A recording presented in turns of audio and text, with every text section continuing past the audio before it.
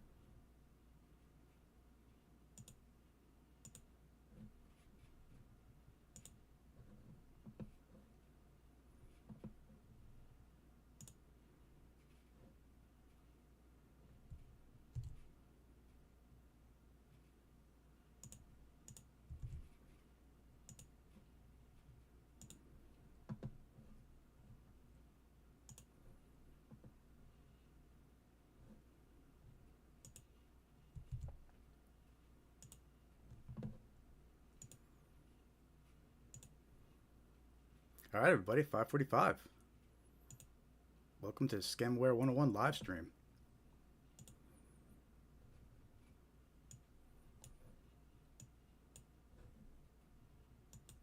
If you're first time joining us, welcome. My name's Jared. I'm with Scamware 101. And our mission here over at Scamware 101 is to spread awareness of common scams so you can protect yourself and protect your loved ones from becoming a victim. On this live stream, we cover about 20 different types of common scams to be aware of. We show you many examples of these scams, including recordings of the phone calls. We show you screenshots of the text message scams. We show you screenshots of the email scams. And we even show you some examples of snail mail scams. So we'll try to cover all bases here and squeeze as much as we can into this live stream every week. Which, by the way, we do this live stream every week, usually on Thursdays at 5:45 p.m. Eastern Time. So make sure to subscribe to our YouTube channel. Follow us on Facebook for updates to our live stream schedule. If you haven't hit that thumbs up yet, make sure to give us a like. See if we get some more people in the live stream here. We're going to start at 5:50. We'll start going through some of the presentations and examples. I'm going to do something a little new this week. We're actually going to do a scam awareness fundamentals presentation. We're going to kick it off with that. I have a bunch of new slides ready that I got all prepared, so we'll see how that goes. But lots of useful information to help you recognize scams and avoid becoming a victim. You know, awareness is really key when it comes to preventing scams. If you recognize a scam after the fact, after you've already sent money to the scammer, it's very rare that you'll recover those funds. So it's very important to be aware of scams so you could spot them and avoid them before losing any money to the scammers. Because sadly, we hear these victim stories and a lot of them never recover the funds. So scam awareness is key. It's more important than ever. Scammers are using AI. They're becoming more convincing. So we got to stay alert, stay aware, and protect ourselves. Hey, Dave, welcome to the chat. Good to see you. Glad you can make it. We're going to go over some new slides this week that I've been working on. So excited about that. By the way, we're live streaming on Instagram, Facebook, and on YouTube. So we have a widescreen version streaming on YouTube as well. So if you don't want to look at the vertical version, you have the widescreen.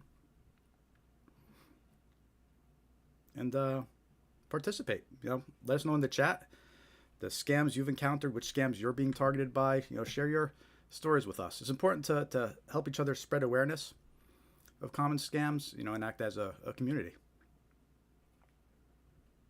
So we get started here in about 2 more minutes.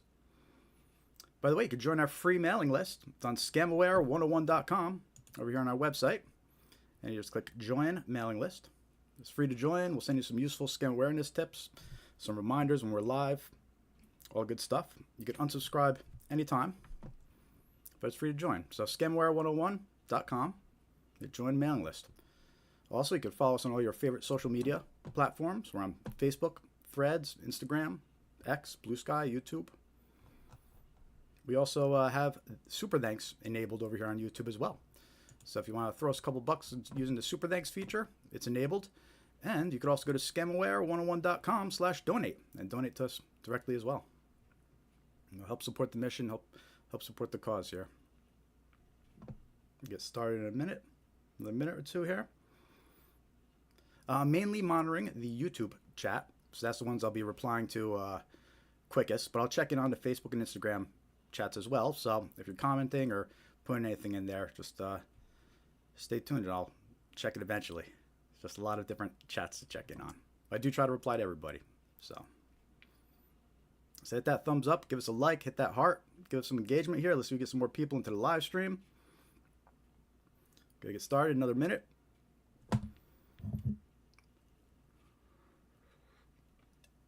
A lot of exciting things to cover this evening. Which, by the way, drink out of my Scamaware 101 travel mug here, available on our YouTube store or on our merch store. You can find a link on our website or on our YouTube channel. Got coffee mugs, travel mugs, some mouse pads, a couple other things. Help support us that way.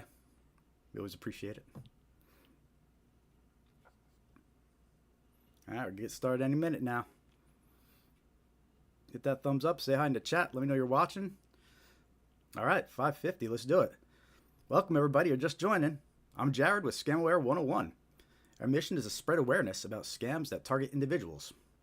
It's important to be aware of these scams and identify and recognize them before sending money to a scammer. A lot of times you can't recover funds once they're already sent. So awareness is key. Being able to recognize these scams, identify these scams before you start interacting with a scammer, and definitely before you send them any money. And that's our goal here, is to help you be more aware of that. And we tend to do this by having this weekly live stream. We try to do it every Thursday, 5:45 p.m. Eastern Time. And we also create scam awareness videos that we have on our YouTube channel. And we post a lot of scam awareness content on our Facebook page as well. So make sure to follow us and subscribe to all our social media pages. All good stuff happening there. And you might learn something to help protect yourself and protect a loved one.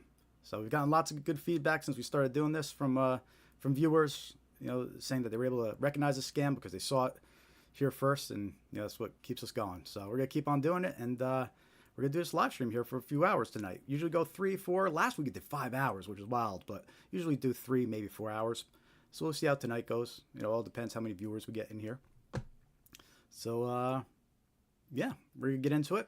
We're going to cover about 20 different common types of scams to be aware of, all active and currently circulating. We're going to go over common red flags to help you identify and prevent a scam. We're going to show you lots of real examples of scams. Email scams, phone call scams, text message scams. We even got some examples of snail mail scams. So lots of good stuff coming up on this live stream.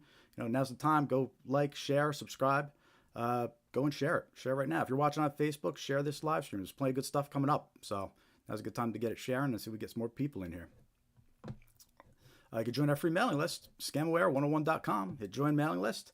Really that's the best way to stay current with what we're doing over here. You never know when social media page might get taken down or something will happen. So it's good to join our mailing list, and we could always make sure you're up to date with the latest occurrences over here at Scamaware 101 when we're posting new content and when we send you scam awareness tips and warnings and alerts, because there are lots of alerts and lots of warnings to be aware of. All right, well, let's get started. So this week I'm doing something a little different. I have some new slides that I want to go through here. And basically, these are the slides we're going to be releasing soon as part of our Scam Awareness Fundamentals course. So that's coming up soon, probably in a few weeks here. But you guys are getting a sneak peek at some of the fundamentals we're going to go over in that course. So lots of useful information here that we're going to be covering. And really the focus is being able to recognize a scam before it starts is key. Right? Being able to recognize a scam before you engage with a scammer, start interacting with them and sending them money, that's critical. So really knowing how a scam starts is your first line of defense. And what we're going to do is in this presentation, we're going to cover we're going to teach you how scammers reach new victims, how they deceive new victims, and how they hook new victims. This way, if you're more aware of those 3 main things, you'll be able to recognize and identify these scams sooner. Right? If you understand how a scammer reaches new victims, you'll have your guard up and be more alert when a scammer is trying to reach you. Right? If you're aware of how scammers deceive new victims, you'll be more alert and aware of all the impersonations and the tricks that scammers use to deceive you. Right? And then there's the dangerous actions that scammers hook new victims with, how they trick new victims into clicking links or scanning QR codes. Right? There's all these dangerous actions that if you could avoid them, you could prevent a scam before it even starts. All right, so those are mainly the three topics that we're going to cover in the next hour or so. How scammers reach new victims, how scammers deceive new victims, and how scammers hook new victims. All right, so by the end of this presentation, really, you should be able to identify and recognize these scams and be at least a little bit more alert and aware of how these scammers reach their victims and target their new victims. So if you're up for it, say hi in the chat. Let me know you're watching. Got a lot of good stuff coming up. So we're going to start by going over some of the common scam starting points, right? And this is how the scammers reach new victims. And really, in short, scammers use many different contact methods to initiate scams. We'll discuss the most common methods used by scammers to reach new victims, but keep in mind, scammers are always using the newest technology. They're always adapting. So if a new way of communication comes out, a new app, a new website, a new feature on a phone, scammers will adapt and they will use those features to try and communicate with new victims. So always be aware. It's important to keep your guard up for all unsolicited communications. All right, but we're going to cover 6 of the most common methods that scammers use to reach you. As we go through these 6 methods, as we talk about them more in detail, we'll discuss the common impersonation scams, and we'll discuss the dangerous actions that each method usually comes with, that scammers try to get you to do. So all useful information to be aware of. And it's really going to make a difference. Being aware of these things, really the goal is for you to spot these scams before they even start. You know, you get an email, you know right away, this is a scam. You get a phone call, you know right away, it's a scammer.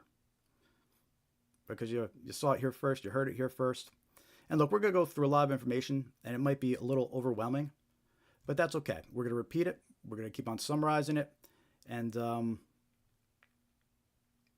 eventually, it'll just be a second nature to you, right? To be more aware of these types of communications and contacts from strangers. So let's dive into it a little more. We're going to start with talking about the 6 most common ways of how scams start. And when I say that, we're talking about communication methods, right? So we have the email scams, commonly referred to as phishing. And that's when fraudulent emails sent by cyber criminals to trick recipients into giving away money, personal information, or account access. The scammers often impersonate a trusted person, company, or authority, right? So we all get these emails, these phishing emails that impersonate our bank or impersonate Ticketmaster, for example. We get them all the time. And that's one of the most common ways that these scammers initiate and start a scam. They try to get you with a fake email, right? So we're going to talk a lot more about that in a little bit. And we're also going to talk about phone call and voice scams. And that's when you get the unsolicited phone calls or voicemails where scammers impersonate trusted people or organizations.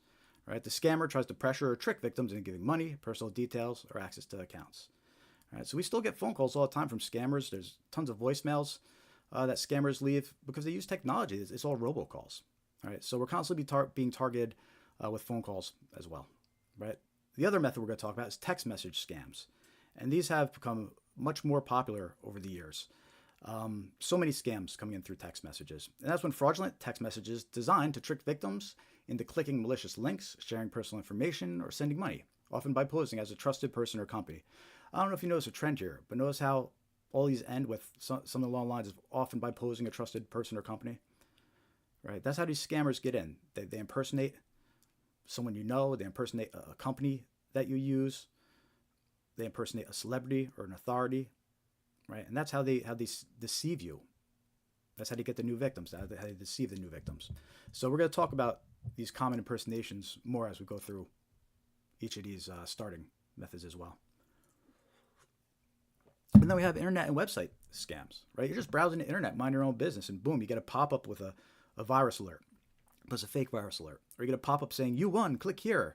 And it's a fake prize scam, right? And these harmful ads and fraudulent websites, they're designed to trick visitors into sharing personal or financial details, making payments, or downloading malicious software. All right, so it's important to be aware of all these internet and online scams as well. So we're going to talk about those in a little bit too. Then we have snail mail scams. All right, and snail mail scams is just another word for traditional mail. All right, that's when fraudulent letters sent through the postal service deceive recipients into sending money, sharing personal details, or responding to false offers, prizes, or threats. All right, scammers still use the postal service to send actual letters, scam letters. And we have some examples of those we're going to cover this evening. And you know what? Those snail mail letters, they could be a little bit more convincing. They're more personalized, right? So people might tend to fall for those more. They think they could trust traditional mail, but scammers are using that too. And the sixth and last common way that we're going to talk about scams starting is through QR code, through QR code scams. All right, criminals use fake or altered QR codes to trick people into visiting malicious websites, downloading harmful apps, or revealing personal and financial information. Right, so these QR codes, they're dangerous, and then scammers are using them. They're taking stickers and they're placing them on top of legit QR codes that are out there, tricking people into scanning these malicious QR codes. I'm telling you, these scammers are clever. They're always thinking of new tricks to get you, to hook you. So that's why awareness is so important, and that's why we do our best to spread awareness and get the word out about these scams. So anyway, so we're talking about the 6 most common ways that scams start, right? Email, phone, text message, on a website, snail mail, QR codes, right? So when it comes to those forms of communication, you have to be extra alert for any unsolicited contact, right? You get an email from a stranger or even an email from a common brand. You have to be suspicious that it could have come from a scammer. It's always important to be suspicious. Same thing with phone calls. We're going to mention it a lot this evening, but scammers can manipulate the phone number shown on caller ID. That's very important to know. I'm going to say it one more time. Scammers can manipulate or spoof the phone number shown on caller ID. That means they can show somebody else's phone number. And that's what they do. These scammers, they'll impersonate the local police department, or they'll impersonate your bank. And your caller ID will actually show the bank's phone number or the police department's phone number, even though it's a scammer hundreds of miles away in another country. All right, so it's especially important to be aware that you cannot trust caller ID as a way to verify who you're talking to. All right, and we're going to mention that a lot. But we know scammers, that's one of the tricks that scammers use when they call you on the phone. Text message scams, internet and website scams, snail mail scams, QR code scams, right? They're all the common ways they have to be aware of and be more alert on. So we're going to dive into each of these more. And again, as we go into each of these, we're going to talk about the most common impersonations that occur when a scammer reaches out to you in one of these ways. We're going to go through some interesting facts and details about what scammers are capable and able to do. You know, the technology they're using, the fact they were just able to hide their phone number. You know, scammers are capable of things that you might not suspect. And the more aware of those things that you are, the more alert and on guard you could be when protecting yourself from these scams. So anyway, let's dive into each one of these common methods that scams start and see what we got. So the first method we're going to talk about is email scams. Right? Sometimes it's commonly referred to as phishing. Email scams are one of the most common ways that scammers trick people online. These scams usually arrive in a form of an email that looks legitimate. The goal is to create a sense of urgency or trust so that the victim takes quick action without thinking too much. And again, we all get these emails. Most of us are probably familiar with this. If we're familiar with any type of scams, these are probably the ones that your viewers are most familiar with here.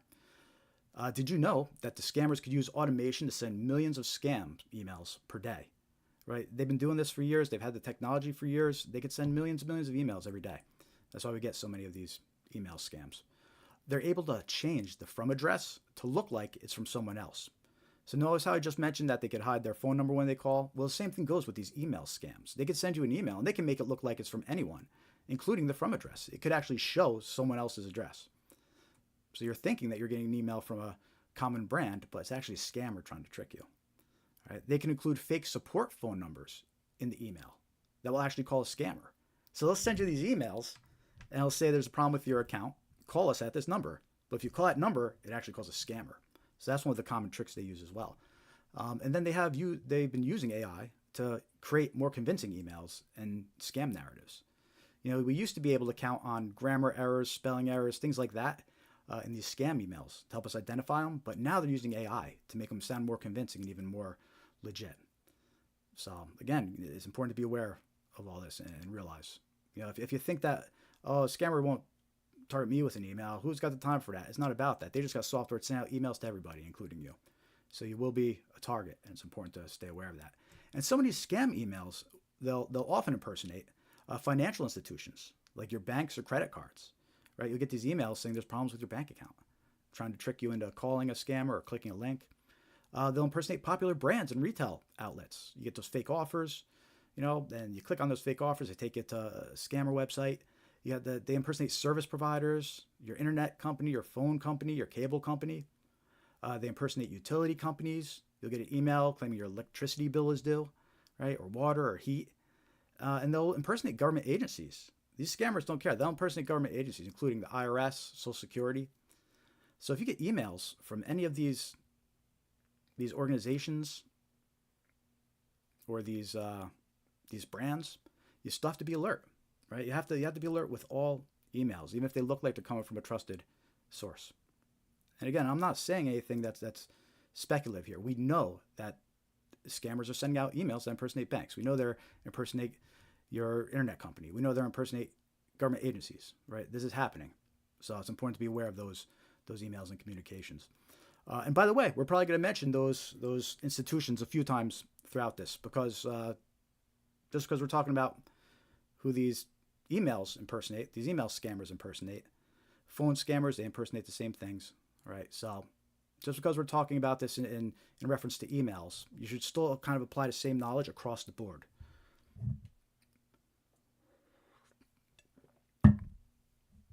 So let's continue talking some more about email scams here. And by the way, if you're just joining, say hi in the chat, share your experience with us. Good to see you, John.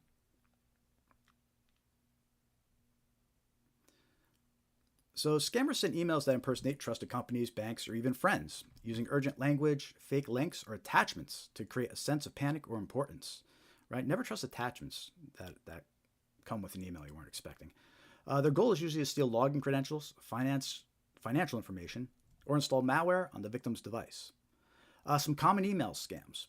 And we'll actually go into detail later in the live stream about these scams. We'll show you some examples of a bunch of these scams.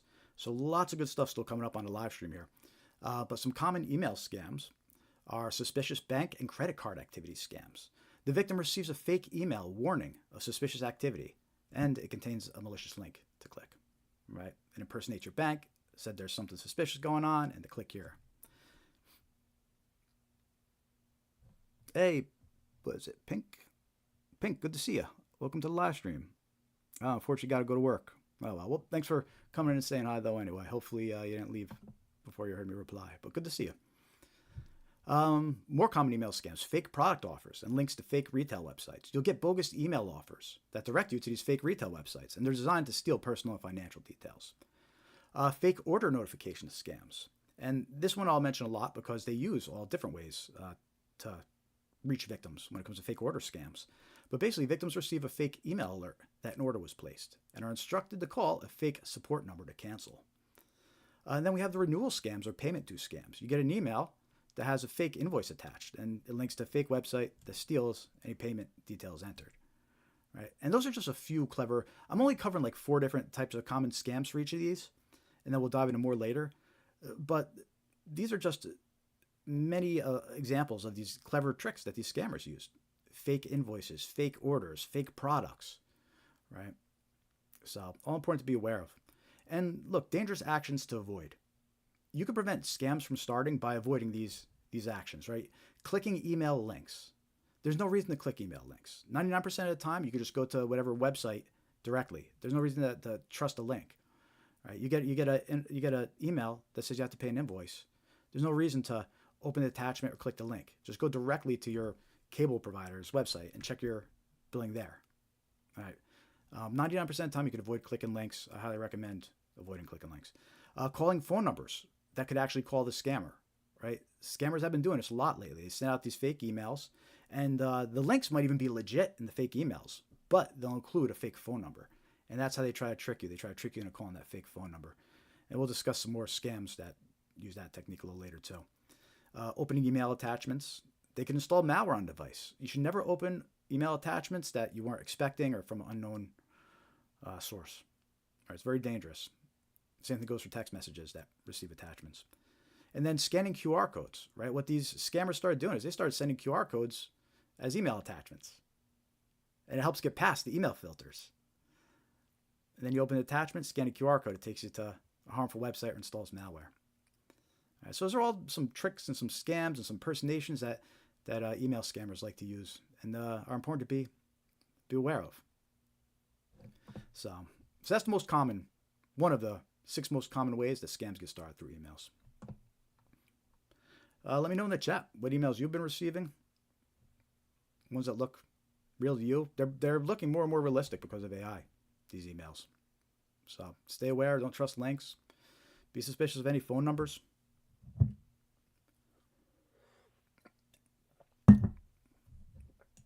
Next, common way that we're going to talk about that scams start are phone call and voice scams. Actually, before I do that, let me check in on the stream, see how we're doing on our other live streams here. How we doing over on Instagram? I don't see anybody over there yet, but hopefully you come soon. Let's see how we're doing over on Facebook. I don't see anybody there either. Well, I see a few viewers, but nobody in the chat. But how you doing over there on Facebook? Say hi in the chat. Let me know you're watching. Give us a like. Same thing on Instagram. Let me know you're watching. Give us a like. And if you're over here on YouTube, same thing. Say hi in the chat. Let us know you're watching. Make sure to hit that thumbs up. Give us a like. And hey, help support what we're doing over here. You can join our free mailing list by going to scamaware101.com. And you can follow us on your favorite social media profiles. So help us spread awareness about these scams. You know, we focus on scams that target individuals, right? So these apply to everybody. The importance of being aware of these scams. With that said, let's talk some more about phone call scams, also known as Vishing, short for voice phishing. Hey, I don't make up the terminology here. It uses phone calls to trick people into giving away money, sensitive information, or granting remote access to their devices. Scammers often pose as trusted figures and use urgency and fear to pressure victims into acting quickly. They might threaten legal action, promise financial rewards, or pretend to help with a supposed emergency. And we have examples of all those different types of scams, too, that we're going to talk about later. But yeah, did you know that these phone call scammers, they could automate hundreds of thousands of robocalls each day?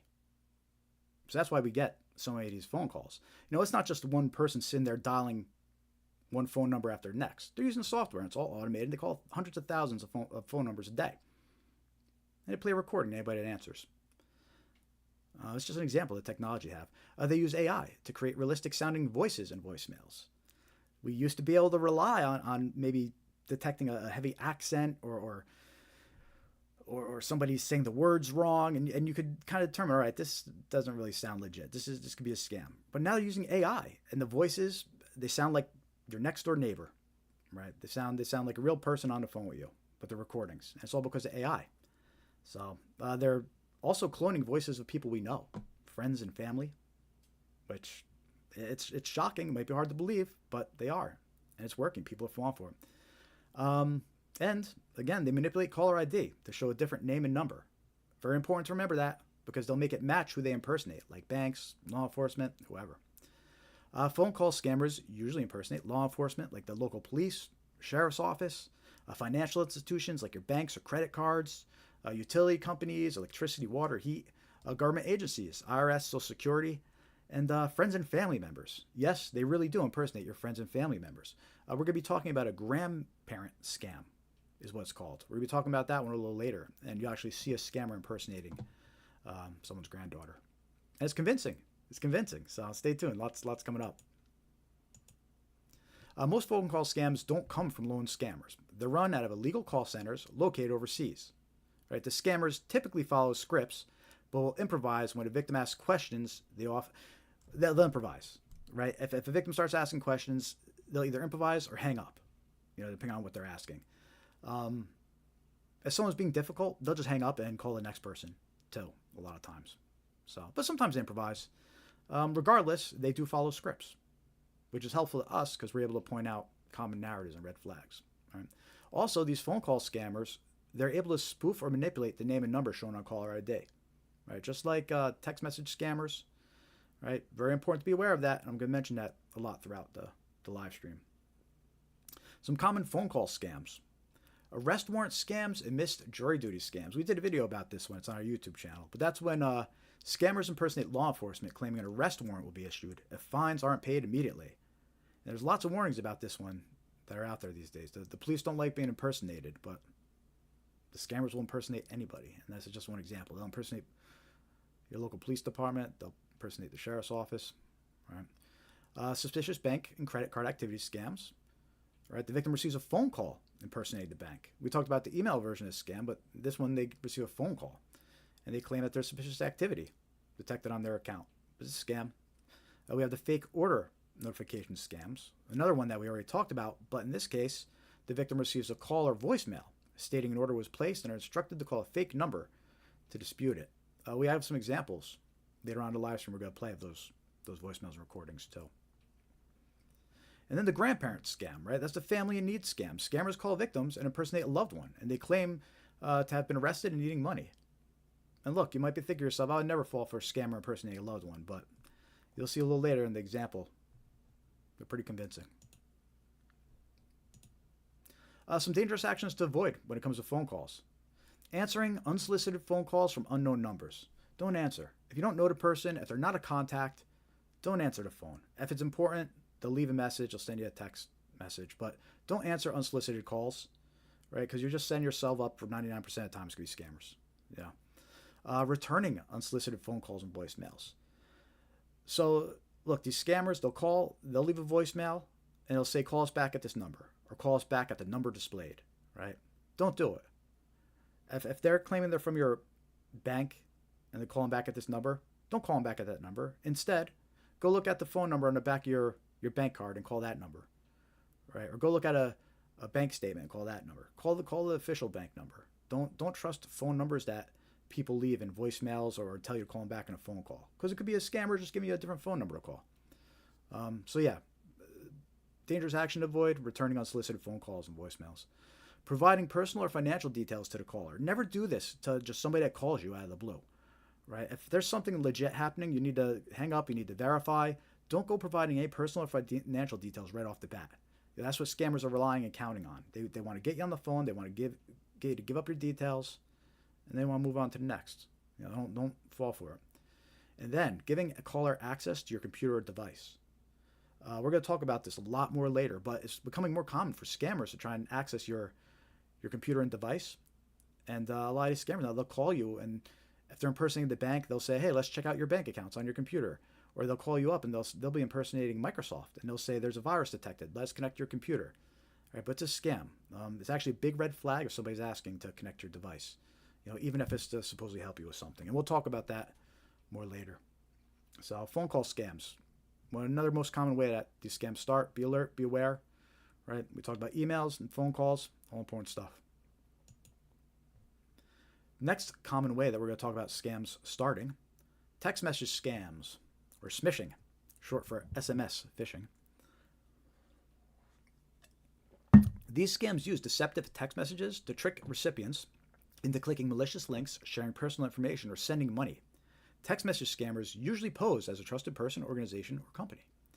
The message might have a picture or file attached. Some text message scams even provide a malicious QR code to scan. That's important to keep in mind. These scammers have started sending pictures with their scam text messages. They've started sending attachments with their scam text messages. This doesn't make it any more trustworthy or any more legit. Did you know that scammers, they can manipulate the caller ID to show a different name and number? That applies to text messages too, right? We mentioned this for phone calls, but it's the same deal with text messages. They'll change them to match who they're impersonating, whether it's the bank and law enforcement. So be suspicious.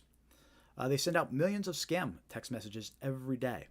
We're going to talk about, I'm going to show you a little later, a news article about an undeliverable package scam, and someone actually infiltrated their systems of the scammers and the criminals that were running that particular scam. And one of the things that he discovered was they were sending out over 100,000 scam text messages per day. And that was just one group, one scam organization, 100,000 text messages per day. So I can confidently say that scammers are sending out millions, a total of millions of scam text messages per day. Right? They have the software, they have the technology, and eventually they're going to get your number if they haven't yet. And those text messages, they include harmful links to websites, fake websites, and they use AI to create realistic and convincing messages now too.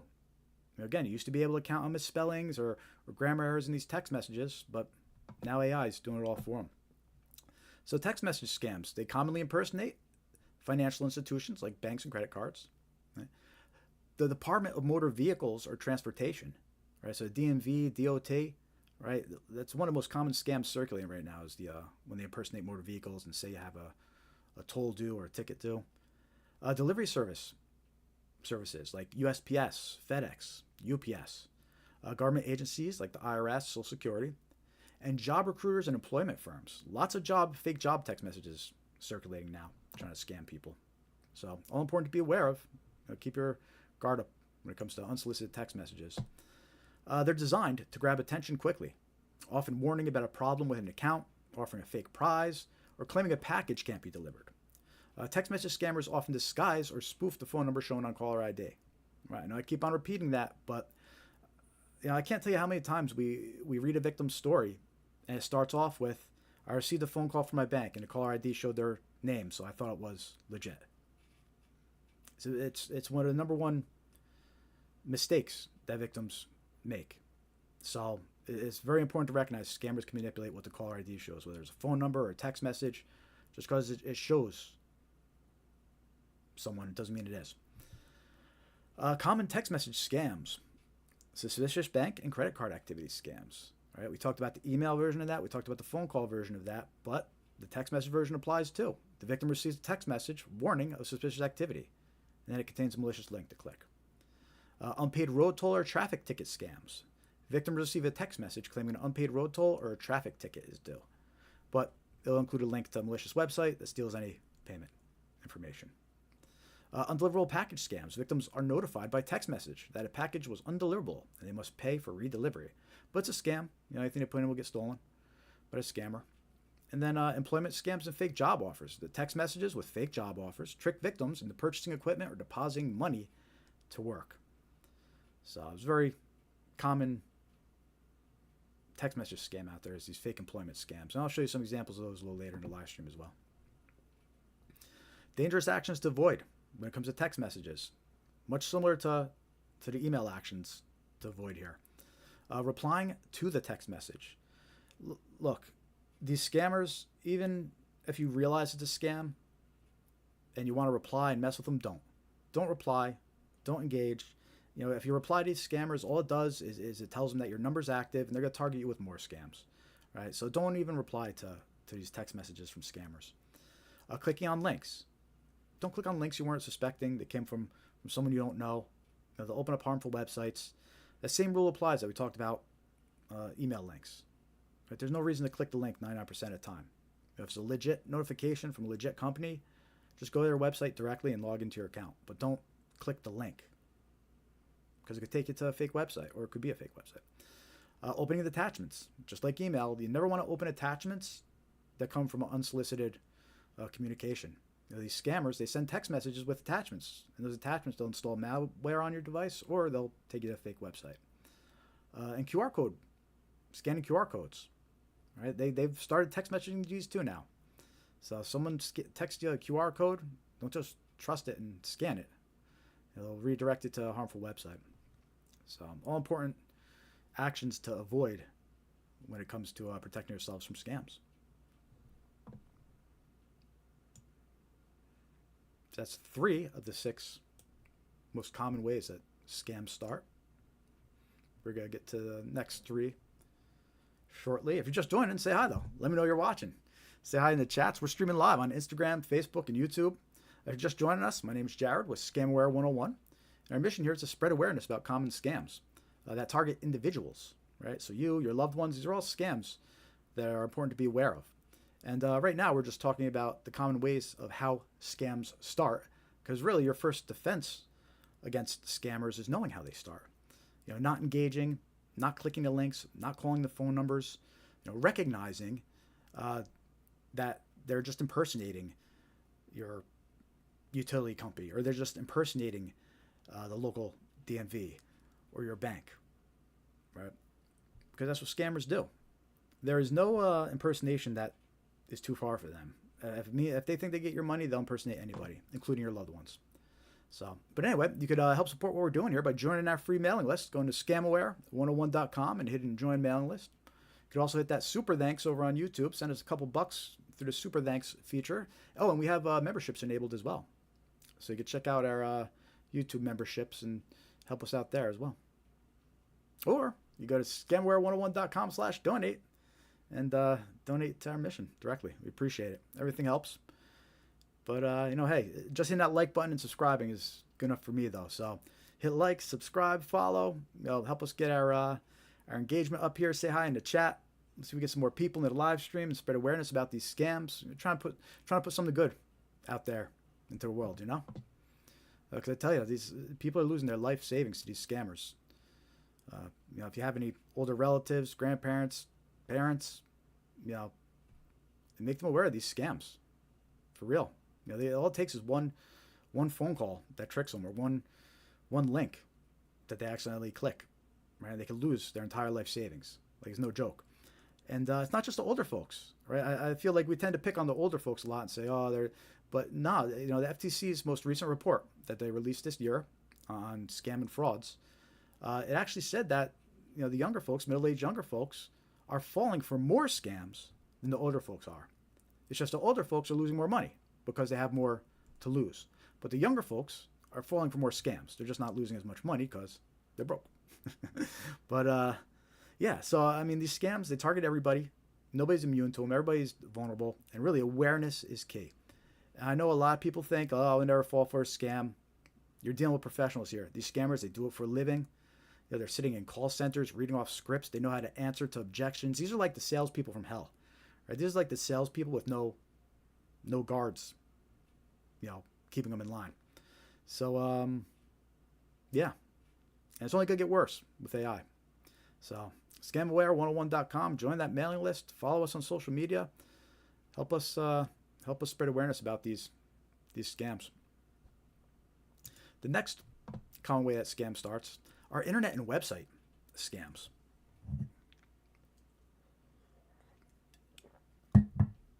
The internet is full of scammers trying to steal your money. They create fake websites, tricking visitors into making payments, providing personal information, or downloading malicious software. Scammers also impersonate celebrities on social media and use dating websites to target unsuspecting victims. There are even fake virus alerts designed to trick victims into calling a support phone number answered by scammers. Right? I know that's a lot to take in, but there's a lot of scams online. That's why it's so important to be aware of these. Did you know scammers design fake websites to steal personal and financial info? It's no big deal for them to throw up these websites. They already have them ready and built. So, and they have thousands and thousands of them. If one gets taken down, they just use a different one. It's no big deal to them. They put up these fake websites like nothing. These fake virus alerts and pop-ups offering technical support. That's called the tech support scam. We're going to talk about that one a little later in a live stream. I have a lot of examples of that one to share with you. But that's a big one. A lot of victims of that scam, a lot of people fall for that scam. They get this scary pop-up saying you have a virus, call this number. They don't realize they're calling a scammer. So scammers do that. They have fake virus alerts popping up, fake support numbers to call. They create fake profiles on social media and dating websites. Scammers they're on the dating websites. So watch out for them too. And also, very important to be aware of, they buy search results on Google to promote their scam websites. And they also purchase ads on social media to reach new victims. Right? So just because you see like an ad doesn't mean that's safe. A scammer could purchase an ad on social media. Just because you see the search results, it's a sponsored listing, that's even more dangerous because a scammer could purchase that search result. So all important to be aware of when you're browsing the internet, searching Google, right? Social media, dating websites, the scammers, they're everywhere. If there's a platform that they can reach somebody, they're on there trying to reach somebody. So online scammers impersonate popular brands and online retailers, famous celebrities, online influencers, fake tech support and customer support services, antivirus and software companies like Microsoft and Apple. I'll show you some examples of those fake pop-ups later too. And then users on dating websites still use stolen pictures and identities to create fake dating profiles. Many online scams impersonate well-known figures and brands to promote fake products and harmful websites. Right, so fake products are a big thing too. A lot of celebrity likeness they use AI and they create these videos of celebrities endorsing fake products. So you have to be aware of that as well. Some scammers sell non-existent items on eBay or Facebook. Other swindlers use dating websites to find new potential victims. Right. So the point I'm trying to drive home here, even though I'm being a little repetitive, is they're everywhere. They're everywhere when it comes to internet and websites. All right. So some common internet scams: fake product offers, links to fake retail websites. Right. So you see these bogus offers pop up saying free iPhone, just pay for shipping. Right. But you click it, it's gonna take you to a fake website that just steals any personal details, financial details that you enter. There's the customer support and tech support scams. Right. I talked about that briefly. We're going to talk about that more later in the live stream, but that's when the scammers impersonate tech support or customer support to gain access to victims' device or accounts, including their bank accounts. Look, those scams, they do a lot of damage. Lots of stories about people losing life savings to that one. So stay tuned and make sure to share this live stream. There's still plenty to go. So there's still plenty of time to let your friends and loved ones know to tune in before we start going over a lot of the scam examples that are coming up. Romance scams, fake profiles on dating websites. The scammers find victims on dating websites by creating fake dating profiles using someone else's pictures and identity. Look, there's so many people falling for these romance scams. It's really bad, and the scammers take advantage of that. And there's the fake prize winner, giveaway, sweepstakes scams. Or you get a pop-up that says you won, click here. Or someone leaves you a comment on Facebook saying you won, click here. But scammers trick victims into revealing financial details or paying fees and taxes on a fake prize that doesn't exist. Right? All common internet scams, just a few of them, just to name a few. But those are all common internet scams you have to be aware of while you're browsing the internet. Some dangerous actions to avoid. Clicking on too good to be true offers. Let me say that again because I got tongue-tied there. Clicking on too good to be true offers. There you go, that was better. And what I mean by that is, again, these offers that say, get a free iPhone, just pay shipping, or for your free wireless earbuds, just pay shipping. They're too good to be true. All right, so be suspicious of those. Calling unknown phone numbers for tech support. Okay, we mentioned this in the, again, we're going to show you examples later, but you get these fake pop-ups saying you have a virus. Call this number for support. It's a scam. It's a very common scam. Don't trust it, and don't call phone numbers of organizations you don't know and phone numbers you never called before. It's just anybody could be putting up fake websites and impersonating customer support, tech support. Sending money to strangers online that you've never met. That's especially important when it comes to these dating websites and romance scams. Don't send money to strangers online, right? That's you're just supporting the scammers. And then purchasing products from unfamiliar websites. Right? You got these fake retail websites, always taking advantage of the hot new items, putting up fake offers, fake products. Watch out for these Labubus, these fake Labubus floating around now. So that's a popular internet and website scam. And then trusting those sponsored listings in Google search results or social media ads, right? Because they put up these fake websites with their fake products, and then they purchase search results and Google ads to get you over on those sites. So important to be aware of when you're browsing the internet. And they're very common online and website scams. And that's the fourth common way that scammers start a scam and reach new victims. How we all doing out there? Chat's a little quiet. Come on, make some noise, people. Let me know you're watching. Give me some motivation here.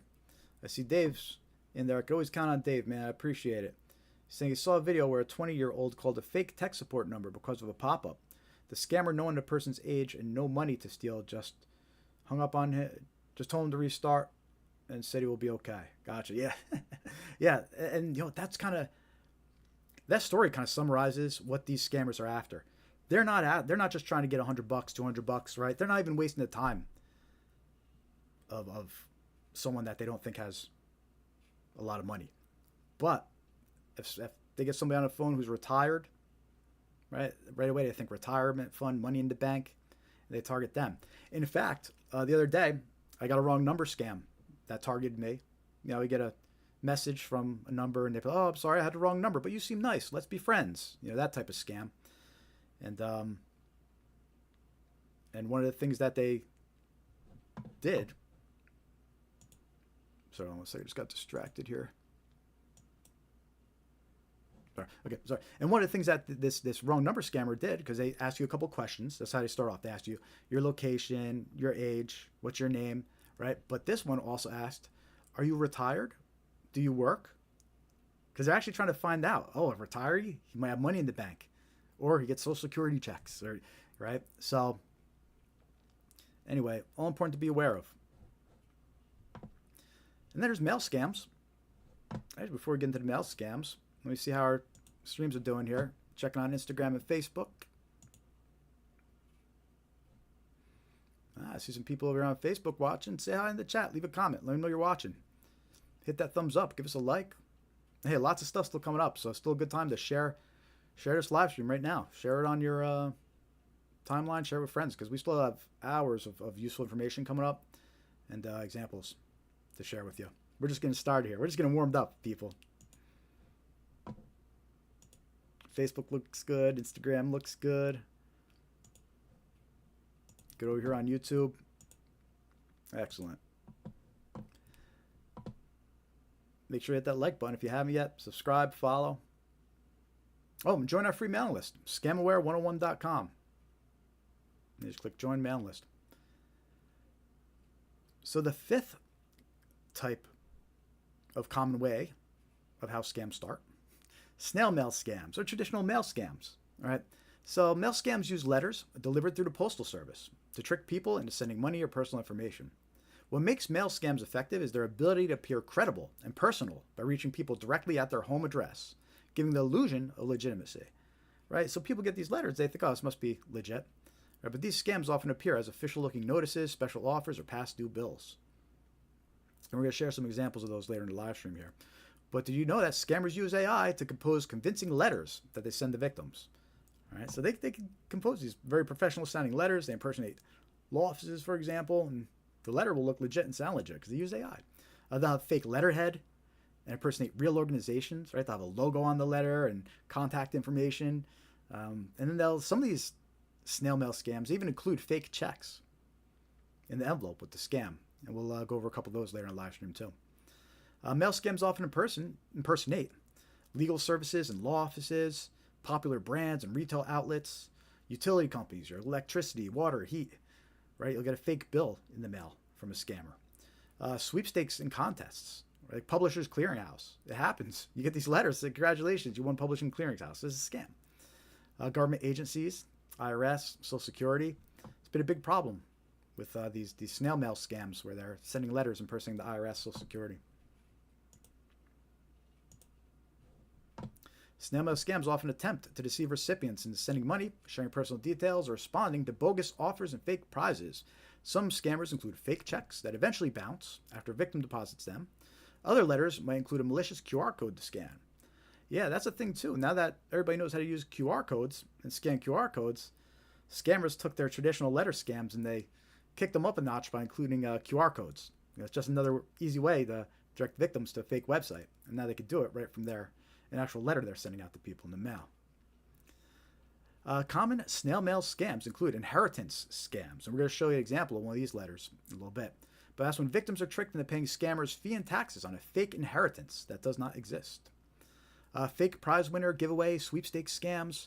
It's when scammers trick victims into revealing financial details or paying fees and taxes on a fake prize that doesn't exist. We have a mystery shopper check scam. Sometimes it's referred to as a secret survey scam. And there's another one we're going to show you in a little bit. But that's when victims receive a check to purchase gift cards as a secret shopper. Right? They get a check in the mail with their scam. But then, of course, the check bounces after the scammer receives gift cards. Right? So, and by then it's too late. And we'll talk about that one in more detail, too. It's an extremely common scam that's going around. Then you get postcards in the mail offering free gifts. Sometimes they'll have a QR code to scan. Right? It's a bogus offer. It directs victims to fake retail websites designed to steal any payment information entered.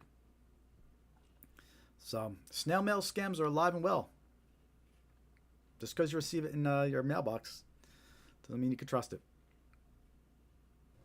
You know, let me know in the comments what snail mail scams you've been encountering.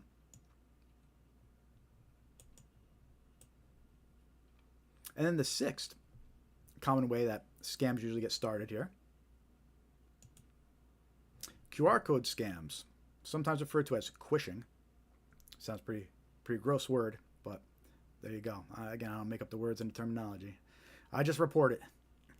But QR code scams can lead to fake websites designed to steal login credentials, payment details, or other sensitive information. The QR codes are unreadable to the human eye and must be scanned to see where the code leads. So scammers disguise malicious QR codes as legitimate ones by covering up real codes with stickers of their own. Right? So you'll be out in public, you'll see a QR code on the wall advertising something. You scan the QR code, but what happened was a scammer covered it with their own QR code. Now you're getting taken to a fake website. And that's a pretty common scam we're starting to see out in public. On top of QR codes being included with letters that are sent out to people or attached to emails, these QR codes really did become a convenient way for scammers to try and reach new victims. They send postcards and letters containing harmful QR codes. They attach malicious QR codes to emails and text messages. They cover legit QR codes with malicious ones. Right? All tricks that scammers use to try and get victims to scan their QR codes. A lot of times these scammers will impersonate popular brands and retail outlets. Right? You'll get a letter saying, special offer with a popular brand, but it's really a scam. It takes you to a fake website.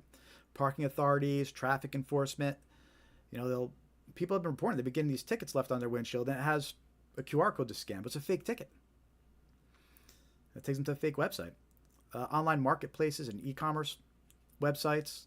Right? And what I mean by that is you'll scan these QR codes that claim to take you to an e-commerce website or a marketplace website, and they take it to a fake one. Sweepstakes, mentioned earlier about publishing clearinghouse, right? A lot of those, we mentioned that as a snail mail scam, but then there's a QR code portion of it. You get a letter or a postcard that says you won a contest or a sweepstakes, scan this QR code, but it's a scam. And then popular mobile apps or trading platforms. These scammers, they'll try to get you to install an app on your device. Some of them that are doing these investment scams will try to get you to install a fake trading app, and they'll give you a QR code to download it. So all malicious things that these scammers are using QR codes for, and important to be aware of. Criminals use fake or altered QR codes to trick people into visiting malicious websites, downloading harmful apps, or revealing personal and financial information. Some common QR code scams: the fake product offers that direct to fake retail websites. Right? Bogus offers with QR codes to scan. They direct victims to fake retail websites designed to steal payment details. Brushing scams, or review scams. Basically, packages arrive with no from or return details, only a QR code. But scanning the QR code installs malware on your device. You got the fake parking ticket and fake traffic ticket scams when victims find a parking ticket or traffic ticket on their vehicle, but it's fake. Scanning the QR code opens a fake website that steals your payment info. And then the fake prize winner giveaway sweepstakes scams, right? You get a pop-up online or a letter in the mail or a text message, right? And they have a QR code to scan saying you won. Or saying, scan this QR code to be entered into a contest or some kind of narrative like that. But if you scan it, you get taken to a fake website that steals your details and personal information, right? And in the case of these fake prize winner, giveaway, sweepstakes scams, you scan it, it'll take you to a website like, congratulations, you won, and then it has a number to call or a link to click. It's going to steal your personal details. All right. So anyway, lots of scams.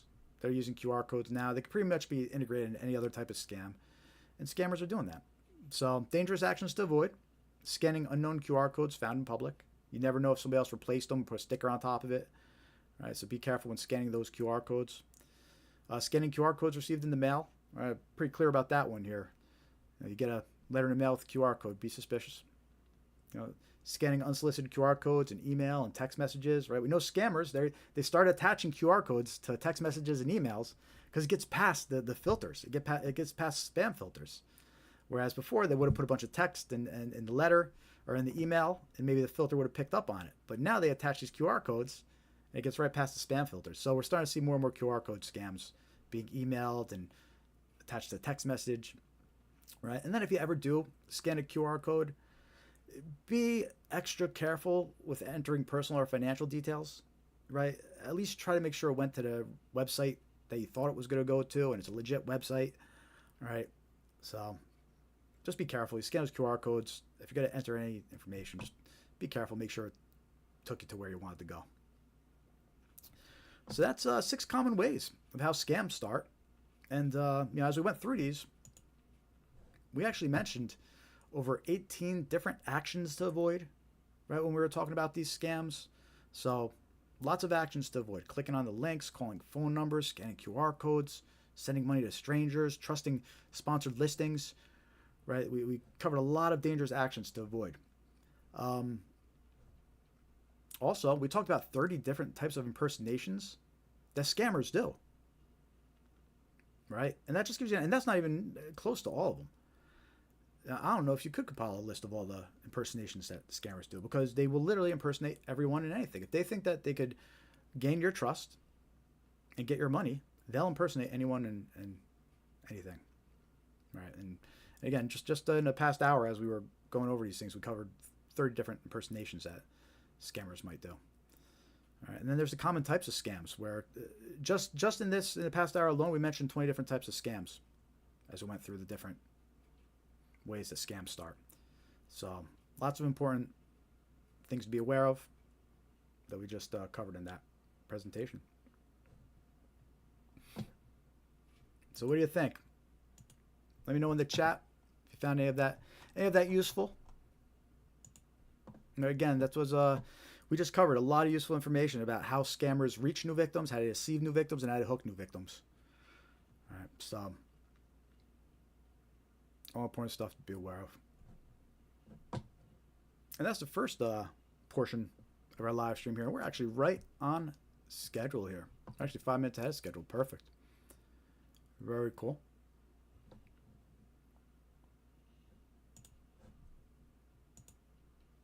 Let's see how we're looking in the live streams here. Checking in on Instagram. It's always a little quiet on Instagram, but we don't have that many followers on Instagram. So if you have Instagram, give us a follow. Give us a like and a follow, so we can build up that audience a little bit, and help us spread awareness about these scams. We're kind of relying on social media to get the word out here. It's one of the main ways that we're using. And by doing that, we count on your likes and your subscriptions, your follows. It all helps. Checking in on Facebook here. Awesome. I see Lewis talking on Facebook and nobody answering, but thank you for trying. Appreciate it. I do see some viewers though. So anybody else that's over here on the Facebook live stream, say hi, give us a like, let us know you're watching, share your experiences.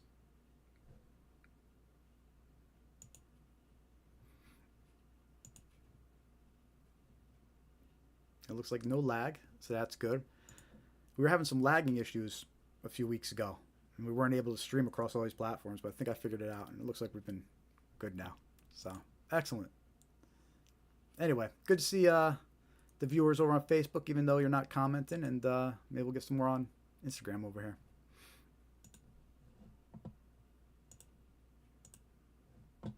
If you're just joining us, welcome to the live stream. I'm Jared with Scamware 101, and our mission is to spread awareness about common scams that target individuals, just like you, your loved ones. All right, these are all scams that are important to be aware of. We do this live stream every week, usually on Thursdays at 5:45 p.m. Eastern. So we're about an hour in right now. We just covered a whole bunch of common ways that scams start and the impersonations that they use to deceive you. Lots of good information to help you recognize a scam before it even starts. Because really, that's your first line of defense, is recognizing these scams before engaging with the scammer, before sending any money to the scammer. Being able to recognize that's a scam from the start and not even engaging, not clicking the link, not calling the number, just knowing right off the bat this is a scam.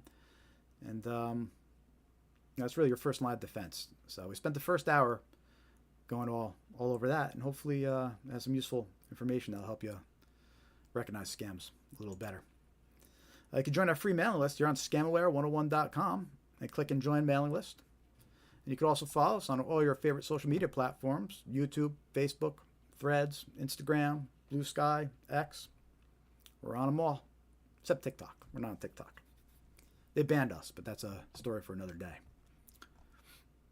You can see our upcoming events over here on our website. Again, scamware101.com. If you want to throw us a couple bucks, help us out financially, go to scamware101.com/donate, or click the donate button all the way at the bottom of the page. We also have super thanks enabled over on YouTube, super thanks and memberships. And something else where you, what is it called? Some new feature too. You could send gifts or something, or virtual gifts. I don't know. Some new feature on YouTube. So that's all enabled as well. So feel free to mess around with it. Send us gifts. Send us super thanks.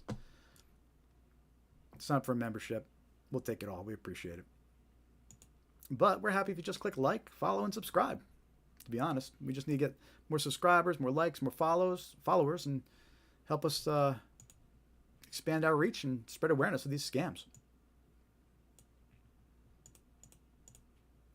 For next portion of the live stream, that we're going to start in about a minute, we're going to talk about some common red flags. 5 common red flags, actually, to help you recognize when you're interacting with a scammer.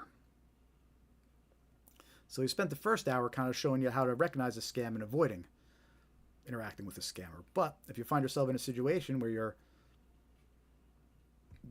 interacting with a stranger or hooked into a conversation, we're going to go over some red flags that might indicate you're talking to a scammer and need to cut that off.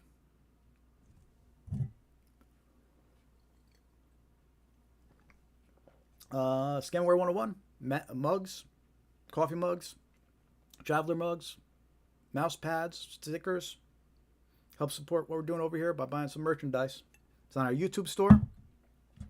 Also on our website, at the bottom, there's a link. It says gift shop/merch.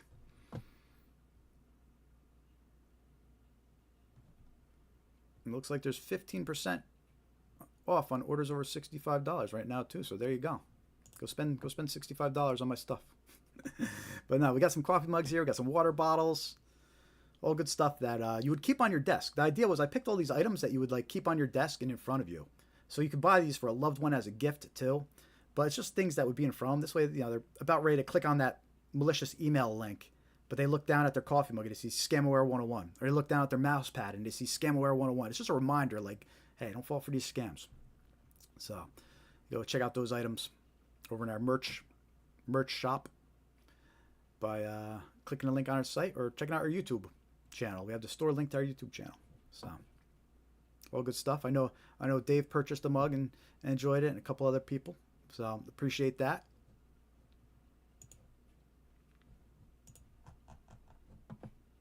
Again, make sure to join our mailing list. Scamaware101.com. Hit join mailing list. Oh, and by the way, we do offer group presentations too. So if you're know an organization or you're with an organization, maybe an HOA or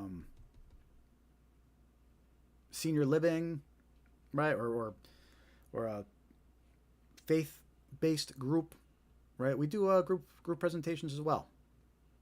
So reach out to us, contact at scamaware101.com, and we can do a custom presentation or some of our featured talks, like scam awareness for seniors, for example.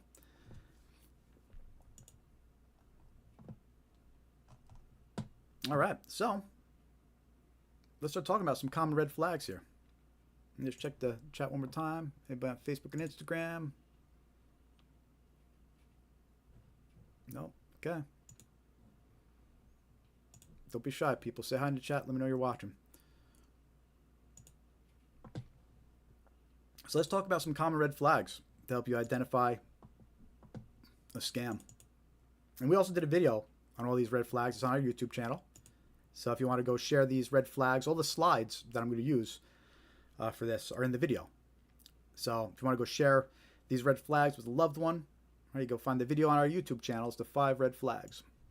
And as we go through these red flags, let me know in the chat what other red flags are, because there's plenty of other red flags. We're going to have another video coming out with 5 more, but I want to hear from you what other red flags people should be aware of and keep an eye out for, and which ones you've been spotting as well. Again, I want to hear your stories, so let me know in the comments, let me know in the chat. So red flag number 1, that you're dealing with a scammer. They direct you to a third-party chat app like Telegram or WhatsApp to continue the conversation. So scammers love third-party chat apps because it's easier to communicate with victims in other countries, and it also offers more anonymity for the scammer to hide behind.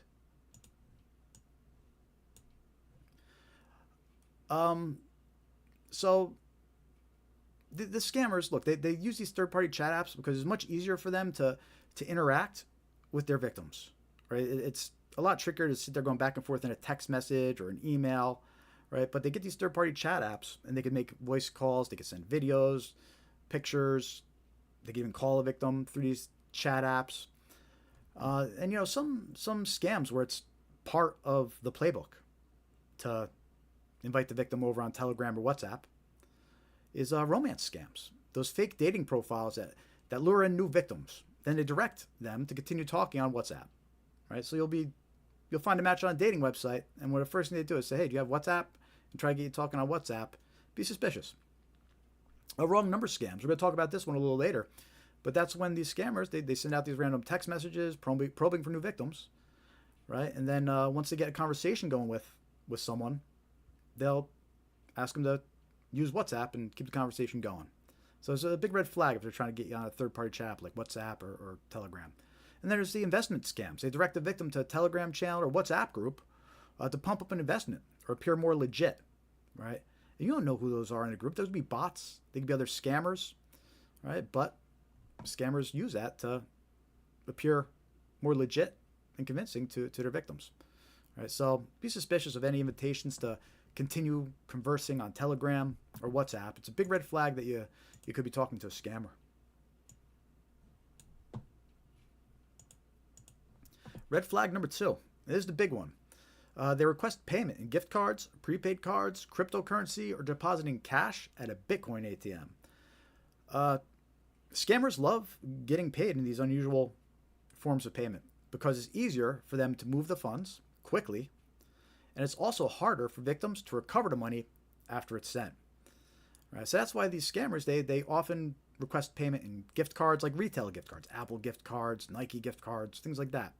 Cryptocurrency or depositing cash at a Bitcoin ATM. If you hear the word Bitcoin ATM or the phrase Bitcoin ATM mentioned, it's a red flag. Because scammers know once you deposit that money at a Bitcoin ATM, you're not going to get it back. Some scams were part of the playbook to ask for those unusual forms of payment, like really most of them. But we have the IRS and Social Security scams. Some scammers impersonate government agencies, and they'll ask for payment in gift cards or cryptocurrency. But government agencies don't accept those types of payment. Maybe soon, maybe in the future, they'll be accepting cryptocurrency. But as of right now, they don't. So that's a big red flag. If someone's claiming to be from the IRS or Social Security and they want you to pay in gift cards or cryptocurrency, it's a red flag. Don't fall for it. It's a scam. Romance scams. Scammers will often request gift cards and cryptocurrency from an emotionally attached victim. Right? The victim thinks they're just sending gift cards to a loved one. Right? But the scammer knows to ask for the gift cards because the victim ain't going to get them back. Say the cryptocurrency. The victim deposits cryptocurrency into an account that the scammer says, hey, it's a shared account for us to start a future together. It's not a shared account, though. And once the victim deposits the cryptocurrency, they ain't getting it back. And then you have the bank impersonation scams. It's when the banks scammers call up a victim and they impersonate the bank. They convince the victim that their funds aren't safe in their account. And they convince them to purchase gift cards, so withdraw and purchase gift cards. Sounds wild, but it's true. It happens. These scammers are convincing. Right? So that's a big red flag. If you're talking to somebody and they tell you to purchase gift cards, prepaid cards, cryptocurrency, use a Bitcoin ATM, red flag, don't do it. It's probably a scammer. Let me know in the chat if you've come across these red flags before or know someone that missed these red flags and unfortunately fell victim. Red flag number 3, they ask you to provide a code that was sent to your phone via text message. This is a common scam on marketplace type websites like Facebook Marketplace or Craigslist, right? What's really happening here is the scammer's trying to open an account using the victim's phone number, or they're trying to log into a victim's account that's linked to the phone number, or they're trying to reset the victim's password that's linked to that phone number. And the reason the victim's getting this text message is as a security precaution, right? But what the scammer does is he tells the victim, I'm going to send you a code just to confirm your phone number's real, right? But he's really trying to get in one of your accounts or create an account. And we're going to just explain that a little more here, right? So account login attempts. Providing the code to the scammer might just give them access to your account, right? Because the reality is they're trying to log in. You get the text message as a security precaution. You give it to the scammer, you just gave them access. Password reset requests, right? Providing the code to the scammer lets them reset your password.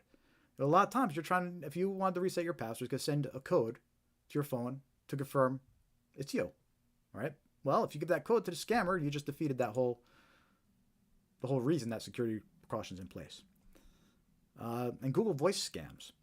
So a lot of times scammers, they want to create Google Voice accounts to use to further their scams. And what they'll do is they need a phone number to link it to. So they'll link it to your phone number. They'll tell you that they're sending a code to verify, your phone number is real or whatever. But what's really happening is if you give that code back to them, you just authorized their fraudulent Google Voice account to be linked to your phone, right? So it's always a red flag if someone's asking you to give them a code that was sent to your phone. You don't trust it. It's probably a scam. How we doing out there? Going over common red flags? Let me know in the chat if you've encountered these and some other red flags that you watch out for. Red flag number 4, and we mentioned this one a little bit earlier. They ask to connect to your PC to assist or investigate an issue, right? So if scammers love to connect to a victim's PC and device. And the reason why is because it's a goldmine for them. They could steal victims' logins and passwords once they're on their PC. They could steal or encrypt the victim's files, hold them for ransom, right? They could access online banking websites and other financial information on the victim's PC. So sadly, trying to access a victim's device or PC is becoming more and more common with these scams. And some scams where it's part of the playbook, where these scammers try to access your device and your PC, are fake virus alert and tech support scams. And we're going to talk about these in a little bit. I'll show you examples. But that's when a scammer impersonates tech support, assisting with a virus to gain access to the victim's PC. Fake order scams is when they impersonate customer support, assisting with an order to gain access to the victim's PC. And there's the fake fraudulent activity. Right? That's when the victim gets contacted by a scammer who's impersonating an agency or their bank, investigating fraud, and they attempt to gain access to the victim's PC. They'll say something like, we detected suspicious activity. Let's check your other accounts. Let's connect your device and you can bring up your bank accounts. Right? But that's terrible because now the scammer's on that person's device and the victim's just opening all their bank accounts. And as they open them, the scammer gets access to each one. So you never want to let these scammers onto your device or computer. And it's always a red flag when someone's asking to connect your PC or device. So be aware of that. Red flag number 5. They're dealing with a scammer. They request that you keep the matter confidential or secret. This is a big red flag, right? It's common for scammers to ask for confidentiality. They don't want you to discuss the situation with other people. The more people you talk to, the more likely you'll be told it's a scam, right? So that's really what they're trying to keep you quiet and trying to get you to keep it confidential and secret, right? They don't want you talking to people about it. And that's a big red flag. If somebody's asking you to keep it secret, to keep it quiet, it indicates you're talking to a scammer. And some scams where that's part of the playbook, and we'll point this red flag out later on as we go through some of these scams. But you have the grandparent scams. That's when a relative, scammer impersonates a relative, they've been arrested, they need money for help, right? But they'll claim the relative is embarrassed and not to tell anybody, right? But that's a trick though. That's the request for secrecy, and that's how they're trying to convince the victim not to tell anybody what's going on. Oh, they're embarrassed about their arrest. Yes, don't tell anybody yet. And just wait till we steal all your money first, And there's the investment scams. They'll say they have an inside tip and not to tell anyone, or a price is just for you. Don't tell anyone. But that's the red flag. That's the request for secrecy. Right? The inheritance scams, and we'll see this in the letter I'm going to show you a little later. It's when they mail letters impersonating law offices regarding a fake inheritance. Right? And the letters, they'll request confidentiality. They'll say, please keep this matter confidential. What do they care if you tell somebody about an inheritance? Right? So it's a red flag. Somebody's telling you to keep it secret. And there's the fake fraudulent activity. Right? So that's again when the scammer calls the victim, they're impersonating an agency or a bank, investigating fraud. And what they'll do is they'll say, you can't tell anybody about this because it could harm the active investigation. But it's all the BS. They're just trying to, that's just their trick to ask for secrecy and keep the victim quiet. Right. So that's red flag number 5, that you're dealing with a scammer. They're asking you to keep the matter confidential or secret. Again, let me know if you've encountered those red flags. And the thing is, you read these victims' stories, and these red flags always pop up. One of these red flags, sometimes multiple ones of these red flags that we just discussed, they pop up in the victims' stories. And if they were just aware of these red flags, it might have been enough to prevent the scam.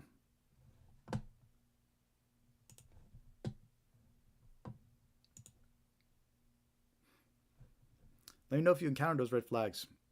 I see you watching over in Facebook and on Instagram, over in YouTube. Let me know in the chat. And maybe tell us a story about how someone you know is falling for these, and the red flag, save them. So just to summarize, if you're just joining us, those 5 red flags that we just went over that indicate you're dealing with a scammer. 1, they try to direct you to a third-party chat app like Telegram or WhatsApp to continue the conversation. Right? They want to get you onto the third-party chat app as soon as possible. Red flag number 2, they request payment in gift cards, prepaid cards, cryptocurrency, or depositing cash at a Bitcoin ATM. Always a red flag. They prefer those unusual forms of payment because they're easier to transfer and harder for you to recover. Red flag number 3, they ask you to provide a code that was sent to your phone via text message. Very common scam. They're usually trying to access or link account to your phone. Don't give them that code because they're trying to trick you into something. So it's a common scam, especially on the marketplace style websites. Don't ever provide a code somebody says they're sending to your phone. Red flag number 4, they ask to connect to your PC to assist or investigate an issue. Again, extremely common. It's a gold mine. It's a scammer. They get on your PC. They get access to all sorts of useful information about you, financial details, documents, pictures. So don't let scammers and strangers onto your device and PC. Really, you should only let trusted people that you know and trust onto your PC, specific people that you use for tech support. And we'll talk about that more later as we talk about tech support scams. And the 5th red flag you're dealing with a scammer was they request that you keep the matter confidential or secret.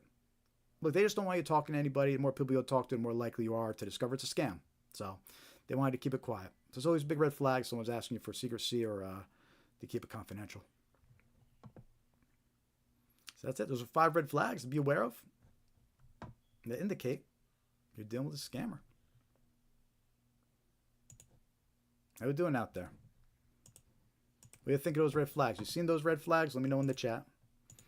And look, again, you hear these victim stories, and at least one of those red flags always pops up. We're going to be seeing them in some of the victim stories that we talk about coming up in the live stream. Hey, if you haven't hit that thumbs up yet, give us a like, hit that heart.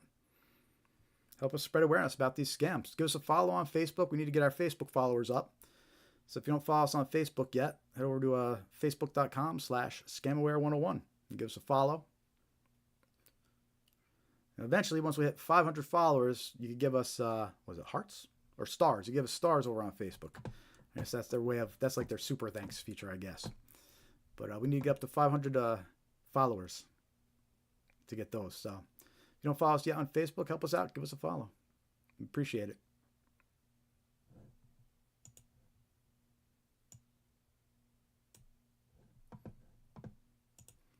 Let's see what we got going over on the YouTube chat here. John says, I have uBlock installed on my parents' computers, and I set it to block all sponsored ads on the Google. Well, I hope you didn't set it to block all sponsored ads on Scamaware 101's YouTube channel.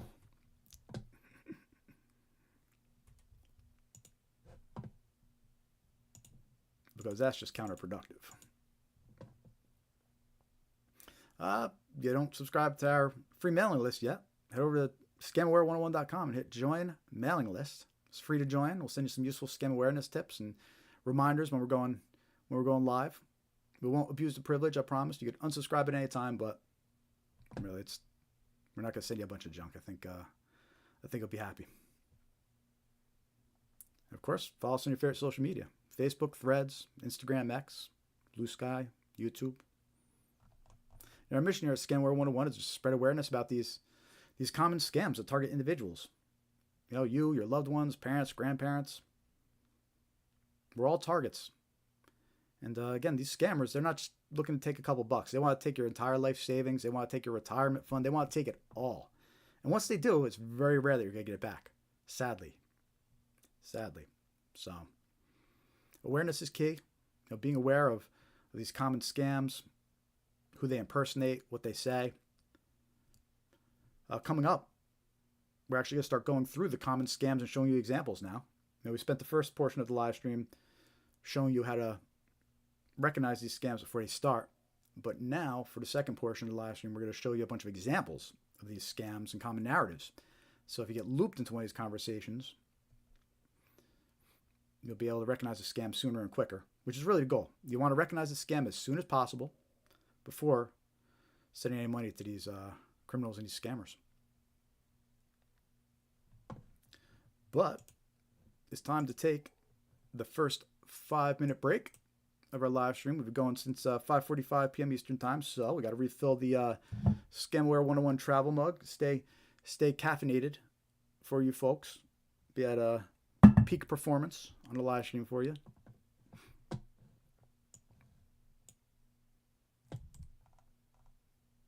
So we'll be back in 5 minutes. We're going to continue with some common scam examples. In fact, the first one we'll go over is grandparent scams. So that's an interesting one. So definitely stay tuned. Hit that like button. Still plenty of time to share this live stream. So if you're watching over on Facebook, right, hit that share button and get your friends and family in here. Lots of useful information that could really save them a headache from falling for a scam. It's a big problem. Important to be aware. All right, back in 5 minutes, people. Stay tuned.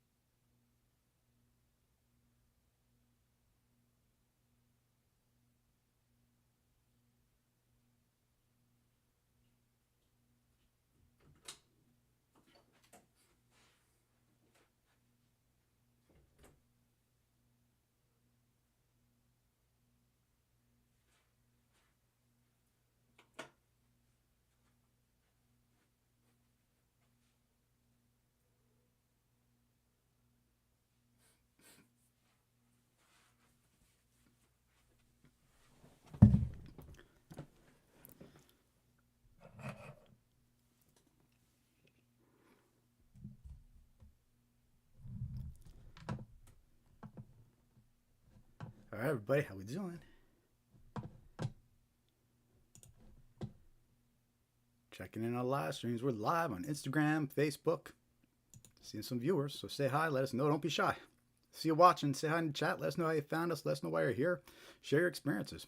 A lot of us have encountered scams.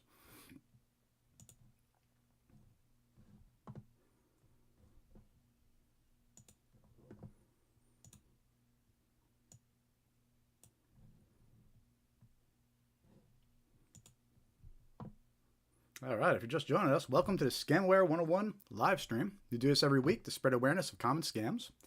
This is the second portion of our live stream. We usually stream for a few hours. So we've been on since 5:45 p.m. Eastern time, so it was about an hour and a half. And we just took a quick 5-minute, get recaffeinated, fill up our Scamware 101 travel mug, available on our YouTube store and on our website. And now we're going to continue into the second portion of our live stream, where we discuss common scams and share some examples of these common scams with you. Because our philosophy here is by showing you these scams, you're more likely to recognize them when you actually receive them. When you receive one of these text messages, or when you receive one of these emails, or you get one of these calls that we're going to play for you. So yeah, all good stuff coming up. Still time to share the live stream, get some more people in here. Hit that thumbs up and like. Hit the heart if you haven't yet. Help us spread awareness. You subscribe and follow all your favorite social media. We're on YouTube. Hit that subscribe button. And over on Facebook, you can follow, Instagram. Make sure to join our free mailing list, scamaware101.com. Hit join mailing list. Send you some useful scam awareness tips. And you can also help us out financially if you'd like. You could donate, scamaware101.com/donate. Or you could use the super thanks over on YouTube. We appreciate it. So now, let's get into the second portion of our live stream here. We're going to start covering some common scams and share some examples of these common scams with you. And the first one that we're going to start out with is going to be a grandparent scam.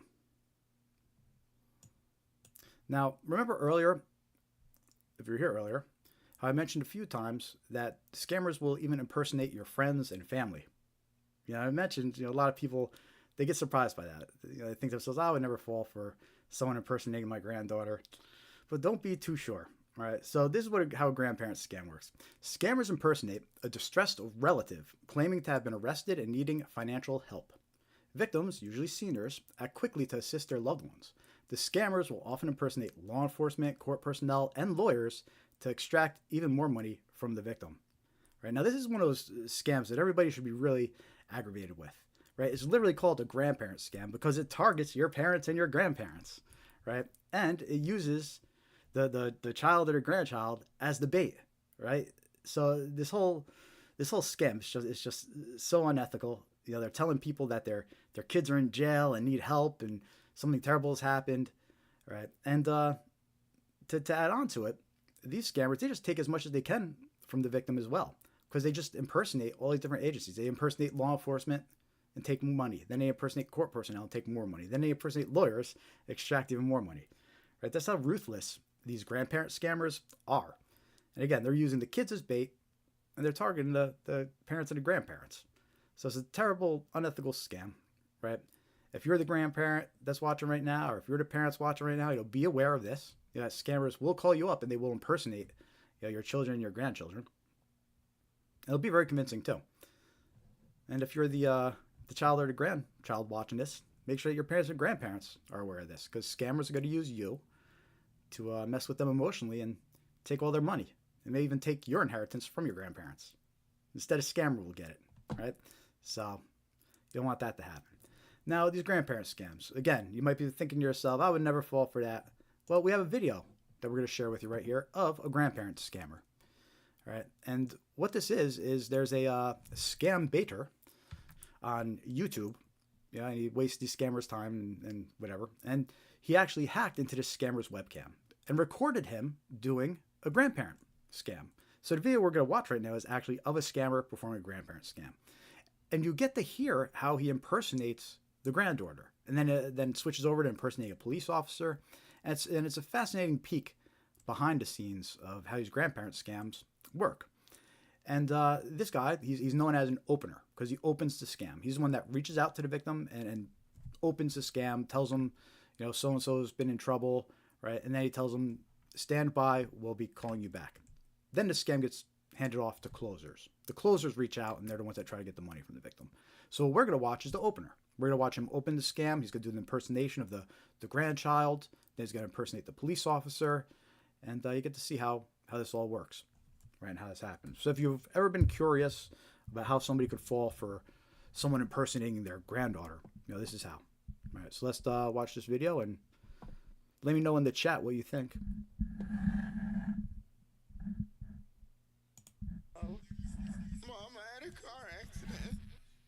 Huh? I had a car accident, Mom. Is this Linda? It's me, Linda. Where are you? I got a car accident. What happened? I'm gonna put the officer on. I got arrested. You got arrested? Hi, ma'am. Yes. Hi, are you Linda's mom? Yes. What I'm gonna need you to do is grab a pen and paper and write down Linda's case number, ma'am. I need you to hurry up, please, ma'am. Case number? It's the number 2. 2? The letter B as in boy. Can you read that back to me?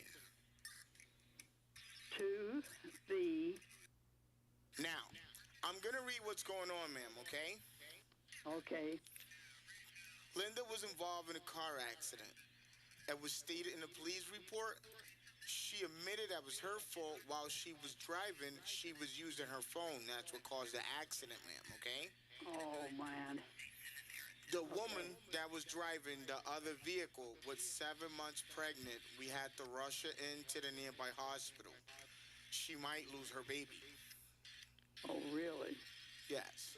Now, we actually confiscated her cell phone for legal evidence, so she cannot receive or cannot make calls. This is going to be her only last call. Are you with me, ma'am? Yes, I am.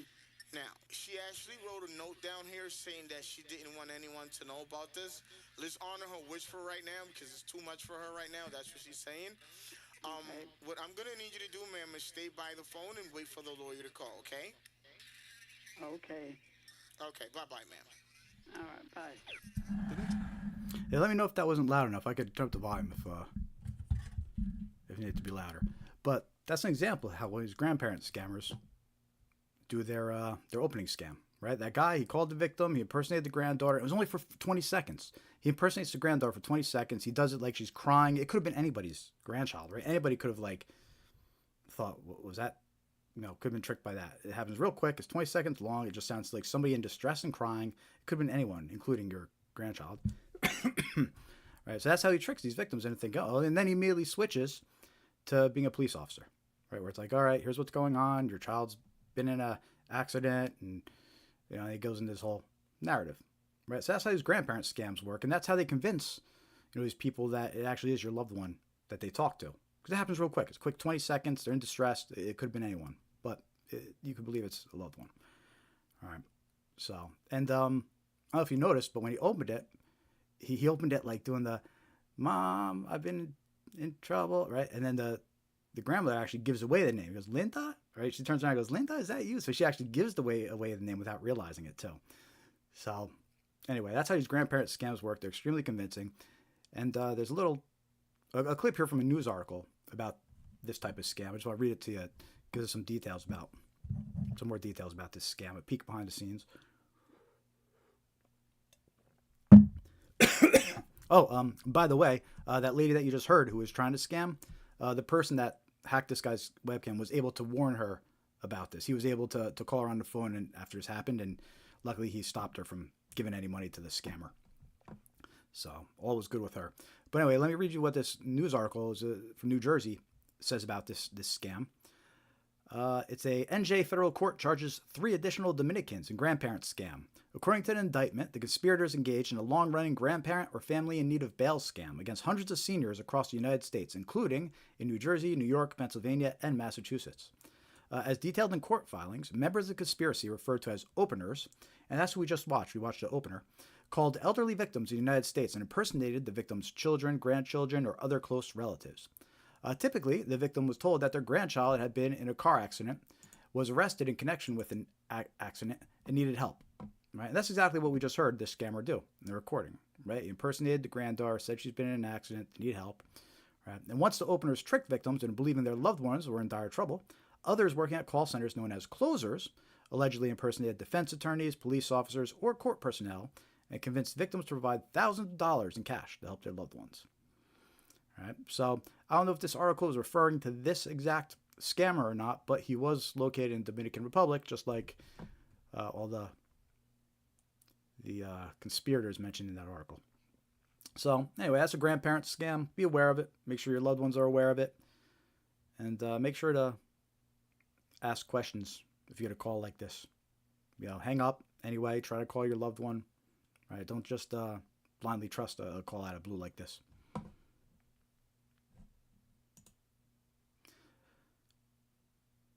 Let me know if you're with me.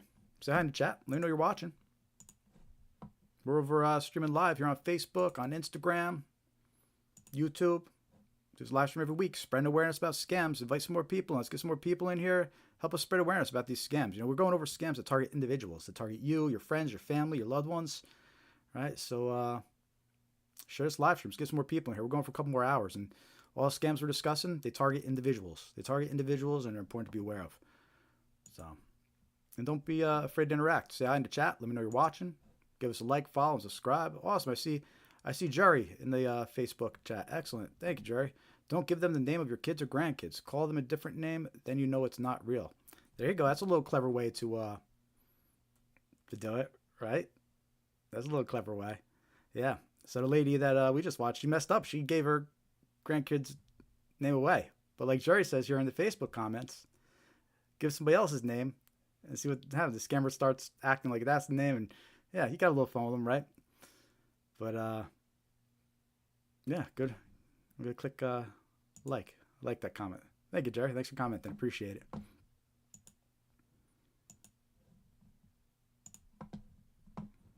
The next scam we're going to talk about here are fake order scams.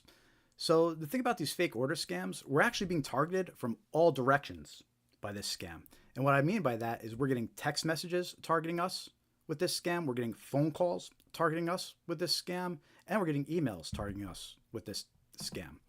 And what a fake order scam is basically victims receive a notification that an order was made under their account.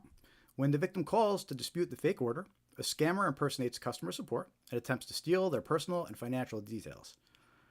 All right. So, and the thing that's tricky about these scams is they can impersonate any retailer, right? They could claim anything was purchased, an iPhone was purchased, earbuds were purchased. They could just say a purchase was made. They don't even have to say what it was, right? And it could just be some random notification, a purchase was made under your X account, and then call this number to dispute it. You call that number, you get connected to a scammer, though, right? And again, this type of scam, they're attacking us with text messages that say call this number. They're attacking us with phone calls that say call this number, and emails that say call this number. And we have a few examples that we're going to share of those with you right now.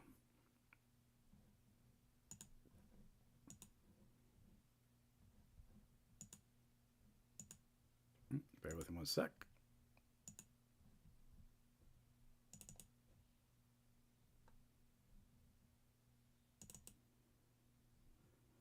By the way, hit that thumbs up and like if you haven't yet.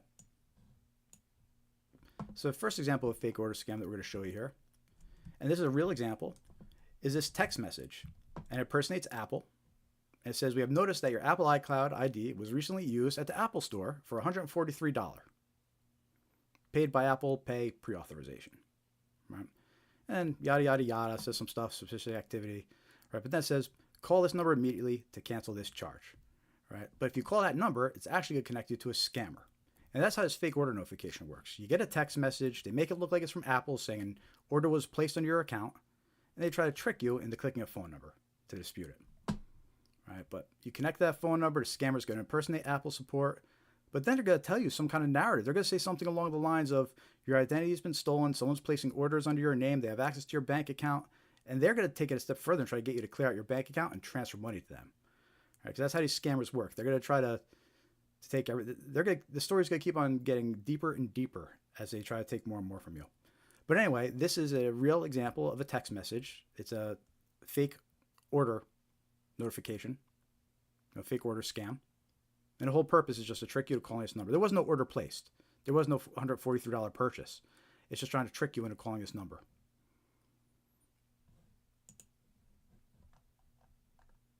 Next, because I mentioned that this type of scam targets you by text message, which we just looked at, but also targets you by phone and email. So next example I'm going to share with you, a fake order notification, is actually some recordings of those phone calls.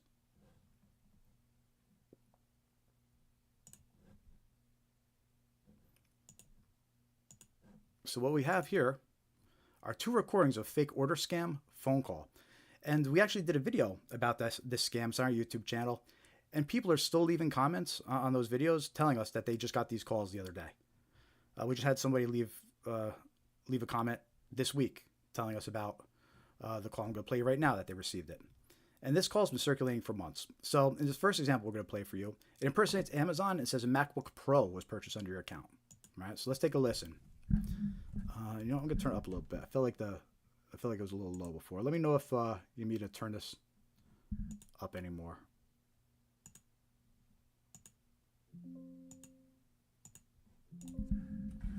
All right, here we go. So first example of fake order scam phone call. Let me know in the chat if you received this call. This call is to authorize the payment of $1,499 for the recent order of Apple MacBook Pro on your Amazon account. If you do not authorize this payment, please press 1 to speak to our customer support representative. So that's the first example of fake order scam phone call. And one of the big red flags is that at the end it says callback number. That's always a red flag. When they don't leave a real number, they say to call back the number. But yeah, the whole trick is if you had picked up when that call came, they're trying to trick you to press 1 so you'll be connected to a scammer. And they're telling you that you just purchased a $1,400 MacBook Pro under your Amazon account, right? And that could be a little scary. Someone could be like, oh, I didn't spend $1,400. Oh my God, I better press 1 and talk to them immediately. But it's a scam. You get connected to a scammer. That's how a fake order scam works. So it showed you a text message version that impersonates Apple. Just played a phone call version that impersonates Amazon. But let's listen to another phone call version of these fake order scams. This one impersonates Walmart and says a PlayStation was purchased under your account. Let's take a listen. Again, let me know in the chat if you receive these calls or receive any similar version of these calls. Because that's the thing, these fake order scams, they could claim anything was purchased. They could impersonate any vendor, or they get creative with it. So it's important to be aware of how this scam works. This way, when the vendor gets swapped out or the product gets swapped out, you're still able to recognize, wait a minute, this is a fake order scam. Let's listen to the second phone call example. We are trying to contact you concerning an unverified purchase of PlayStation 5 Special Edition bundled with Pulse 3D headset being ordered from your Walmart account for an amount of $859.50. If you did not authorize this transaction or wish to cancel, please press 1 or return our call on same number at your earliest convenience. So there you go, red flag. They say return on same number. They don't even leave a real number to call. So it's a big red flag if they do that. But again, this was an example of a fake order scam. They're trying to scare you. A PlayStation was purchased on your Walmart account. They'll call us back to dispute it. Right? But if you call back, you're actually connected to a scammer. So that's how these fake order scams work. Now, I mentioned that you're actually targeted from all different directions by these fake order scams. I showed you the text message example. We listened to 2 voice recordings, versions of these fake order scams. Well, what about email? So here's the victim's story about the email version of this scam. This article is about a year old. And it says 23-year-old Lincoln woman reported losing $4,100 after falling victim to an identity fraud scam in July. The scam began on July 17th with an email claiming she had purchased an iPhone. The woman called the number provided in the email to dispute the purchase. All right, so let's stop right there. That's the fake order notification scam. She got an email. It tells her an iPhone was purchased. There was no iPhone purchased. It's a trick, right? And then it says, call back this number to dispute the purchase. right? So she freaks out. Oh no, an iPhone was purchased. I better call this number to dispute it, right? And now she's on the phone with scammers. And that's how these fake order scams work. Then it evolves into something else. Then it usually evolves into oh, somebody has access to your bank account, withdraw your money, and and then the scammer proceeds to do their scam, right? But the fake order notification, that's how they hook the victim. That's how they trick the victim into engaging with the scammer. It's important to be aware of this type of scam. So in the examples we just talked about already, we talked about the notification said iPhone, the notification said a MacBook, the notification said a PlayStation, the notification just said a charge on an Apple account, right? The notification could claim anything. So it's important to be skeptical of any type of order notification that comes in that then says to call this number to dispute. But anyway, here's let's read a little bit more about this woman's experience, because it gives a little peek behind the scenes as well. So she calls up the number to dispute the purchase, and she's told that multiple accounts are open under her name across various states. She was informed someone was using her identity. Now keep in mind, she's talking to a scammer right now. According to police, scammers then connected the woman to a person posing as a CIA agent who instructed her to withdraw $3,600 from her bank account. The next day, she was directed to use the money to purchase Walmart gift cards and send photos and receipts. Additionally, the woman sent another $500 gift card to the scammers. Right, so there's a red flag that we mentioned earlier. The gift cards. You hear gift cards, it's a huge red flag, because we know scammers like to be paid in these gift cards. And really, this is the points that we're trying to get across with this live stream. We discussed the gift cards as being a red flag, and now we're discussing these how a fake order scam works, right? So now hopefully that you're braced with that knowledge. If you get one of these emails, phone calls, or text messages that says an order was placed, you're not so quick to go calling that number, right? So instead, if you get a notification that there was a purchase under your Apple account, go check the app on your phone and see if there's any purchases on your account. Don't trust any links. Don't call any phone numbers. Just go check your account. Same thing with the Amazon notification example earlier. That phone call that claimed to be from Amazon. If they're claiming there's a purchase, go check your Amazon account. There's no reason to go calling these numbers that were left or sent in a text message. Right? Just go directly check your accounts. That's a safer thing to do. But anyway, super important to be aware of these fake order notification scams. Again, we're getting targeted by text messages, phone calls, and emails. So be alert and aware of this one. We did a video about this one with all the examples we just shared. So feel free to go check out that video on our YouTube channel and pass it along to some friends and family and some loved ones. So that's fake order scams. Important to be aware of. Let me know in the chat if you received any of those examples, those emails or phone calls.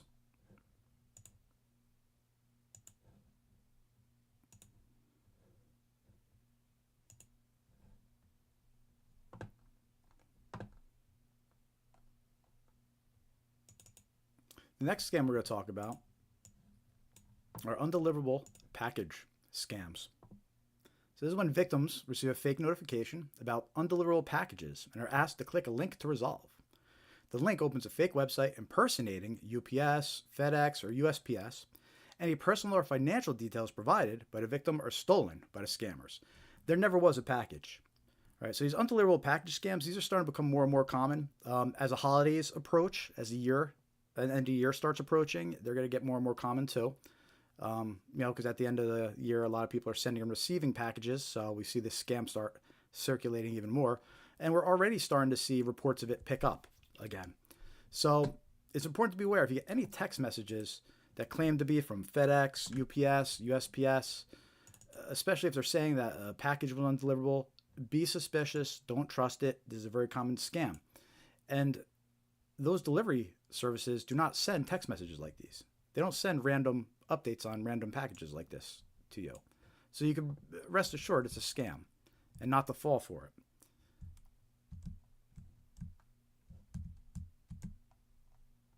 So here's an example of a text message, undeliverable package scam. And you can actually see it came from an email and went to a text. That's always a red flag too. But it says UPS ground, reschedule your shipment. We attempted to deliver your UPS package on June 23rd. It actually says 23rd TH. So there's a little indicator it's a scam right there. But we're unable to contact you, and the delivery could not be completed. Your package needs to be signed for in person. So please reschedule delivery by doing the following. And it's got a link to a fake website that's going to try to trick you into entering a redelivery fee. And they were pretty clever about this website. They made the URL. They included ups.com in the address, but that's not where it goes, because then you see they put an @ symbol and then it's a longer website, packageboard.cc, and so that's a little trick that they use to make it look like it's a legit link, but it's not. And this is just one example of a undeliverable package scam text message that you would get. It's another example from USPS. Due to invalid address, you have a package that needs to be delivered but has been suspended due to incorrect delivery address. If you do not update your address before 24 hours, your package will be returned to the sender. To delivery your package, please update your address. Click the link below. This is a scam. The link will take you to a fake website, steals payment info and personal details from you. Another example. Undeliverable package, an undeliverable package scam. This one impersonates USPS. USPS package has arrived at the warehouse and cannot be delivered due to incomplete address information. Please confirm your address in a link within 12 hours. Also, something to note about this, it has an instruction at the end that says, please reply yes, then exit and reopen the message. Right? And that's always a red flag that you're dealing with a scammer. A lot of times they'll include that instruction because they're trying to trick you into replying yes. And also, if you reply, it activates the link. It makes it easier to click. So the scammers, they want you to reply. So when you see this instruction at the end of a text message where it says, please reply yes and reopen, be suspicious. It's a red flag or indicator that you're dealing with a scammer. But again, this is another example of an undeliverable package scam. And FedEx, UPS, USPS, they don't send out messages like these. So if you get them, they're definitely a scam. Again, we see this type of scam pick up a lot during the holidays, so it's coming soon. I'll show you a couple more different variations. A group text. Here's a group text. They renamed it to USPS. Since the package does not have a house number, the package transportation is interrupted. Please update. It's got the link to click. It's a scam, though. They renamed the group text USPS to sound a little bit more convincing. And then, there's next two examples. They included an attachment to the text. Right? And this one is an HTML attachment. They even got the USPS logo there. Dear customer, your package has arrived at the distribution facility. Unable to deliver it due to incomplete address information. Please click on the HTML file above to update your address. But it's a scam. Don't open that file. It can infect your device with malware. And even though this is a text message example, same goes for emails. Don't click on or run attachments from unknown sources. Here's another similar example. This one has a PDF file attached. First one had an HTML file. This one had a PDF file. So don't open those attachments. And I don't trust text messages like these. If you did click on a link, it might take you to a website that looks like this. You see, the website's designed to look like USPS, as their colors, their logo, even a fake tracking number. Looks very convincing, but any shipping details you put, any payment details you put, is stolen by the scammer.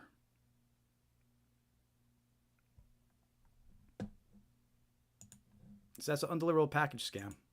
You get messages like that, don't trust it. And there is a story that I do like to share about this. I mentioned it earlier in the live stream. But this article is about a year ago.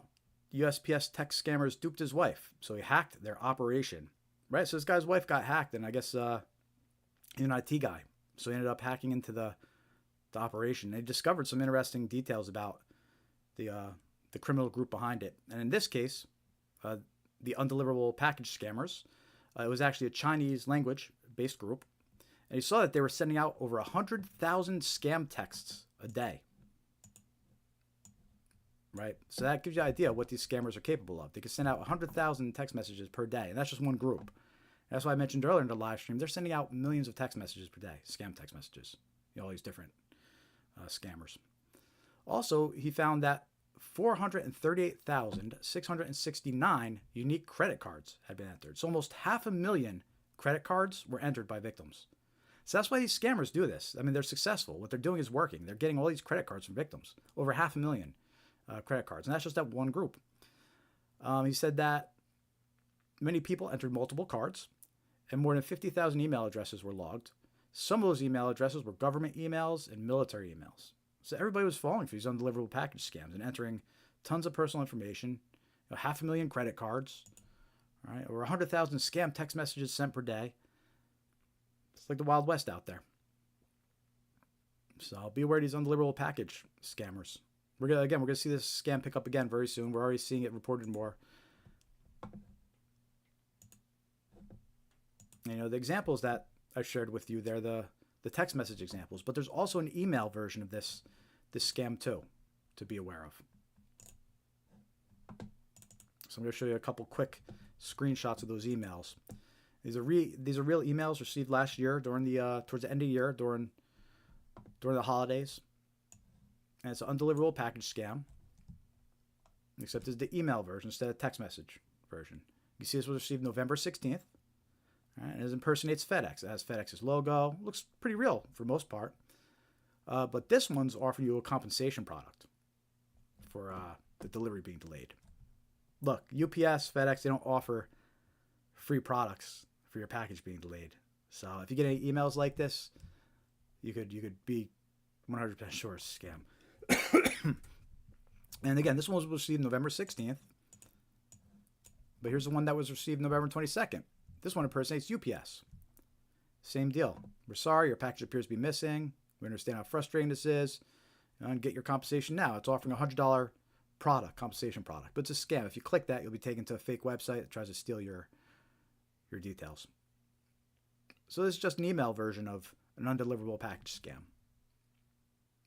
The text message version is more common, so be aware of that one. But in a lot of cases with these scams, if there's an email version, there's a text message version. If there's a text message version, there's an email version. They're very intertwinable. So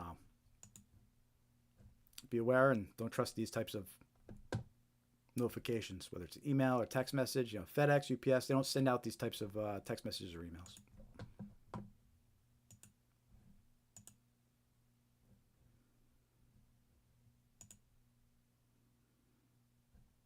Again, as we go through these scams, let me know in the chat if you've encountered them, if you started to see them pick up more.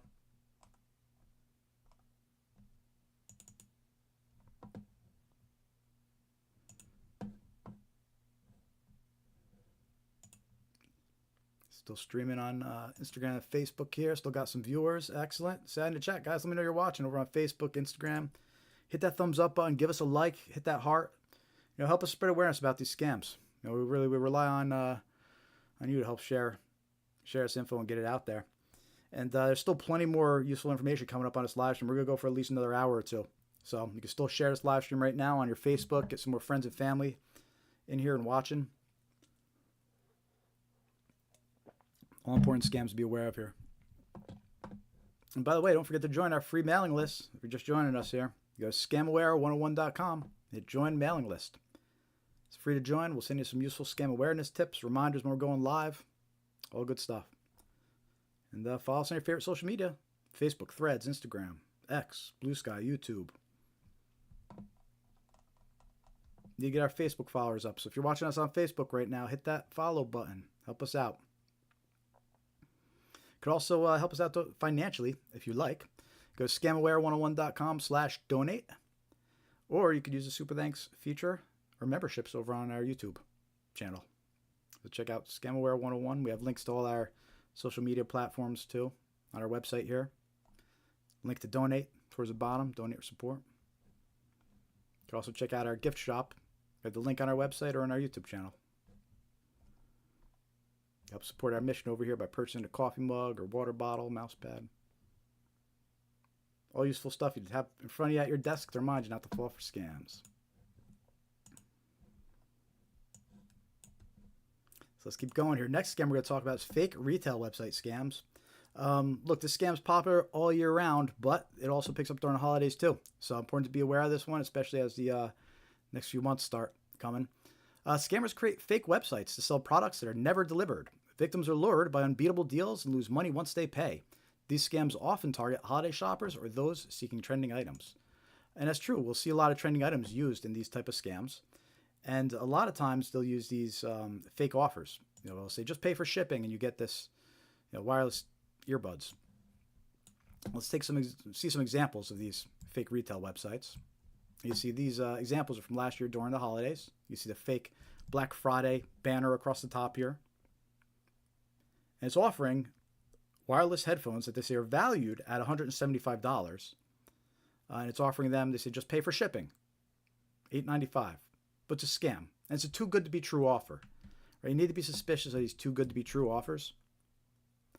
Because in this case, any shipping information you enter, any payment information you enter in this website, this fake retail website, is going to get stolen. Got a couple other screenshots from this website, or similar ones. There's Black Friday banner across the top. Except this one's offering a portable heater that they say is valued at $175. Same deal. It says pay $869 for shipping. And you get the heater for free. But it's a scam designed to steal any shipping and payment details that you enter.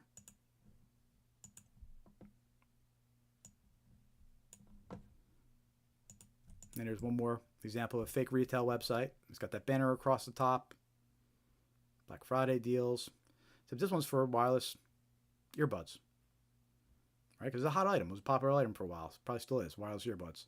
And it says valued at $175, but get them now for $869 shipping. But it's a scam. Right? Any shipping information you enter, any payment details you enter is going to get stolen. So you can't trust it. And look, you can end up on these fake websites in a lot of different ways too.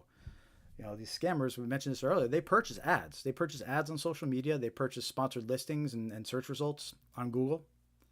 Right? So you could end up on one of these fake retail websites by clicking one of those ads or one of those Google search results. Even if you're searching for these items, you might get fake websites that scammers set up to try and trick you. Oh, great, I found this unbeatable deal. Let me enter in my information, but it's a scam.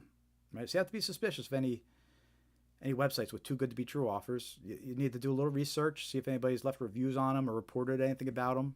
Finding nothing about them is almost as bad as finding bad reports about them. In the case of these websites, in my own experience, I went to do some quick research, see what I could find about them. They were brand new. There was nothing about them. Right? So finding nothing about websites is almost as bad as finding bad stuff about them. You can't trust either. And be careful when you're purchasing from websites that you've never used before and never heard of before, especially if you clicked on an ad or sponsored listing.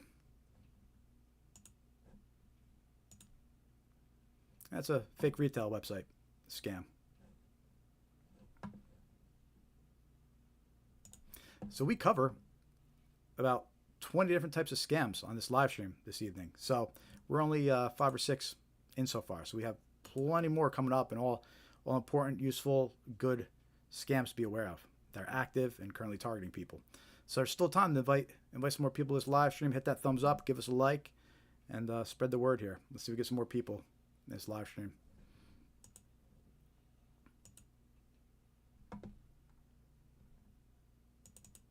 Next scam we're going to talk about is gift card received email scams. Right? And what this is, you get an email that says you received a gift card. When the victim attempts to activate the gift card by clicking a link, malware is installed on their device, or a fake website is opened to steal personal details. So if you get any kind of email notifications that you got a gift card, be suspicious. Here's an example of what one might look like. In this case, it's a Venmo gift card. It says your $50 gift card is here. It's a Venmo debit card. It says your company has given you an employee rewards card. Activate your card today. Right? So if you get some kind of notification like this, what you do is, instead of just clicking the link to activate it, reach out to whoever it supposedly came from, confirm that they sent it to you. In this case, it says employee rewards card. So you reach out to your employer and confirm they actually sent you this rewards card.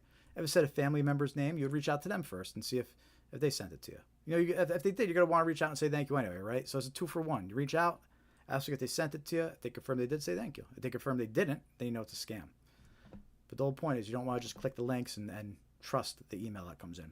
Because scammers know things about you. They know family members. They know your employers. They know how to tailor these scams to be more customized. Believe it or not. And we'll talk about that in a little bit too.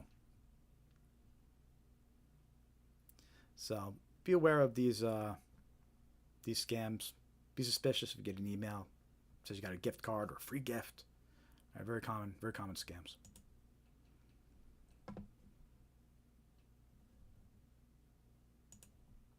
How we all doing out there? Hope you're all tuning in, listening, enjoying some of the things that we're going over this evening. Maybe you're learning something. Okay, we got Dave here in the chat. Says he ordered earbuds from one of my kids from a cheap site, and she received that one earbud was a different size than the other. Right. So, in the case of those fake retail websites, if you even receive anything at all, as Dave points out here, you could receive earbuds with there are two different sizes. So, yeah, you have to be careful with these fake retail websites. Another thing, I did this one. I ordered a Christmas ornament once, right? And the picture made it look like it was a round Christmas ornament, but then I received it and it was actually just a flat ornament with a picture of a round ornament. So it wasn't even and I thought I was getting a deal on a Christmas ornament. So you need to watch out for little scams like that too. And then you never know what those places are going to do with your credit card details as well once they have them. So that was our first batch of common scams that we were discussing tonight. What was it, 5 of them? That was 5 out of 20 so far. So we still have lots of good stuff coming up here. Usually right now we would take a coffee break, but I'm still pretty good here. So we're actually going to go into snail mail scams instead in a minute. Let me update the agenda here.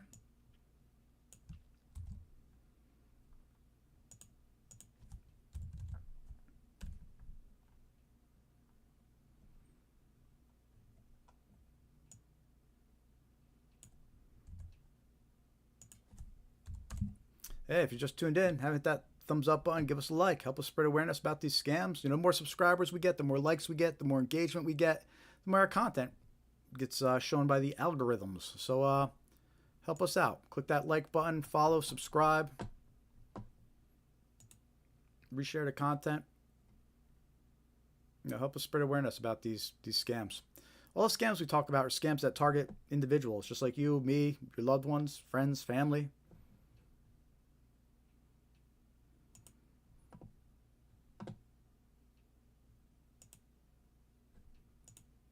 The next batch of scams we're going to talk about are actually snail mail scams. We got a few examples of scams that come in the mail. Actual traditional mail scams. I think a lot of us have become so accustomed to being targeted online. You tend to maybe trust the physical mail more that arrives in your mailbox. But you have to be just as cautious and alert for scams when it comes to traditional mail too.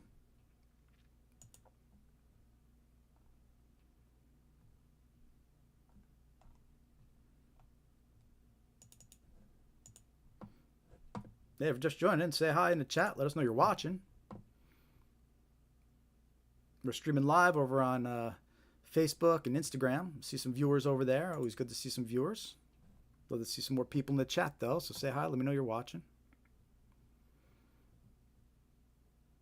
We're also on YouTube. We got 2 streams going on YouTube. We got a vertical stream going if you want to watch on your phone vertically. But we also got the widescreen version going, too, if you want to watch on your TV or horizontal. So got a few different stream options going here. But make sure to join our free mailing list again. Scamaware101.com. Hit join mailing list. Free to join. We'll send you some scam awareness tips, reminders when we're going live. Follow us on all your favorite social media platforms. And we also have our upcoming events on our website as well. So if we ever change our live stream day or add different events, you could tell what's going on our calendar and event schedule here on our website. And by the way, we do group presentations too. So HOAs, community centers, faith-based organizations will do group presentations, warning your members of scams and what to be aware of. So reach out to us about those if you want a group presentation. Most of our groups of 10 or more usually.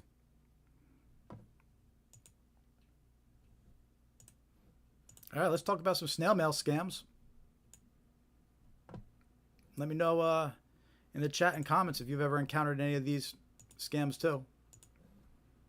Again, all the examples we're going to share, they're real scams, all recent, within a year, for the most part. So let's talk about our first snail mail scam. And this is it's a postcard that you receive in the mail offering you a free gift. A lot of times they'll have a QR code to scan too.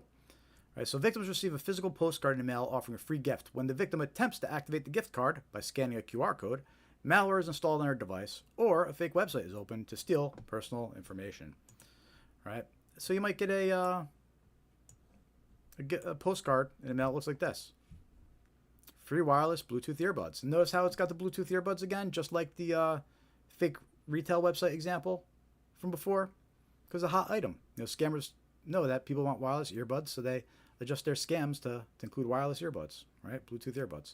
In this case, you get this physical postcard actually in the mailbox. It has a QR code to scan. But if you scan it, it actually takes you to a phishing website that steals personal information, your name, address, and it says your Amazon account in this case, and even your credit card number. So you need to be suspicious of fake offers like this that arrive in your mail, or free offers, especially ones that are too good to be true. And when we kicked off this live stream, we talked a lot about QR codes and different QR code scams. So those are important to be aware of.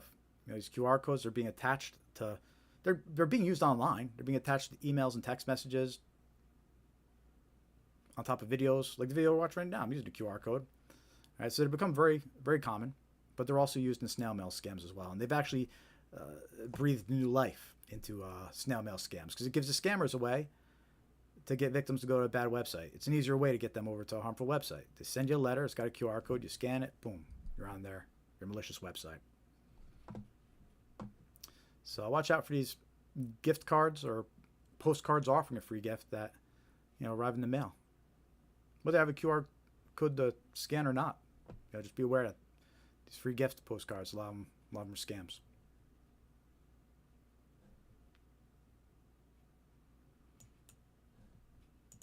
Just sticking on the theme of the QR code scams real quick before we go to our next scam. Here's an example. This is from a news article, last year.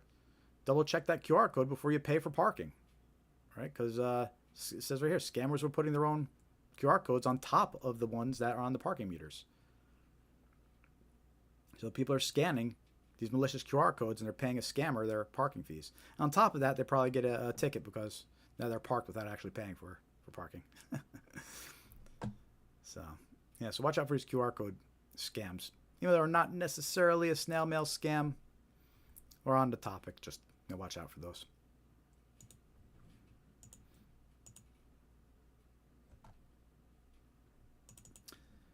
The next snail mail scam we're going to talk about. And again, keep in mind, even though those are snail mail scams, there's digital versions too, right? So even though we're going to talk about this this inheritance scam, an example I'm going to show you is of an actual letter, an inheritance scam letter. There's email versions too that try to accomplish the same thing. So this goes back to being aware of all methods of communication, right? You can't really trust one over the other. Scammers find creative ways to adapt their scams to the contact method or the way they reach the victim, right? So you have to always have your guard up. Any unsolicited communication, whether it's a phone call, a text message, or a letter, like we're going to look at right now, you have to be alert and aware of scammers. And in this case, we're going to talk about inheritance scams. Victims are contacted with claims of a large inheritance from an unknown relative, but to claim it, they must pay fees or provide personal details. These scams exploit curiosity and greed to steal money and identity information. And a lot of times how this scam works is they'll trick the victim into paying fees and taxes to receive the non-existent inheritance, right? And that's what the scammer gets away with. They get away with the fees and taxes, and the victim gets nothing. And here's an example of an actual letter, a inheritance scam letter that's circulating. And this is dated November 29th last year, so it's not even a year old yet. All right, and you can see how it's got the fake letterhead, the logo up the top, law office address and phone number up there. I don't know if this is a real law office that they just stole the info from, or if this is just a fake law office that they're using and set it up. But regardless, this is an actual letter that you would receive in the mail. And what it says is that, well, let me summarize it here. They're impersonating a law office. They're claiming that one of their clients died about 4 years ago of COVID-19, and that client shares the same last name as you. And an interesting detail about this scam is the person the letter was addressed to, it did correctly match the last name of the person they inserted in this letter, the relative that supposedly passed away. And that's just a little detail that they do to try and make it even more convincing. And this says the policyholder was one of our clients. She shared her last name with you, and she was a stockbroker and retired CPA. She died about 4 years ago. No one has come forward to claim the funds. And it says that since you share the same last name with their client, you're entitled to a $10.8 million inheritance, right? And that's how a scam works. They make the victim think they're going to get a $10.8 million inheritance. But what they'll eventually do is they'll say you have to pay fees and taxes on that inheritance first. Scammer takes off with the fees and taxes that would have been on $10.8 million, right? So scammer probably runs off with at least $1 million of supposed fees and taxes, and the victim gets nothing. There was never an inheritance. The victim was just tricked into paying the scammer $1 million. But this also goes on to continue. This is 100% risk-free, and they say, I have all necessary documentation to expedite the process in a highly professional and confidential manner. Right, so there's that red flag, to start to mention confidentiality. And then it says, this claim requires a high level of confidentiality, and it may take up to 30 business days from the day I receive your consent. Right, so there's a couple of red flags in here, when they start mentioning confidentiality, that we talked about. So this is an example of a inheritance scam. It's currently circulating. It's a snail mail scam. It's a letter arrives in your mailbox. I'm sure there's email versions of this scam too. And we did a quick Google search, and we found plenty of other people reporting that they received this exact same letter. And the only difference is they swap out the person it's addressed to and the person that supposedly is deceased. They just switch out the names to match each of the letters. But other than that, it's identical. That's a scam. Circulating. Less than a year ago, it's been circulating. So be aware of these fake inheritance scams. Head into a mailbox near you soon.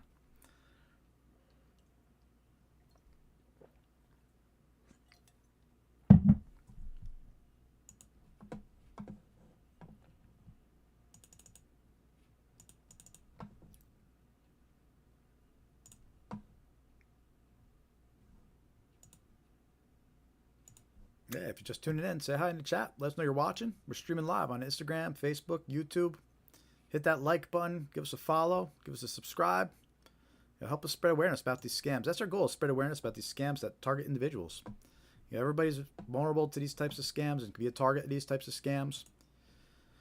Hey, you have a phone, you can get targeted with these types of scams. You have email, you get targeted with these types of scams. You use the internet, which if you're watching, you clearly do. You get targeted with these types of scams. So all important to be aware of. That's what we try to do over here at Scamware 101, is spread awareness about these scams. The next scam we're going to talk about, we actually did a video about this next one. You check it out on our YouTube channel. But this next snail mail scam is actually a secret survey check scam, or sometimes it's otherwise known as a mystery shopper. Mystery shopper scam. And here's the example. We've got a couple examples of this one for you, actually. So the thing about these mystery shopper scams is you'll get a letter in the mail. It'll say you've been selected to be a secret shopper. Mystery shopper, secret shopper. You've been assigned a secret survey assignment. Okay. And what happens is these letters, they'll actually come with a check included in the envelope. There'll be a check that comes with the letter. All right. It's a fake check. It's going to bounce eventually, but they include it with the letter. And what happens is the letter says you've been selected as a secret shopper. It impersonates Walgreens and CVS.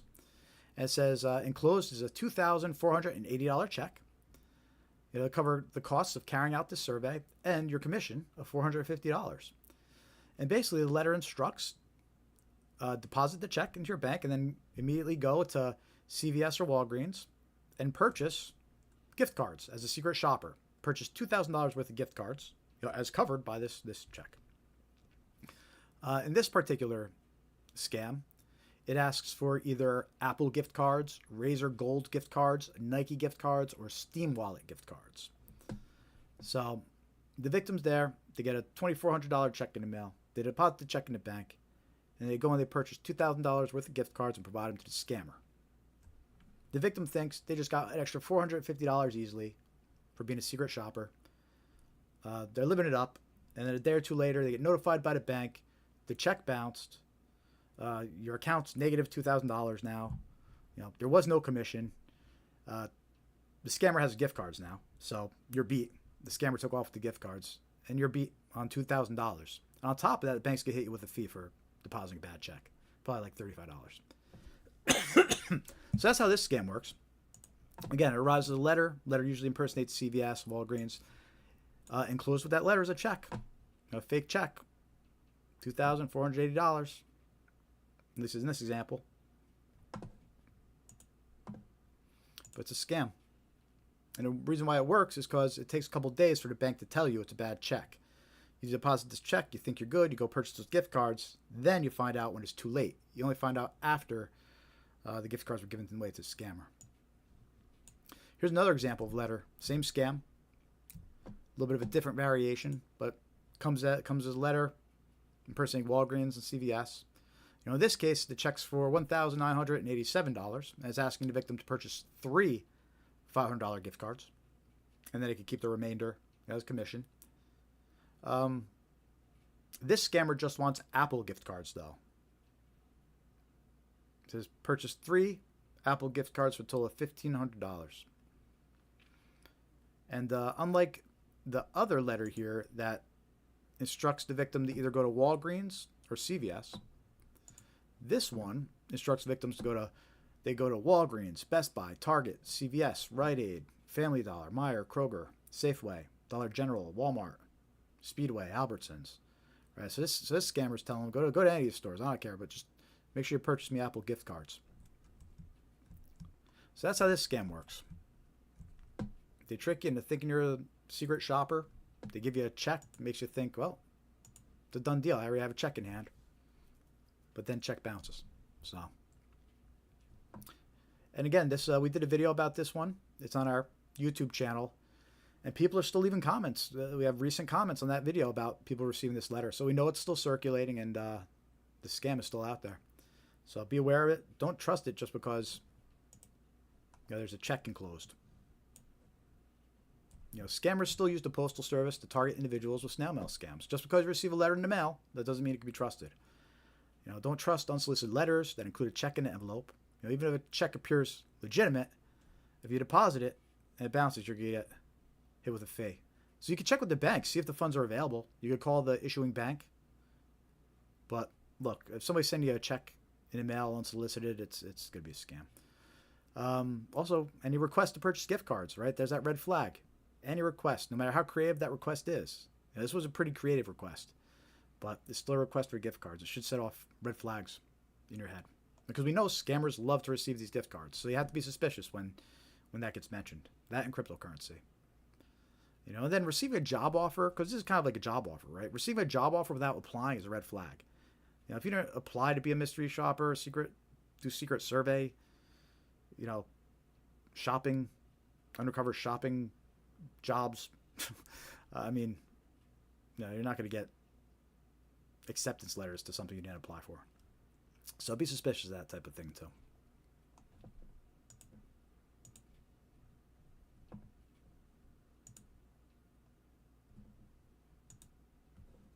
What do you think? How we doing out there? Hope you're all enjoying the live stream. Let me know in the chat. Make sure to hit that thumbs up and like if you haven't yet. It does make a difference. It helps spread awareness and get our content out there and get more people in the live stream. So definitely appreciate it all. And you can always support what we're doing over here financially. We'll take it. You can go to scamaware101.com/donate. Use the super thanks feature over on YouTube as well. We have some memberships enabled too. So help support our mission. Or you could go to our website and check out our merch shop or our YouTube store for some Scamaware 101 travel mugs, coffee mugs, mouse pads, some merchandise you can purchase and also help support our mission here.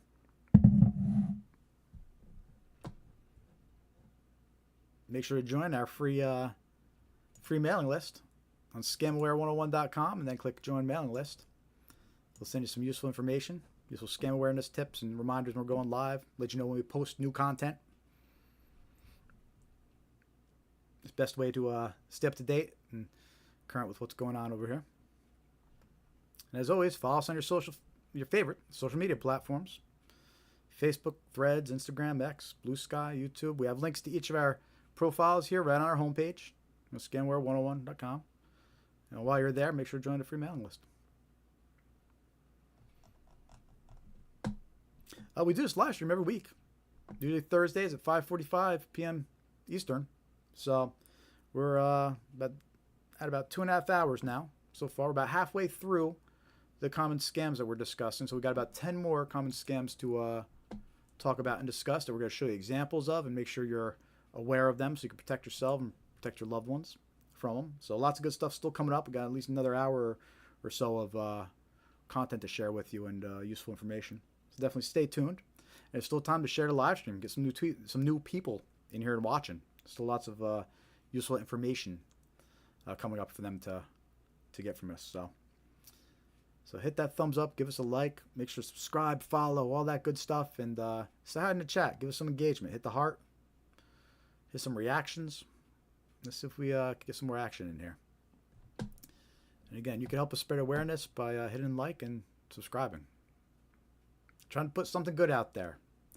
So let's see if it comes back around with everybody helping us out.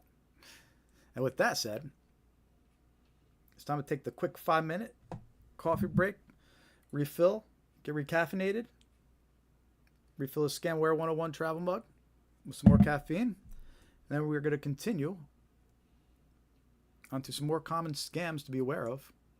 We have some good ones coming up too. We have arrest warrant scams, bank impersonation scams, tech support scams. That's an important one to be aware of. So all good stuff. It's well, it looks like it's just turning 5:15 on the West Coast, so maybe we'll have some of the West Coast join us. So let me know in the chat if you're going to join us from the West Coast and share your stories. We're going to take that quick 5 minutes, get recaffeinated here, and then we're going to continue into some more common scams to be aware of so you can protect yourself and loved ones from becoming a victim. Be back in 5.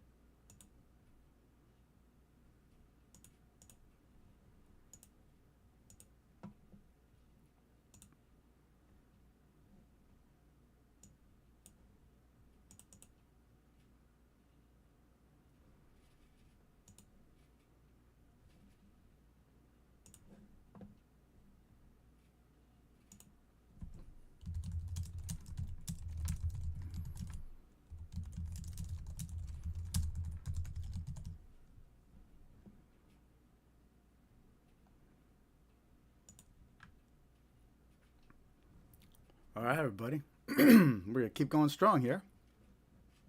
Streaming live or on Facebook, on Instagram. Say hi, let me know you're watching. I see the viewer counts over there going up and down.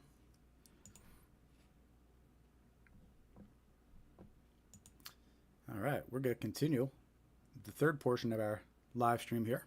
Possibly uninterrupted for the rest of the live stream, we'll see. If we go another hour and a half or so, I might have to recaffeinate again. But as of right now, we're planning on doing the rest of the live stream uninterrupted here. Got at least another hour or so left. And we have a bunch more common scams that we're going to go over and share some examples of and warn you about. If you're just joining us, welcome to the live stream, especially if you're over on the West Coast. I think you're just getting out of work over there. It's like 5:21 p.m. We've been streaming for almost 3 hours here. We started at 5:45 p.m. Eastern time.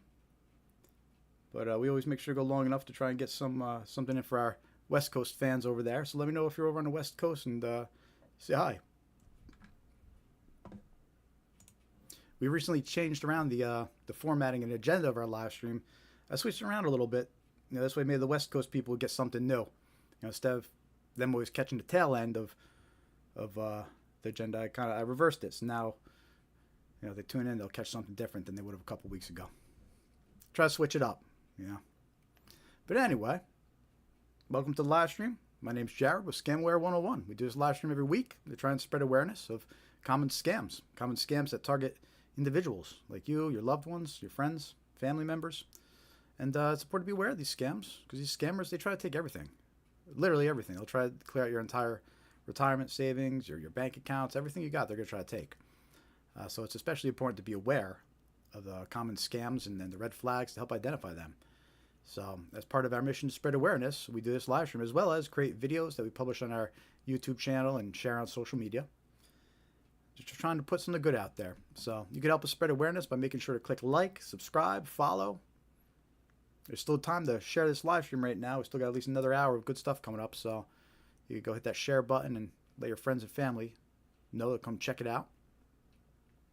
And we typically cover about 20 different types of scams in this live stream. Right now we're about 11 or so in. So we're going to continue here. Got about half more left. And earlier we covered some common red flags to help you identify and recognize that you're talking to a scammer. And we also spent the first hour of the live stream focusing on how scams start to help you better recognize how scammers deceive new victims, how they reach new victims, and the hooks they use to trick new victims. So all useful stuff that we try to get out there on this live stream. So make sure to subscribe, give us a like, give us a follow, help us spread awareness. Let's get something good out there. It's free to like and follow, And also, if you want to spend a little money, we'll gladly take some donations. Scamaware101.com/donation. /donate. And we have the super thanks enabled over on YouTube as well. The super thanks to the memberships if you want to contribute that way. We have a link to the donate page also at the bottom of our site here. We're on Scamaware 101. And while you're there, you could find links to all our social media platforms here. Facebook, Threads, Instagram, X, Blue Sky, YouTube. And you can join a free mailing list. So check out scamware101.com. But anyway, let's get back to some common scams. And as we go through these, again, let me know in the chat. Let me know if you've encountered these and if you've been targeted or fell victim to one of these scams that we're about to discuss. So the next scam is an arrest warrant scam. And we also have a video about this scam too. So a victim is contacted by a scammer impersonating law enforcement. The scammer claims an arrest warrant was issued and fines must be paid to resolve it. The scammer then threatens the victim with arrest if fines aren't paid immediately. And look, this is an extremely common scam. If you haven't realized it yet, it's important to realize that scammers will impersonate everyone, anyone and everyone, right? And that includes local law enforcement. And this scam, they impersonate local police, they impersonate the local sheriff's office. And also, this is one of those cases where when they call a victim on the phone, they'll manipulate caller ID to show the sheriff's office or whoever they're impersonating. Because again, you can't trust caller ID, and it's extremely important to remember that. In the video we did about this, our YouTube channel, we included some clips of warnings from local law enforcement about this scam. So you go check out that video if you want to see those clips. And also, one of the other points mentioned is that these arrest warrant scammers, some of them will even provide fake paperwork. They'll email over fake paperwork that they modified with your information. All right, so be aware of that too. Just because some stranger calls you on the phone and sends you paperwork doesn't mean you can trust it. Look, if you're concerned that there's really an arrest warrant out for you, ask the caller, confirm, say, where are you calling from? Confirm what sheriff's office or law enforcement agency they're calling from. Say, okay, thanks. Thanks for letting me know, and hang up. Then call the agency directly. Right? You can confirm that way. Call a sheriff's office directly. Don't trust any phone numbers they give you. You have to go and verify, the right number to call and reach out, through official channels. But, hang up with whoever you're talking to and confirm directly with whoever they impersonated. All right? You can't trust unsolicited phone calls anymore. You have to, these scammers, they put fake phone numbers on caller ID. They show fake names on caller ID. They provide fake paperwork. They know things about you. So you really have no choice about these phone calls. You always have to hang up and then verify through official channels. And his arrest warrant scam is no different. Sometimes the scam is referred to as a jury duty scam too, because oftentimes, they'll say that you missed jury duty and that's why there's an arrest warrant. This could be an issue. So don't trust phone calls like that.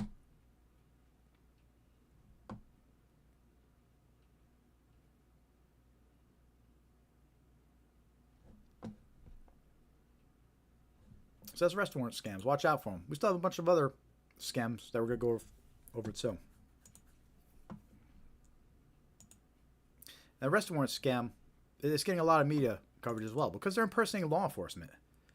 Right? Police don't like that, so they're warning about this one a lot.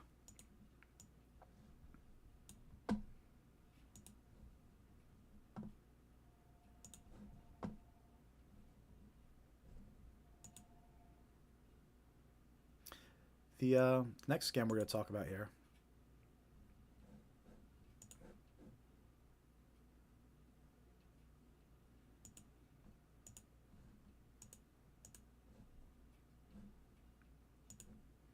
are bank impersonation scams. These bank impersonation scams, these are a serious threat. And these scammers are also, this is one of those scams that were being targeted through email, through phone calls, through text messages. This type of scam's coming from all angles.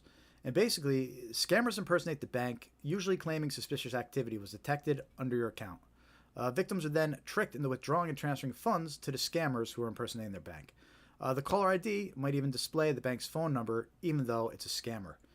And that's a key point to remember. We know that these type of scammers are doing that. When they call impersonating the bank, they'll make your caller ID show that bank's phone number, just to try and convince you more. When you're talking to the scammer, there's even been situations where the scammer tells the victim, oh, look at the phone number on the back of your card. See, it matches the number on caller ID. Right? But they know that that's not a valid way to verify. The scammer, they change the phone number that shows. So you can't trust caller ID, especially when it comes to these bank scams. Because again, we know for a fact these scammers are calling and texting, and when they do, it'll show the bank's phone number. And also, they might know what bank to impersonate. They may already know what banks you have. Not necessarily because you did anything, but they might have breached a third party, gotten your information from a third party service you use, right? So they might already know what bank's accounts you have. So they'll know what bank to impersonate. And they will. They'll impersonate the bank. There's no bank they won't impersonate. So let me show you an example of one of these bank impersonation scams. Here's a text message. All right, and before I go into more detail about this scam text message that's impersonating the bank, there's a backstory to it. The person who submitted this text message to me actually got a phone call right before receiving this text message. And the phone call, it showed the bank's name and phone number on the caller ID. She didn't answer the phone, but she did get the phone call. And the phone call showed the bank's info, right? But it was a scammer. It was a scammer. They were spoofing the number and showing the bank's phone number instead, right? So that's the first thing to be super aware of when it comes to these bank impersonation scams. When she didn't answer the phone, right after not answering the phone, she got this text message. So the scammers don't give up, if you don't answer a phone. The scammer followed up with a text message, right? And it's impersonating TD Bank, right? And that's the bank that she had. The scammer knew which bank to impersonate. And it says, verified TD Bank card activity. Did you attempt a transaction for $250 at Walgreens? Reply yes if recognized, or no if not. Yeah. And it's trying to impersonate a transaction confirmation text message. Like, it's trying to impersonate those messages you get if you're out of state and you purchase something, right? Sometimes you'll get a security alert like this. And that's what these scammers are trying to impersonate. And the whole idea is when the victim replies no, now they're engaged. They're going to eventually try to get the victim on the phone. They'll say something like your account will be frozen until you call this number to troubleshoot. So they'll scare the victim into calling his phone number.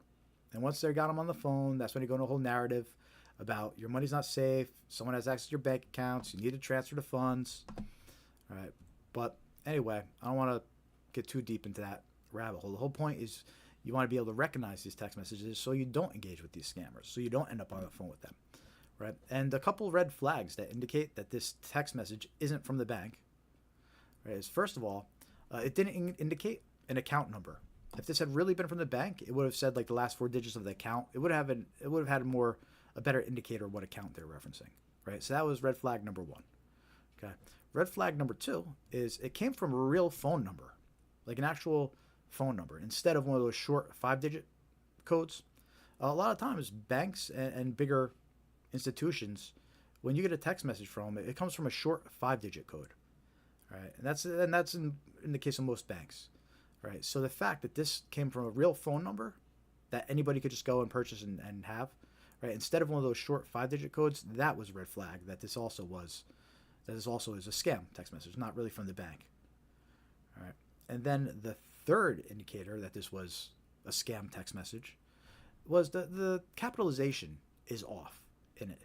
Now, that's not the best indicator to rely on. Like, when you see it, yes, when it's there. But unfortunately, scammers using AI these days, and we're going to start seeing things like capitalization and grammar. Like, AI is going to generate more realistic text for them to use. But anyway, when it is there, and in the case of this example, yes, the capitalization is a little weird. So that's an indicator that it's not legit. The T in transaction is capitalized for no reason. The R in reply is, the N in not is. Right? It's just the capitalization's off. So when you see something off like that, that's also an indicator. This might not be legit. But anyway, again, this was a scam text. The scammer was trying to impersonate the bank. Eventually, they're going to try to get the victim on the phone because someone has access to your account, or your account's going to be frozen. That's what they'll say. But don't trust it. It's a scam. In a case like this, if you get any kind of notification, whether it's somebody calling on the phone claiming to be from the bank, or getting a text message like this, don't reply. Don't interact with the person on the phone, right? Instead, hang up and reach out to your bank directly, right? Go read the number on the back of your bank card and call that number directly and tell them, hey, I just got a strange call and I just got a strange text message, right? But don't trust the phone numbers that the notification says to call. Don't trust links that they say to click, and hang up on people that are calling you directly claiming to be the bank. And look, if it really was someone from the bank calling you, they would understand, okay, thanks for letting me know. I'm going to call my bank directly, right? They would be perfectly okay with that because they're aware of all the scams that are going around. That's what they advise you to do, right? They're putting out warnings there because they know that so many scammers are imitating the banks, that the banks are actually warning their customers. Hang up and call the bank directly if you get a call like this. All right, so anyway. So that's bank impersonation scams. Be aware of them. And again, a lot of times they start by saying there's some kind of suspicious activity under your account. But that's all a trick to eventually get you on the phone.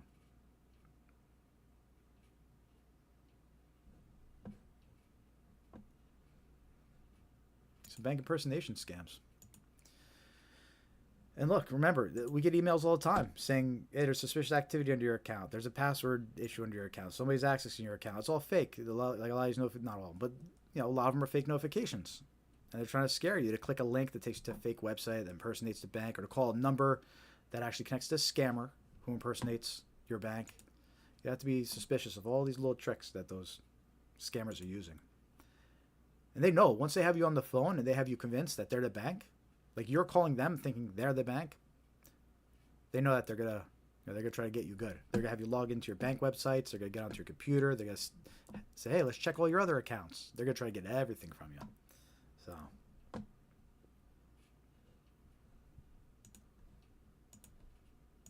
next scam we're going to talk about is tech support scams. This is a good one. I have lots of examples of this to share with you.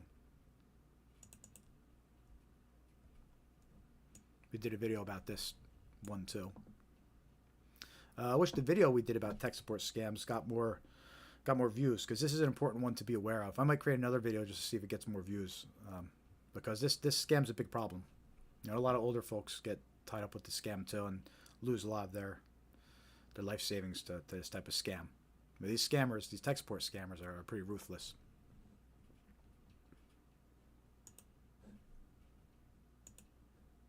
And as we go through these scams too, let me know if you've ever been targeted by these or encountered these.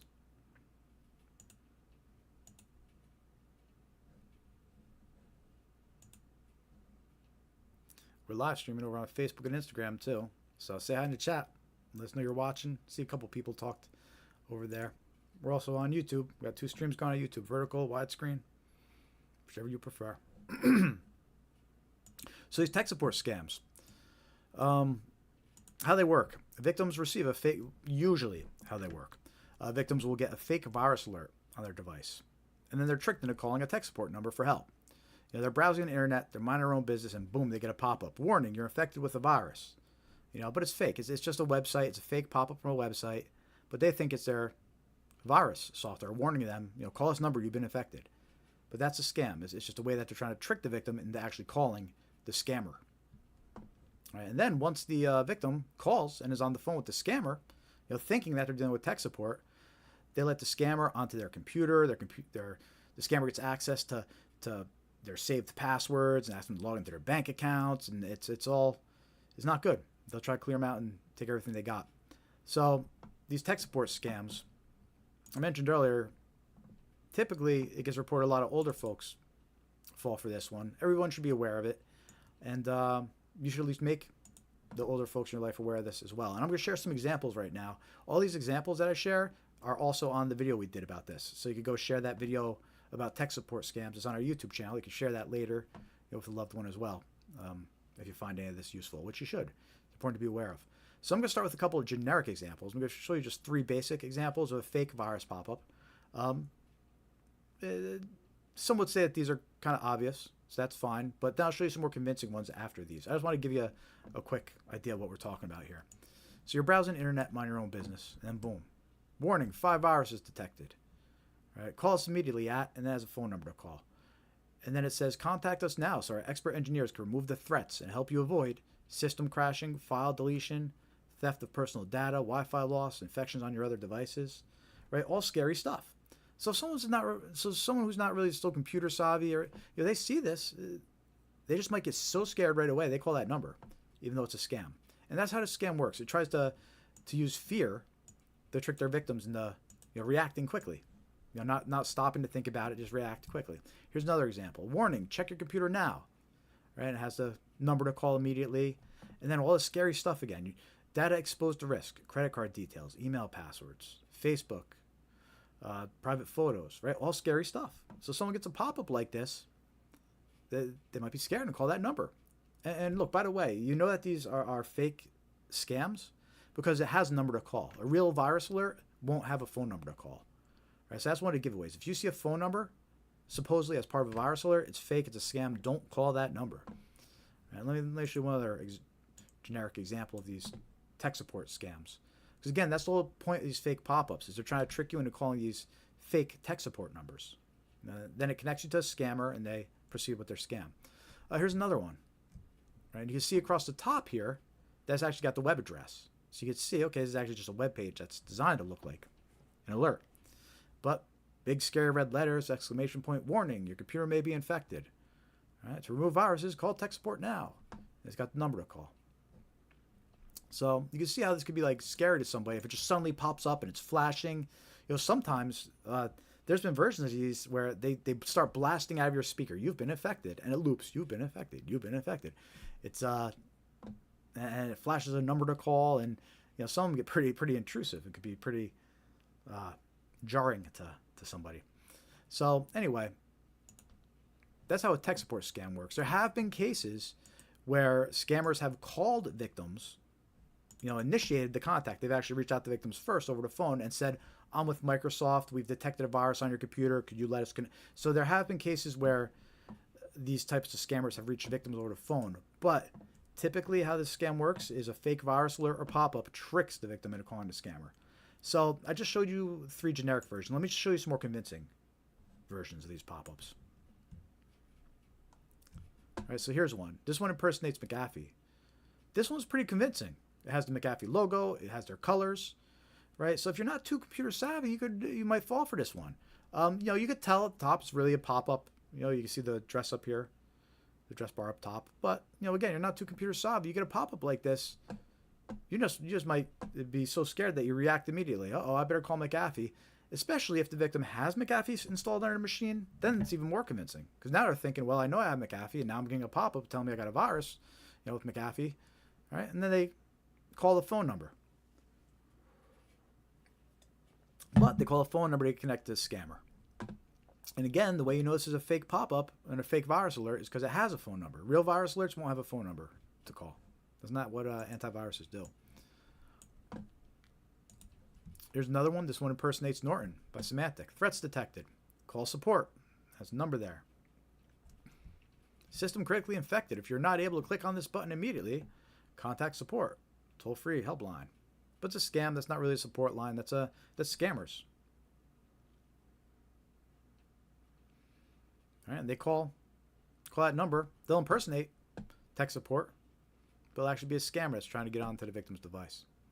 What's interesting about this alert is it says, system critically infected. If you are not able to click on this button, immediately contact support. Well, the buttons were designed not to work. So the person might try to click on them, and then it says, if you're not able to click on them, call support. So it's just another little trick they use to psychologically, trick people into calling them. But again, if it has a phone number to call and it's a virus alert, it's fake. There's another example.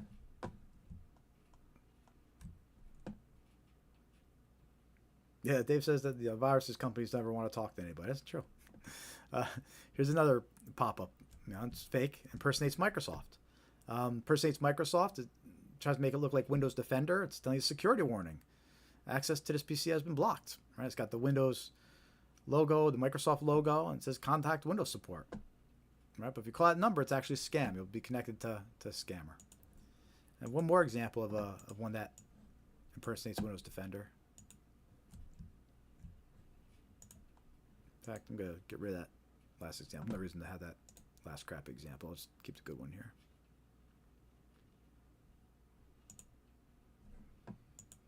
Yeah, in this example, this one also impersonates Windows Defender, and it's got the Microsoft logo.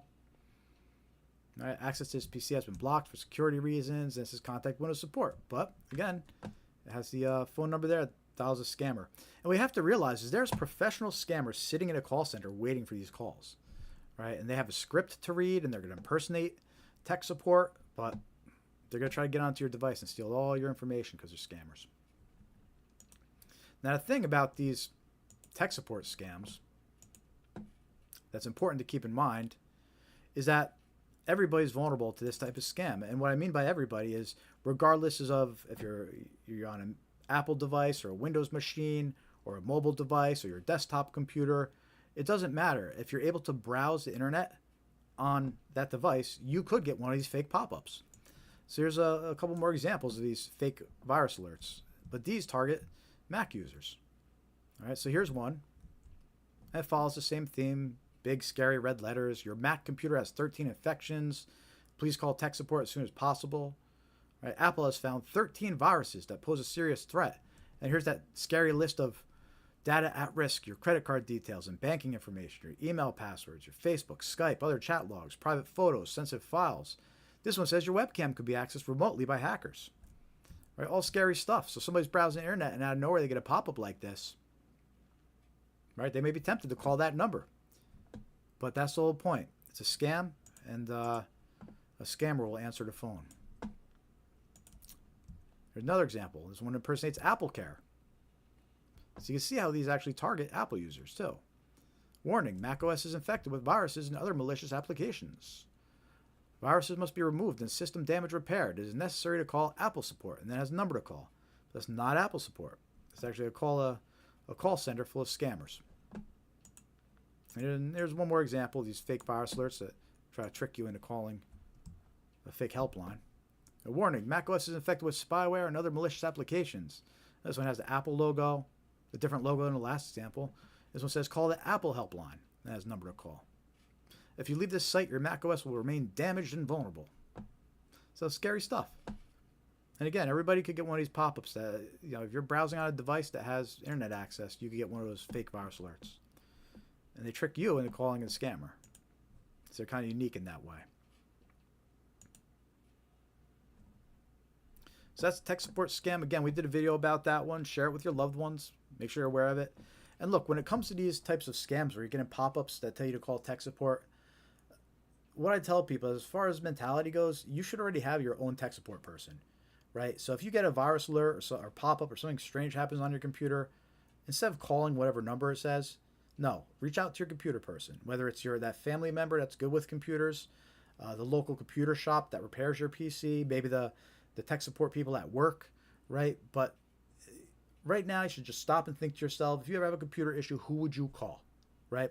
And that's what you do in the case of if you get one of these fake virus alerts or any kind of alert that says there's a problem with the computer and to call a number. Instead of calling that number, reach out to that computer person that you already know and have reserved in your mind that's who you would reach out to if you got some kind of pop-up or alert. You don't be tricked into calling these fake phone numbers that are set up by scammers, because they can be very convincing.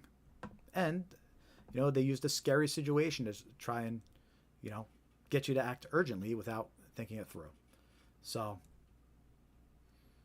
right now, just think in your head, if you ever got a virus alert, who would you actually call? The local repair shop, the people you work with, that family member. And that's who you call next time you get some kind of scary pop-up. It shouldn't even cross your mind to call some random number that you don't know and never used. So that's tech support scams. It's a big problem. Watch out for them. Make sure the older relatives in your life are aware of this one. They seem to be the most vulnerable to these. But again, not to pick on them. The younger folks, they've been known to fall for more scams. So it's just these tech support scams is typically the older folks, that end up worse off with the technology-wise. So.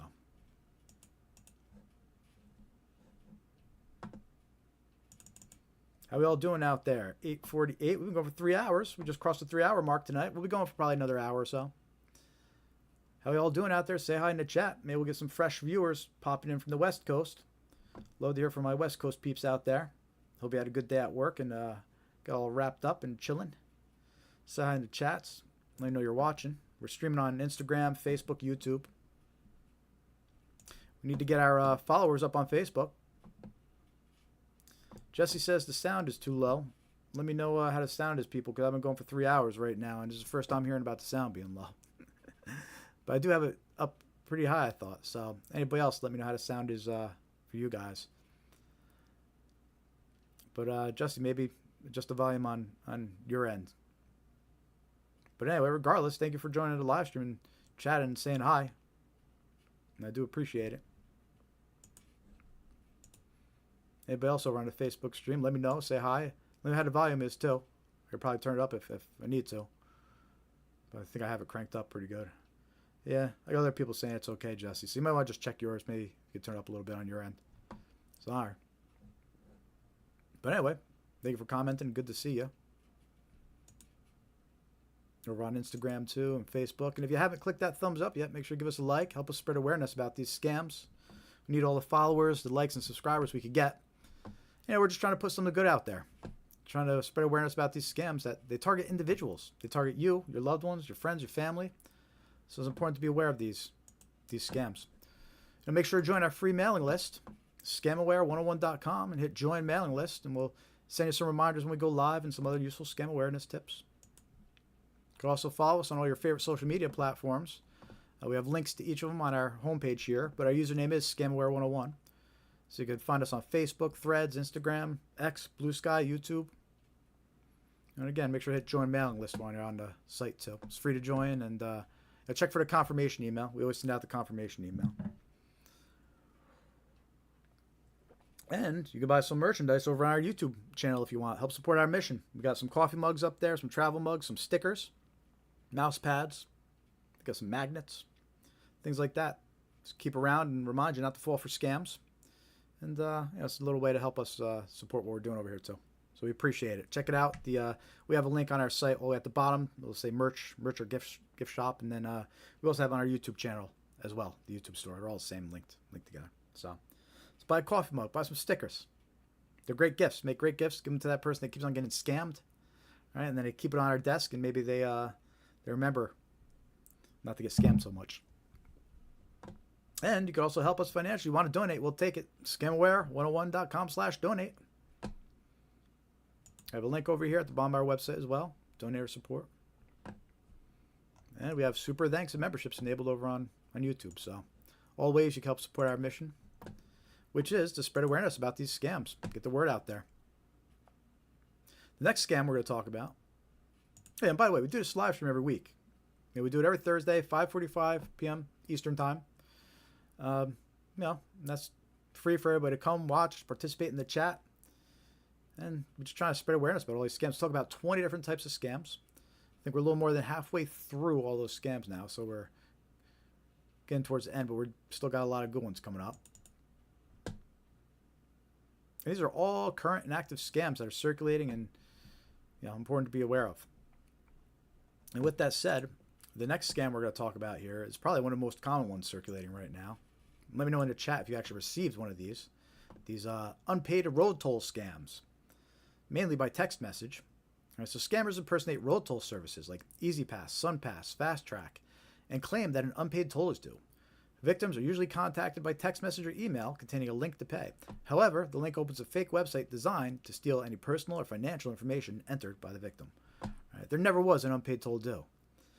We started tracking this scam it's coming up to close to a year now. It was one of the first scams we started tracking.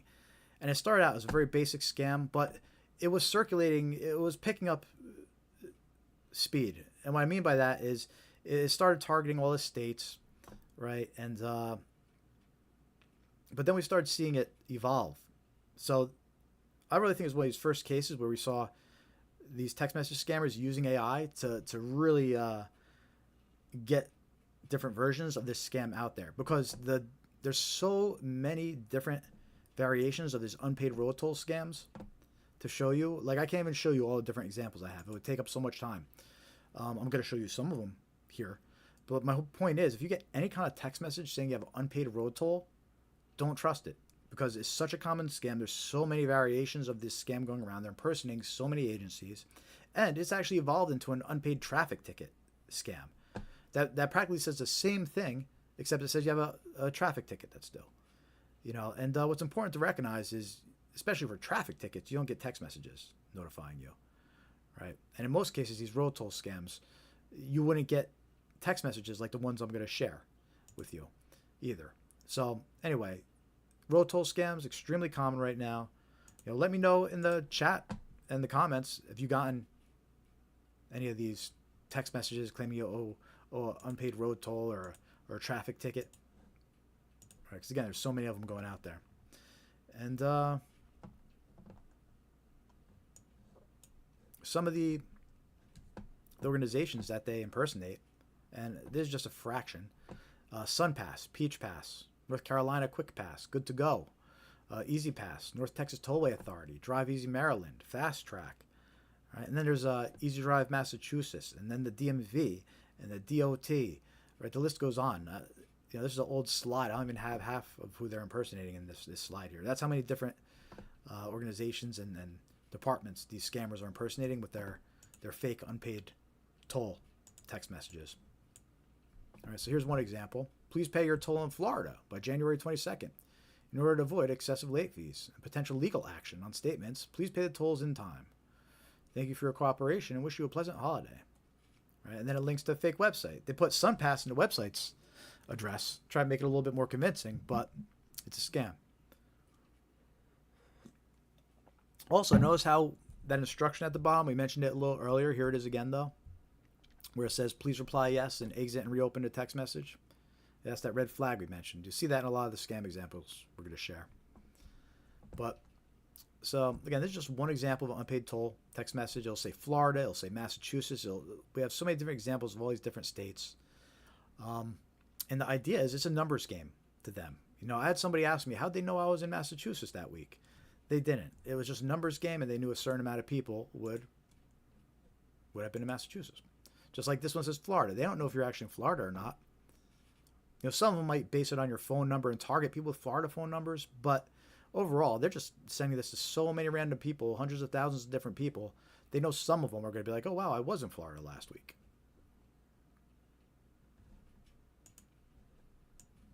All right, just like this one. Person says Easy Drive, Massachusetts. And this just says, you know, your $6.99 bill is due.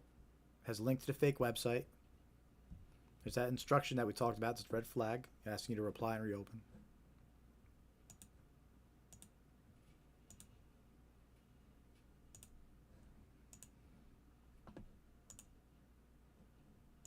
There's a couple more examples. Your vehicle hasn't, and you can see this one comes from outside the U.S. Sometimes these text messages come from outside the U.S. Sometimes they come from inside the U.S., at least phone number wise. Right? This one's a Philippines prefix. Your vehicle has an unpaid toll bill. To avoid excessive late fees on your bill, please settle it promptly. Thank you for your cooperation. Toll is $6.99, and there's a link to the fake website. This one also has that red flag warning at the end. That please reply yes and reopen. So again, these are all examples of these unpaid road toll scams. Here's another example. This one just comes with an attachment. There's no text or anything, and it just comes with an attachment. It's a great time to remind you, never open attachments from unknown sources that you weren't expecting, from unknown numbers. In this case, if you did open the attachment, because we do it so you don't have to, this one just had a PDF file attached. And it's this whole letter claiming that there's been a toll violation.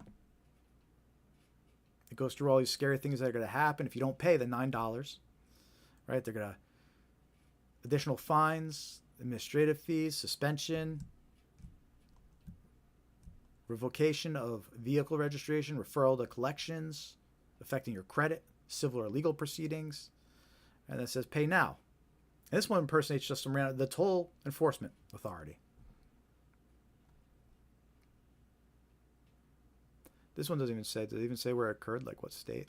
No, they just said you were somewhere, you went through a toll, and click here to pay it.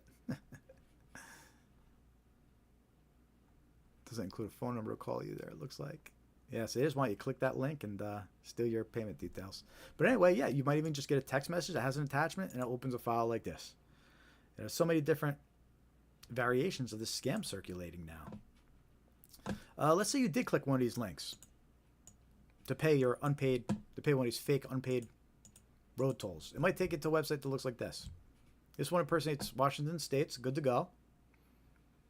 Uses their logo, has their colors. Right? It's a very convincing looking, realistic website. But it's fake. It's a scam. Because like we mentioned earlier, it's no big deal for scammers to put up fake websites.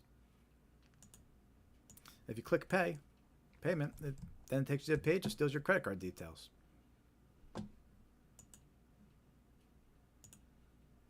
So be aware of these road toll scams. You get any kind of text message claiming you own a road toll, don't trust it. You know, and if you wanna confirm if it's real or not, right? Go look up the actual website of the organization and check through it that way. But don't trust any links. Don't trust any phone numbers. All right, it's a scam. So unpaid road toll scam. Watch out for it. Dave's asking in the chat if there's any plans to having T-shirts in the merch section. I mean, I could. I don't think anybody would really be interested in them, but maybe I wouldn't mind coming with like some cool designs or something that we could put up there maybe. But yeah, you think people would buy them? Let me know. Anybody watching the stream, let me know in the chat if you're interested in some Scamware 101 t-shirts. I'll come up with some cool designs and may throw something up there for you. Maybe something with a giant QR code on the back that if people scan it, it brings them to the website warning them about scanning random QR codes. We get creative. Let me know. That's a good idea, Dave. We'll see.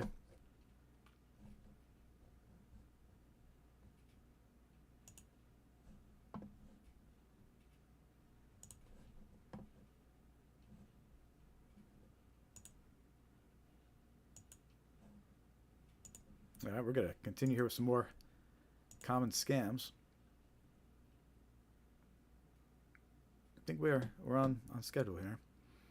So next scam we're going to talk about, wrong number scams. In this case, we're talking about a text message scam. So if you ever wondered why you've gotten so many wrong number text messages from unknown numbers, it's because it's a common scam.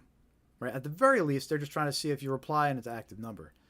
But in a lot of cases, they're trying to hook you into a romance scam or a pig butchering scam. And basically, how these wrong number scams work is scammers reach new victims by sending text messages to random phone numbers. When someone replies wrong number, the scammer attempts to continue the conversation and build a trust with the victim. As trust is gained, this type of scam evolves into a romance or pig butchering scam that ultimately steals money from the trusting victim. All right, so, and look, I know that was a lot to take in, so I'm going to break this down a little bit more. And by the way, this wrong number scam, we did a video about this scam, and again, it's on our YouTube channel. We actually just crossed 100,000 views last week on that video. So it's our first video to hit 100K views, so we're celebrating that last week. So thank you, everybody, for helping us reach that amazing milestone, 100K views. It's excellent. Let's see if we get another 100K on some more videos. To many more this year. But anyway, so that's our wrong number scam video. And we're getting a lot of comments on that video from viewers too, confirming that this is still an extremely common scam. It's still circulating, and it's important to be aware of. So we're going to dive into this one a little bit more and share some examples with you. And the thing about these wrong number scams is basically they could start with any kind of text message that says anything. Because the whole idea is they just want the person on the other end to reply. So it could start with something like, "Excuse me, is this Emma?" Or, "Hey Anna, I'm Josie." Or it could even start with just "hi." A random text message says "hi," right? Because again, the whole goal is they just want you to reply, whether it's to say wrong number or who is this. That's what they're trying to trick you into doing. And just to show you, we'll give you a few examples of how these conversations go, right? You get a random text message. "I'm Margaret. Are you Lillian?" Person replies, "I'm Izzy," right? Scammer replies, "I'm really sorry. I think I made a mistake between your number and Lillian's number when saving the number. I hope I didn't disturb your good day." All right? The person replies back, "That's okay." At this point, look, the conversation should be over. It's been established. It's a wrong number. Right? There's no reason to keep going here. But because it's a wrong number scam, the scammer continues. "Thank you for your understanding and patience. You're a kind person. I hope you have a good day today. I'm 36 years old. Would you mind telling me your age?" Right? So now they're going to start asking information about the person. In this case, they start by asking age. Okay. Let me show you another example. "Have a cup of coffee together sometime." Reply back, "Who is this?" Person replies back with some kind of gibberish that's hard to understand. "Well, if it isn't my friend Laura, I'm Zoe. You can't forgotten," right? Some weird whatever. Person replies back, "Yeah, wrong number." Right? But scammer continues, "I'm sorry. I thought this was Laura's number. I think I dialed the wrong number or area code. I hope I'm not bothering you." Person replied, "No, you're good. Have a great day." Right? Again, at this point, it should end. It's been established as a wrong number. Right? But because the scammer, she replies, "Thank you for your kindness to my situation. I just realized that I entered the wrong area code. Where are you from?"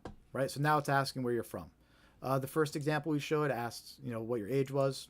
The second example asks where you're from. Right? And as the conversation goes, they'll continue they're going to ask all of those questions. Right? Because they're going to determine the best scam to target you with, based on your answers. They showed a couple more examples here. Here's one that just starts with a text message that says "hi." Right? We reply back, "Hi, who's this?"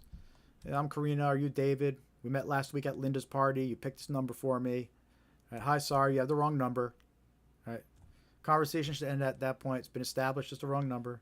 "Oh my gosh, I checked and found out I entered the wrong area code. I hope this doesn't bother you." right? So the scammer keeps going because that's what happens with these wrong number scams. That's okay, no problem. Again, conversation should end at that point. Scammer keeps going. Thank you very much. You're a very friendly and polite person. I hope we could be friends. Nice to meet you. My name is Karina. What can I call you? Right? So this one's asking your name. Reply back, Pat. We reply back, Pat, because it could be girl, guy. Just mess with them. Right? And then the scammer replies, you have a beautiful name. I'm from Malaysia and currently living in Los Angeles. Where do you live? So now they're asking where you live. Right? And then they're going to ask your age after that. Then they're going to try to figure out if you're retired after that. And then eventually they're going to try to get you onto WhatsApp to continue talking, which was that red flag that we discussed earlier in this live stream. But anyway, that's how a wrong number scam works. They pretend that they had a wrong number, but then they try to befriend you through the message. Now, sometimes for these wrong number scams, they'll include pictures. Like in this example. Hi, Byron, I'm Jane. And then they include a picture. And, it's an incentive, trying to get you to reply. All right. And then you can see the message came in at 1:58 p.m. Hi, Byron, I'm Jane. It has the picture attached. All right. And then there's no reply for 4 hours. You know it's a scam. And 4 hours on the dot comes a follow-up message. Have you gotten the pictures I sent? Right, at 5:58 p.m. Right, so the first message comes in at 1:58, and then 4 hours on the dot at 5:58. Have you gotten the pictures I sent? Right, because it's important to recognize these are bots. This isn't someone sitting there just sending out text messages and pictures one by one. These are bots. They're sending out hundreds of thousands of text messages at once. They're attaching pictures. They're programmed to reply with basic questions and responses to gather the information. And then eventually a real scammer takes over. But the conversation is initiated by a bot. Right? And the picture is probably either stolen from someone else or it's generated with AI. All right? So important to be aware of this type of wrong number scam. Just because they attach a picture doesn't make it any more believable or legitimate. So, wrong number scams, be aware of them. And again, a lot of times these evolve into romance scams or pig butchering scams. And what I mean by pig butchering is you'll be talking to this person and the narrative will suddenly switch to, I do trading, cryptocurrency trading with my uncle. Usually it's my uncle or family member, they'll say, but usually it's their uncle, right? And they'll say, you should join our cryptocurrency group. You can make a lot of money. And then it turns into a pig butchering scam where they start getting you to deposit crypto and making you think that you're making money, but you're never going to be able to withdraw those funds. And that's known as a pig butchering scam. They're fattening up the pig, they call it, by having you deposit money and making it look like you're making more money. Look how much money you made. Now imagine if you deposited 20 grand, right? And then boom, that's when they disappear. They get you to do the big one and they're gone. But anyway, most of those scams, they usually start with these wrong number scams. And it's usually with a picture like this attached to it. So be aware of these wrong number scams. You can check out the video. It has all the examples we just went over. You can check out the video on our YouTube channel. Again, it's our most popular video. Hit 100K views. So it's awesome. And thank you to everybody who watched that video and made it happen. Appreciate it.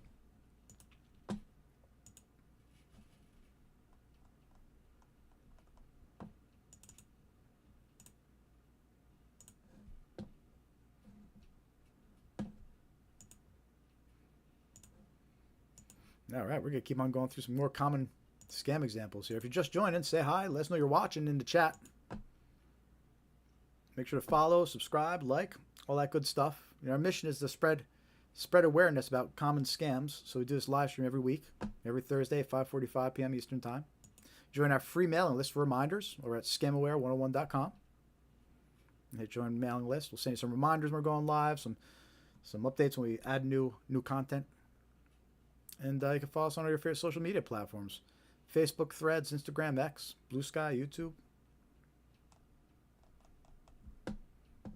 The more subscribers, followers, likes we get, the more our content gets out there. So you can help spread awareness about these scams. And all the scams we focus on, they target individuals. Just like you, your family members, your friends, your loved ones. Right? So it's important to be aware of these scams. Next scam we're going to talk about is employment scams. And the examples I'm going to share of these are actually all text message examples. Because there's so many of these going around now. Usually they're they come from an email address, but they're sent to people's phones as, delivered as a text message. Like you see in this example here, it comes from some random Hotmail address, and it's impersonating a recruiter at CleanSpark. And it says several recruiting firms have recommended your resume to our company. And it's offering you a job. It's an amazing offer. You can earn up to $200 or $1,000 per day. You're paid daily, it says. But it's fake. It's a scam. And then it ends with a WhatsApp number to call, which is that red flag, right? We mentioned WhatsApp earlier. Right? And a lot of these scams, these employment scams, they end with a call us on WhatsApp. And look, this isn't how a legit recruitment firm would actually work, right? If you're getting random text messages like these, they're scams. Another example. Hello, excuse me, I'm Sarah from Temu, right? So this one impersonates Temu. And again, it offers $50 to $500 a day. You can make almost $1,000, $950 for 4 days of work.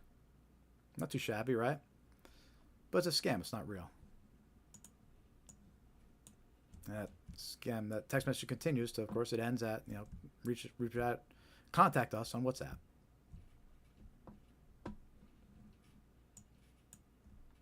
And there's one more example of a text message employment scam. This one impersonates TikTok.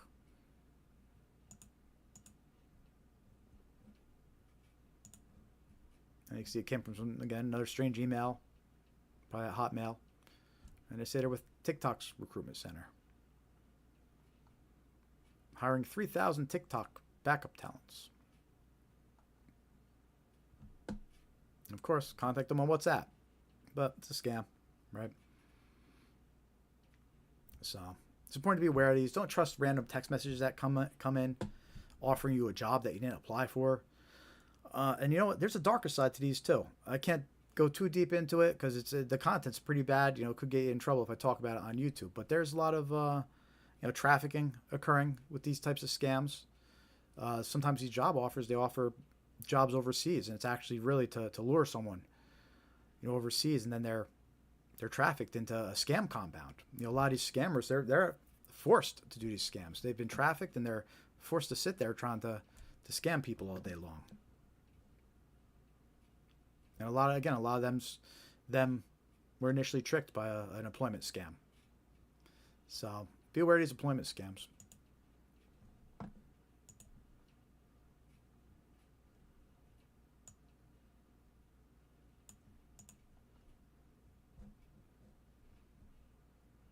Let's see, we got some more scams coming up. We got about 4 more scams coming up in a little bit here. But if you're just joining us, I want to take a minute and show the merch store real quick. If you haven't seen it yet, you can check it out on our website, scamaware101.com. And then we have the link way at the bottom. It says Gift Shopper Merch. And there's also the same store. It's linked to our YouTube channel. So you can see all these items over on our YouTube channel as well under the YouTube store. But it's just some items you can purchase and help support what we're doing over here. Coffee mugs, water bottles, stickers, mouse pads. Try to make it all stuff that you have in front of you, or you could give to somebody who keeps getting scammed, and they have it in front of them, reminding them don't fall for that scam. So check it out over our YouTube store, and there's a link on our website as well.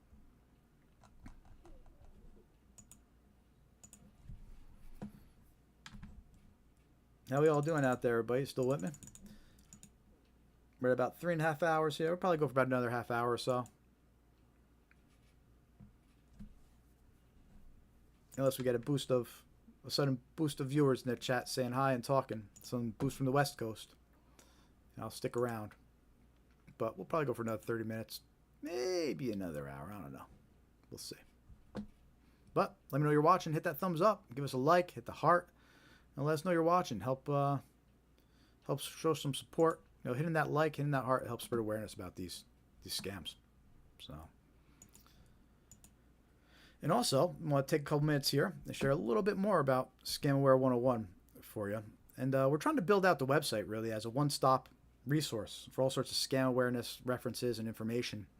And one of the areas of our site that we built out is the tools and software section, which you can see right here on our main page, tools and software. You can click it, and we compiled many useful links to a lot of third-party software and services here. Some of these were affiliate links. Some of these are just, they're good resources to have, so we put them here. And that's starting off with these data breach lookup tools. And what these are for, I recommend everybody should go to scamware101.com, click online tools and software, and check out these data breach lookup tools, these first 4 links. They're free to use. Some of them you put in your email address, some of them you put in your phone number, some of them take both. Right? And you should check both on each of them, the ones that do. But basically, you put your info on, whether it's the email address or phone number, and they'll give you a report about what data breaches and what information linked to your phone number and email address, right, is out there. Meaning, all these third parties that get breached and your data gets stolen from them, and then it's sold on the dark web to other scammers. Why does this matter? Because then the scammers target you with more personalized scams. They know the bank to impersonate. They know who your bank is because they stole it from a third party and know who your bank is, right? They know who your doctor is. They know who your medical services and insurance providers are, right? They know your address. They know your family. They know so much stuff about you. It's scary. They might even know a lot of logins about you already. Logins meaning your usernames and passwords that you use for services, all because it was stolen from third parties. And that's why you want to run your email address and phone number through these 4 links here, right? A couple of them might try to pitch you identity monitoring afterwards, but you don't have to buy it. You can still get these reports for free, right? You put in your info and boom, it comes back instantly and it tells you the information about you that's been leaked and that's out there. And look, you might be shocked to find out the information that's out there. It might come back and display passwords that you currently use. And you're like, how did my passwords get up there, right? But it's because these data breaches, because these third parties, your data gets stolen. You might have used those passwords somewhere else, and now they have them. If you use those same passwords for your bank, they're going to try it against your bank account. So anyway, it's important to know what's out there about you. It's important to know what these scammers have and are going to target you with, right? And just for the sake of knowing what logins they might already know that you have, right? So use these 4 lookup tools. Again, they're free. Pop in your email, pop in your phone number. They're safe. They're legit. And find out what's out there about yourself so you know. Again, it's all on the tools and software section of our site here. Then we have a few affiliate links here, but I stand behind them. We got approved for a Nord affiliate. So we got a link to NordPass, NordVPN on here. I just picked the highest deal available to list here for our viewers. So NordPass, you get 56% off, 3 extra months. It ends up being like $35 you get it for 2 years. So if you're thinking about purchasing a password manager, it's a good one. You can trust it. It's industry known, and there's a link. 2 years, $35 ain't bad. There's a link to NordVPN. It was good to use a VPN to keep your information private and make it a little bit harder for these scammers to track you at least. And NordVPN is also a industry standard, well known. And there's a link here. Save 72% off and up to 1 year free. So I think it ends up being just about $100, $105, but you get it for 2 years. Something like that. But it's a really good deal. So if you're considering purchasing NordVPN, use our link. Get a really good deal on it, and we get a couple bucks from the purchase. Help support us. And then we also have a link to Malwarebytes Premium, which is a great antivirus, anti-malware software. And the free version is great too, but the difference is the premium version here, it runs in the background in real time. So it offers real-time protection. So if you need some real-time protection, antivirus software, here's the link. Go purchase it. Get 25% off. Malwarebytes Premium. And look, anybody in the IT industry and tech industry should know about Malwarebytes, and it's well known, and stand behind it. And then we have a few links to some free software here. One is Malwarebytes Browser Guard. I've been using this for probably like half a year now, and I'm using it right now on the browser that I'm sharing, and it's just very good. It blocks out annoying ads and some scams, pop-ups, good stuff. So Malwarebytes Browser Guard is a free browser extension. Just enable it for Chrome or Firefox, whatever browser you use, and I'm happy with it. Haven't noticed a performance hit or anything like that. So go check it out. The link's here. It's free, and just a little bit safer way to browse the internet on top of what you already got. There's a link to Malwarebytes Free. I mentioned that earlier, right? And again, the difference is Malwarebytes Free isn't real-time protection. Instead, you just have to run the scans on demand. Meaning, if you want to run a scan, you have to open it and run a scan. It's not in the background, running. But still, it's a great piece of software. It's free. If you're getting pop-ups, your computer's acting strange, go download it, run it on your computer. It'll probably find some things to clean up for you. So, again, free to download, check it out. Might nag you to purchase premium, of course, but yeah, it is what it is. Pretty much every free piece of software will. But again, this is good. Check it out. We have a link to Bitdefender Antivirus too, which is a free antivirus. Look, I have this link here because if you don't have a third-party antivirus installed on your computer, if you're just using the built-in Windows antivirus or whatever you're, right, like, it's good to have a third-party antivirus installed on top of that. So I have a link here to Bitdefender. It's a good free antivirus. Don't go uninstalling your premium antivirus to install this. If you already have a premium antivirus or third-party antivirus that came with your computer, just leave it on and keep using that. But if you don't, the link's here just to use as an extra layer of protection, and you're not just relying on the default antivirus. So, also, we have a section here, again, on our online tools and software section of our website, scamware101.com. We have a few links here to reverse image lookup tools. And these are great for romance scams and dating website scams. You meet these people on dating websites, a lot of times they stole the pictures that they use. So you run their pictures through these reverse image lookup tools, and it comes back. It tells you if it found the pictures anywhere else on the internet, meaning the person you're talking to might have stole those pictures. So we have the link here to TinEye reverse image search, a pretty well-known one. And also we have a link to Bing and Google's image search, because they also offer image searches as well. So if you're talking to strangers on romance and dating websites, take their pictures, run them through these reverse image lookups. You know, they still might be a scammer, even if they don't find the pictures. But if they do find the pictures, you can be pretty sure that it's a scammer then. I have a few more links here to some website safety lookup tools. I mentioned earlier about fake retail websites and being careful about purchasing things from unfamiliar websites. So we have a few links here you could use to add to your arsenal of links or tools to check these websites. We have a link to Norton's Safe Web, which will tell you if there's any ratings or reviews reported about a site. We have a link to Google Safe Browsing, which it comes back, it tells you if the site's been found unsafe or dangerous for some reason. And then there's a link to Virus Total, where it analyzes the website, tells you if malware was detected or other breaches. And they're just some useful links you can run on these websites to see what's being reported and found about them. It's a safer way to browse the internet. Protect yourself from those fake retail websites offering fake products. And nothing's 100%, but they are some useful tools that can help. And the last two links we have are on our online tools and software page. We have two links to scam report lookup tools. So we have one to the BBB scam tracker tool, and we also have one to the AARP scam tracking map. What's cool about these is that these show practically in real time, usually like within 24 hours, all these reports coming in about scams. And it tells you where in the country they're coming in and what type of scams they are, and you can read the notes from people reporting the scams.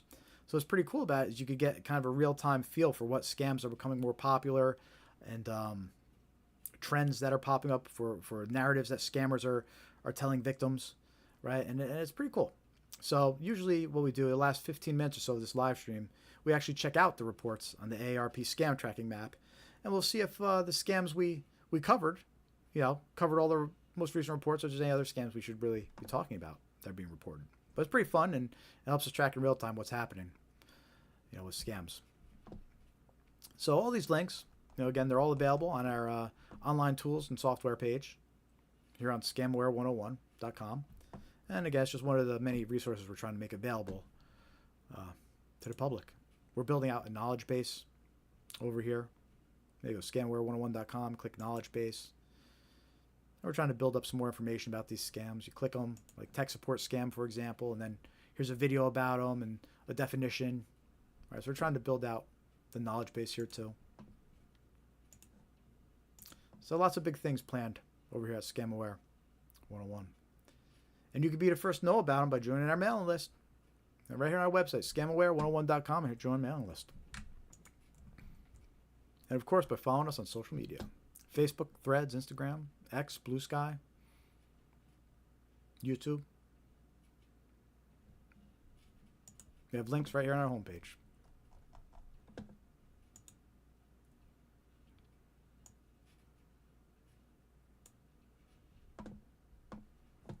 So we're getting close to about 4 hours here. Usually at this point,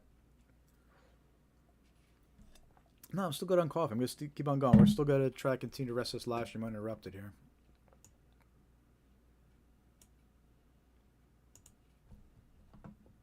But if you're just joining, say hi. Let me know you're watching and chat. I'm checking in on Facebook and Instagram where we're streaming live, replying to anybody in there. So feel free to say hi. Let us know you're watching. I'll do my best to reply to you here in the live stream. I'm most actively monitoring the YouTube streams, so questions and experiences, you can share them in there and I'll see them quickest.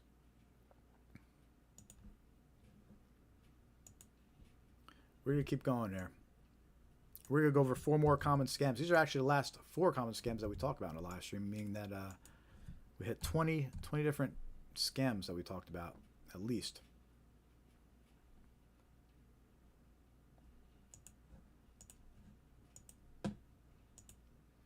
These last 4 scams we're going to talk about, the first 3, at least 3 of the 4, are actually government impersonation scams. It's important to be aware that, again, these scammers impersonate everybody.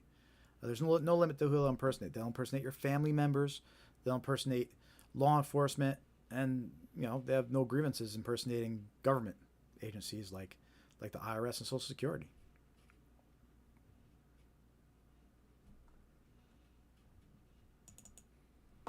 And in our example here, we're going to talk about Social Security impersonation scams. And there's a few different versions or ways that this could happen, right? So scammers impersonate Social Security officials and claim there are problems with the victim's number or benefits. They threaten action unless immediate payment or information is provided. Scammers also send fake emails that appear to be from Social Security but link to dangerous websites, right? So victims are getting targeted with emails, with phone calls. We also know snail mail versions, traditional postal service versions of these Social Security scams out there. I'm going to share an example of a email here. I'll show you 2 different variations. First of all, here's how the email looks on a phone. And this email impersonates Social Security. And since it's on a phone, you can't really see the email address unless you click on it, right? So all you see is Department of, right? So they make it look realistic that way. And then you see the link here. It looks like it points to ssa.gov. It doesn't, but it looks like it does. And this email says, to see your statement, please download the file at this link. Thank you for using Social Security Administration services. All right, so they're trying to appear to be from Social Security, and they're trying to get you to click this link. But if you look at this email on a computer, it reveals a little bit more to you. Right, first of all, you can see the full name and email address. And right away, you notice it's not ssa.gov. It's actually from a .co.ke, which I think is Kenya. So it's an email address in Kenya. It's at safaricom.co.ke. So now you can see, all right, it's not from Social Security. And also, if you move the mouse over the link, even though the text says ssa.gov, you could see it actually points to a completely different website. So they're just trying to mask where the link actually goes to. And it doesn't go to Social Security. It goes to some scam website created by these scammers. And it probably downloads malware. In this case, it probably downloads malware onto your device. Because there's a little note at the end of the email that says this file works only on computers. So they're probably trying to get you to install malware on your computer. But anyway, this is an example of impersonating Social Security, an email, and they're claiming that's a statement from Social Security. But if you click that link, you're going to get a virus. So be alert and suspicious of any emails that claim to be Social Security or government agencies. And again, same thing goes for phone calls. We know that scammers are calling people and they're saying there's been a problem with your account. We need to update payment information to receive your benefits, right? But these are scams. They're Social Security scams. And just to show you how serious of a problem this has been, this is actually a picture of an actual envelope from Social Security. Like, this is a legit letter from Social Security and the envelope that it arrives in. And on the envelopes, they have a big warning about scams. Warning, the recipients, be alert for scams. It says scammers are pretending to be government employees. They may threaten you and may demand immediate payment to avoid arrest or other legal action. Do not be fooled. Right? So this warning is actually on the envelopes that go out on Social Security letters. So they're trying to warn people. Watch out for calls. Watch out for emails. You know, it says, if you receive a suspicious call, hang up. Do not give them money or personal information. So they're trying to warn us. So those are Social Security scams. Important to be aware of and watch out for. Be suspicious of any communication, you know, claiming to be from Social Security. Now, let me know in the chats if you've received any, you know, communications like that, whether emails or text messages or letters.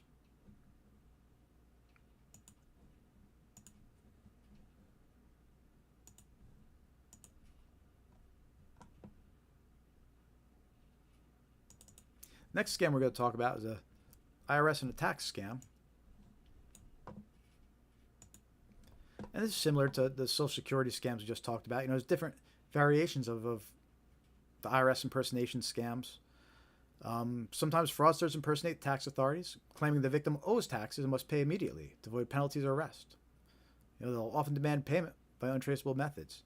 You know, so that's one route they could take. They'll call you and say there's a problem with your account or you owe penalties and back taxes. Another route is they'll send you these fake text messages, you know, that impersonate the IRS, but they might claim that you actually have a deposit coming to you, and they ask you to confirm your banking information. So this example, this text message that you can see on your screen right here, we were actually warned about this specific text message this year. During tax season, the IRS warned us about this fake text message circulating. It says, Internal Revenue Service, you're eligible to receive a $1,400 economic impact payment. Please provide your accurate personal information. We'll deposit the amount into your bank account or mail a paper check. Right? And then it's got a link to a fake website, and it's going to try to steal your banking details.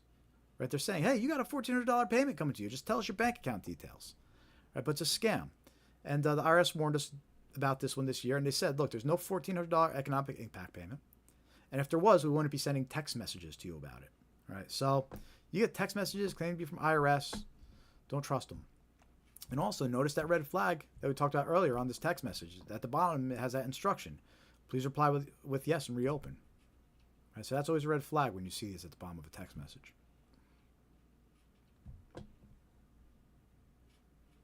So that's a IRS impersonation scams to watch out for. Right? So we just showed you the text message, but again, watch out for phone calls too.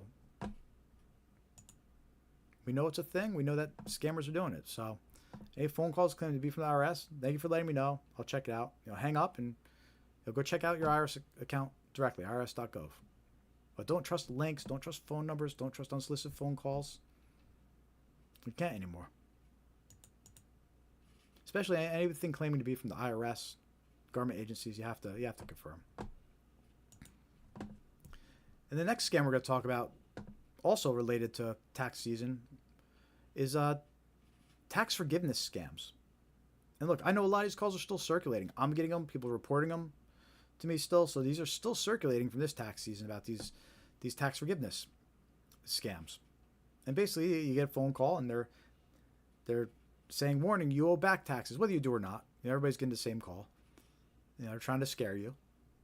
And they're trying to get you on the phone to pitch you a service that doesn't exist and get access to your personal information. So let me play you one of the phone calls. And look, let me know in the chat if you received any versions of these phone calls, because there's different versions. I'll actually play you two, but here's the first one. This is an example of a fake tax forgiveness scam. And it's a phone call recording.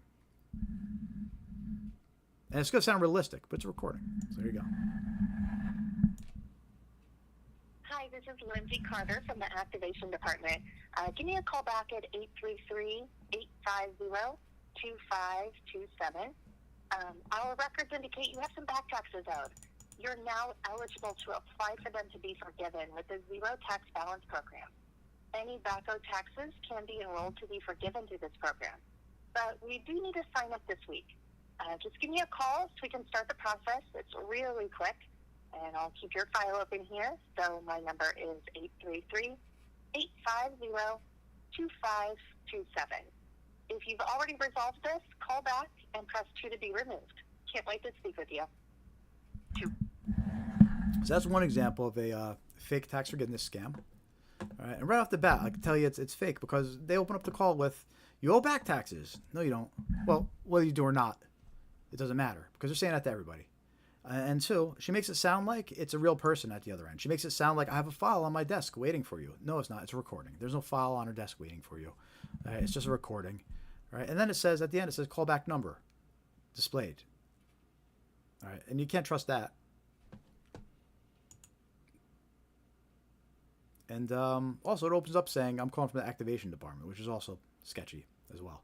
So, anyway, there's all different variations of these tax forgiveness programs out there. All sorts of phone calls randomly. Here's another one. And in this example, this one's kind of funny because it tries to make it sound like there's a person on the other end, and it pauses for you to answer, right? But it just keeps going if you don't.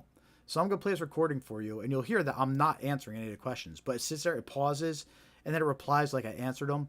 Right, but it's all just to trick you, and eventually it says, listen to this short message that we have. Anyway, let me play this one for you.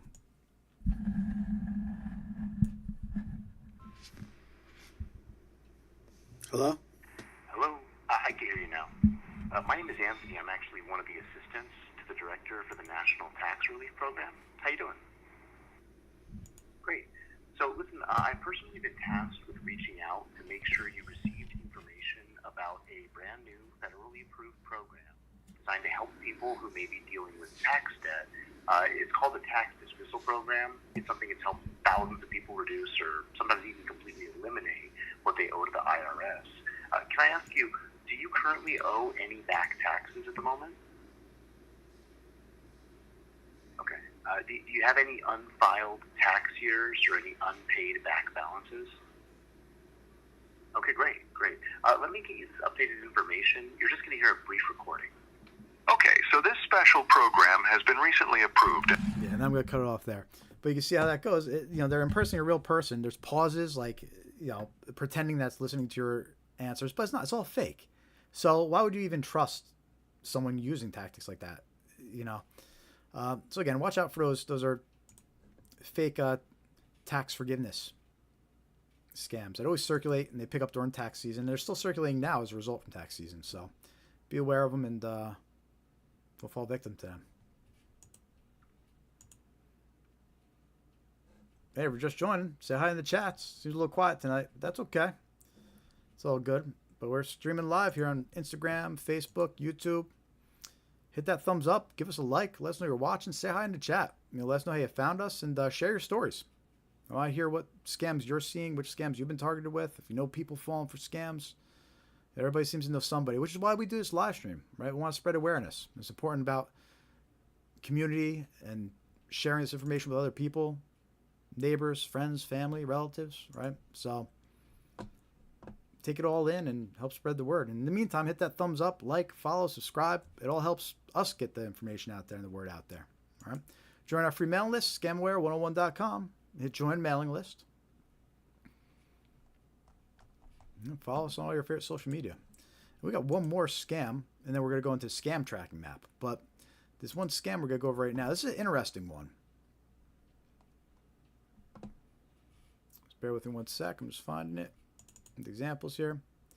All right. So what's interesting about this scam is I'm not sure exactly what to call it, but it starts with a voicemail, and they impersonate your internet provider, internet phone provider, right? In this case, the example I'm going to play for you impersonates Comcast. And right away I knew it was a scam because I don't have Comcast. So I get a voicemail that's saying that it's a Comcast. But anyway, how the scam works is you get this voicemail and it says that your 50% promotional pricing expires today. In other words, your bill's going to double today. And then it says call back number to discuss, right? But if you call back that number, you're going to be talking to the scammer. Right? And the whole idea is this voicemail tries to trick you into thinking you're talking to Comcast. But if you call back, you're actually going to be connected to a scammer. And what they'll do is they're going to tell you that, oh, your promotional pricing expires today. Your bill's going to double, but we have a new promotion going. And they're going to tell you, go purchase a Target gift card. We're doing a promotion with Target gift card. If you purchase a $500 Target gift card and submit it to us, we'll put it towards your bill, and you get the promotional pricing still. All right, so that's kind of how that scam. None of it's true. None of it's true. It's all scam. They're just trying to get a $500 gift card out of you, right? But let me play the voicemail that kicks that scam off. And again, just because this one impersonates Comcast, I'm sure that there's ones that impersonate Verizon, Optum Online, and all the other internet providers out there. All right, so listen to this voicemail, and if you get a similar one, don't call back. Don't trust the number, right? If anything, call your internet provider directly and confirm with them. But they're going to tell you it's a scam, right? But the main thing is don't trust phone numbers that you get left in voicemails because you don't know who they're actually going to call. So let me play this this recording for you.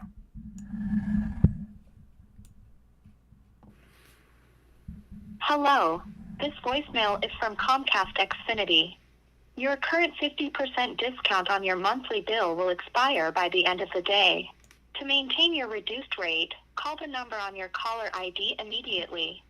This is your final reminder to act. Call back now. Thank you. Right, notice how it said callback number on your caller ID. That's always a big red flag of a scam. Right, so we heard a few examples of that.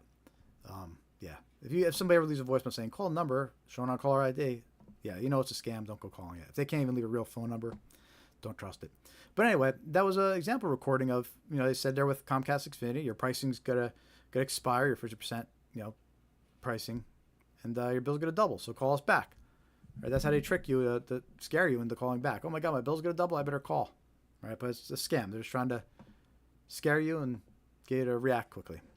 Right, and then you end up on the phone. They try to get you to purchase a $500 gift card, and that's where that goes. Which, by the way, there's that red flag. Any mention of a gift card. So this was a creative one. It's a creative way to get you to purchase a gift card, by telling you it's part of a promotional offer. But don't trust it. You heard the word gift card. Should be a big red flag. So that's it for those common scams. I think that's 20. That's our 20 common scams that we cover on this live stream here. In addition to all the other ones we mentioned, when we're talking about other topics.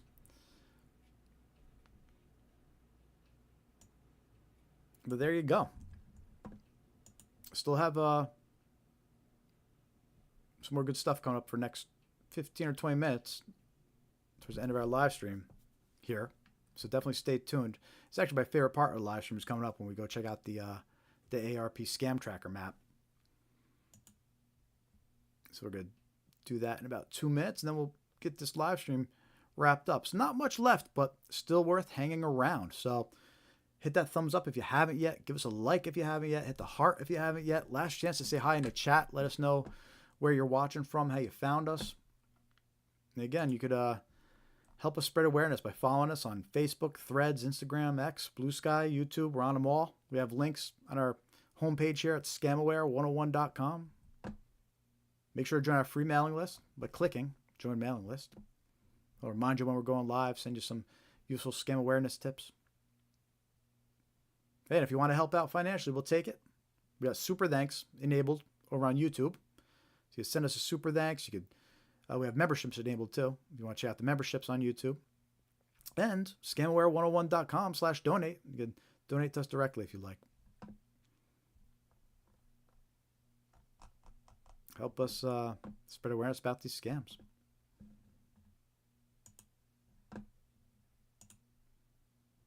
And now for this last portion of our live stream here, we usually do for like 15, 20 minutes sometimes.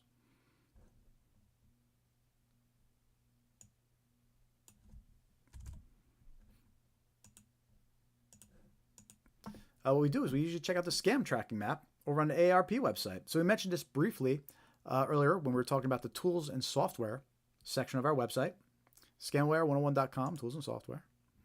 And then one of the last links we have down here is to the ARP scam tracking map. So I'm going to bring that up right now. And we're going to see what scams are being reported here throughout the country. And when you come to this link, it'll ask you if you want to do location or not. If you let it pick your location, it's fine. It'll show you scams being reported locally. I left it nationwide because I just want to get a feel for what's happening all over right now. Let's see here.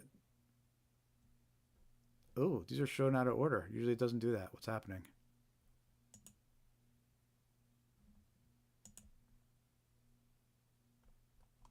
Looks like they might be having an issue here. Hold on one sec. Let me see if I can fix this.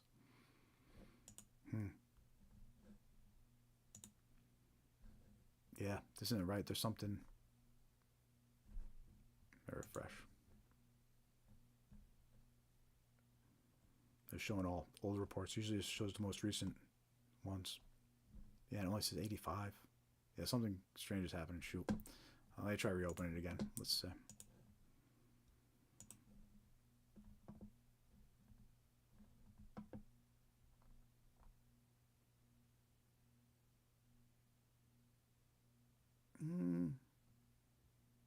Yeah. It's not good. They're showing the old reports. Usually they'll show all the recent ones here. Maybe I could change the date to just, let's see.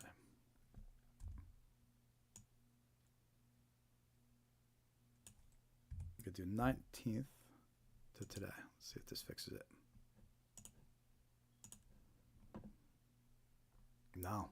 All right, looks like something's actually broken on the scam tracker map here. Bummer.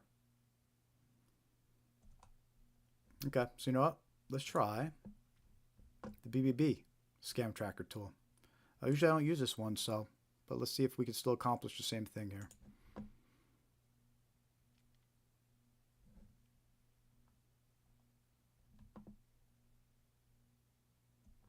Yeah, okay, cool. So let's check out some of these recent reports that are popping up here on the BBB scam tracker map.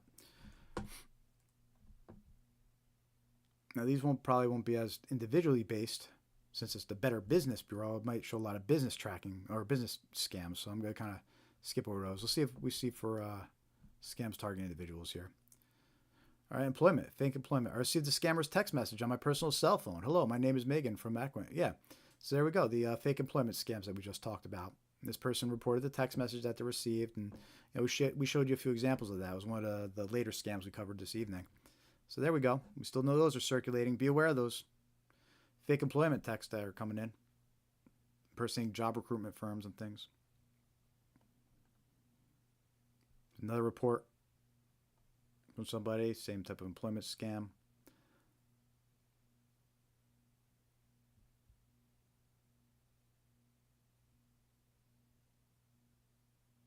Okay, so here's somebody reporting a pet scam.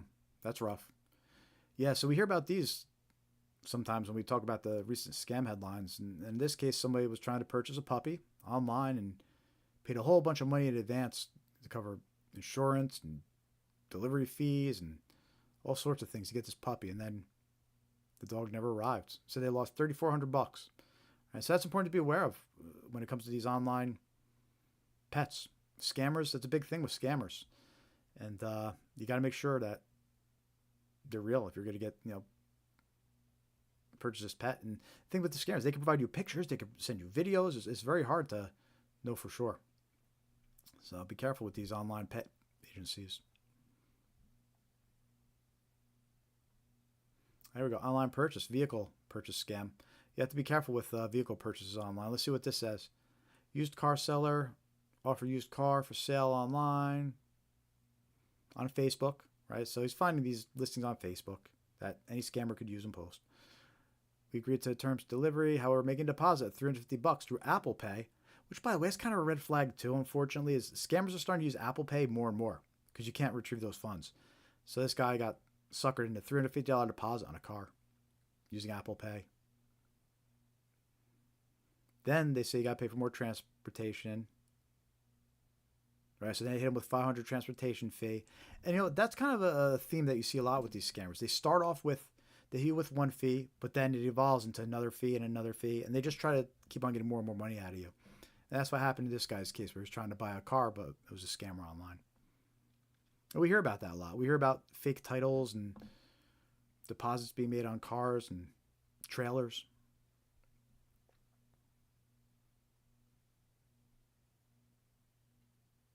All right, so here's somebody reporting a online retailer scam based on a Facebook ad that they saw.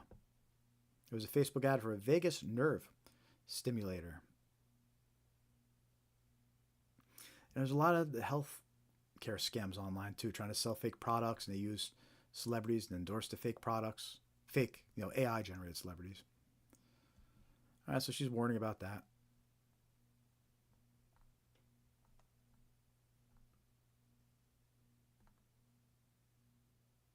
A lot of fake job opportunity texts being reported here.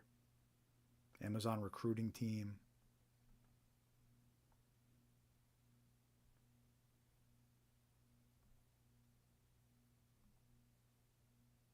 Facebook advertisements. So it's interesting. A lot of people are reporting Facebook advertisements on this, which don't really seem to be reported as much as the AARP reports. But that's interesting because again, that's something we mentioned is that scammers purchase Facebook ads. They also purchase sponsored listings in Google, so you have to be aware of that. And you can't trust something just because it's a Facebook ad or a Google search result. This person says that they were contacted about a legal matter, telling them they owed money, and it was a final attempt, right? But that's also a common scam too. You have to watch out for those. And the reason why that one's, it scares people. People get scared. Oh, I'll pay right away just to,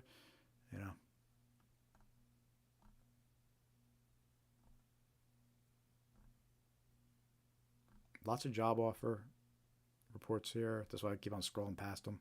Job offers, job offers. This was reporting the loan one. Every day he gets calls from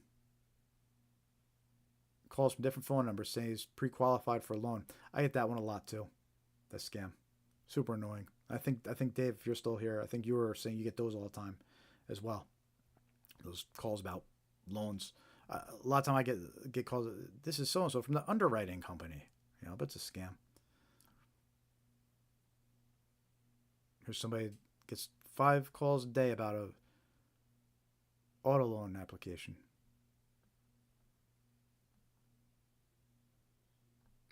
More employment scams.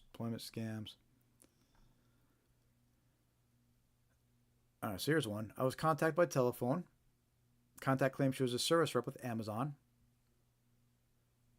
Her call was about a stolen ID and counterfeit accounts. She wanted to know if I purchased an iPhone. I advised her that I did not, and that I have no credit cards on file with Amazon. So this is a good example of a fake order scam. Let's read it. Let's read this one a little bit more and see what this person says. And this one is an example of the scammer reached out to this person over the phone and said, "Hey, we saw a purchase of an iPhone." He advised her I did not. I have no credit cards with Amazon. I used PayPal. She spoke very quickly. It was hard to understand her accent, which I believe was either Indian or Pakistani. I asked her to send me an email regarding what we spoke about in the details. She made excuses that would be delayed, and by then it would be too late because the iPhone will go out and da-da-da. Right, yeah, so there you go. It's a good example about these. They get you on the phone. They don't want you to hang up. They'll try to keep you on the phone.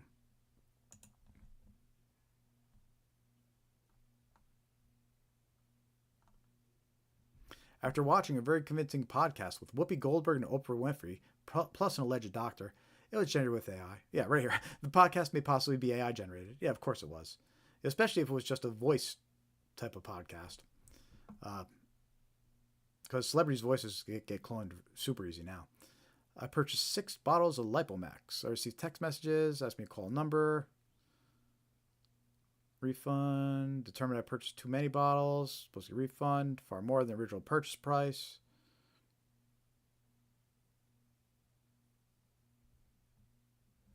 Let's see. Let's look at the details of this one. They'll probably do one more and then wrap it up. After speaking, so she purchased these bottles supposedly, and she gets a call. They told her she purchased too many bottles and offered to give her a refund.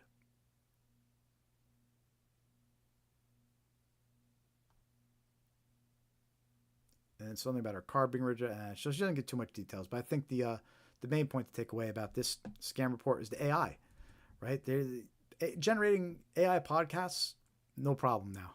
It's super easy. AI videos promoting products, no problem, right? You really need to watch out for AI. And it's important to be aware of that. And let's take a look at this last report and then we'll wrap this up. I was led on by a fake company acting as if they were real and had me create a bank account to receive funds and never got anything. Okay, well, he didn't give too many details about that, but I'm going to assume that it was an employment scam that tried to tell them to set up bank accounts that they were going to use for the various tasks involved with the job. But the thing with that type of scam is what these scammers will do is they'll trick people into opening bank accounts, and then they'll use those bank accounts for other scams.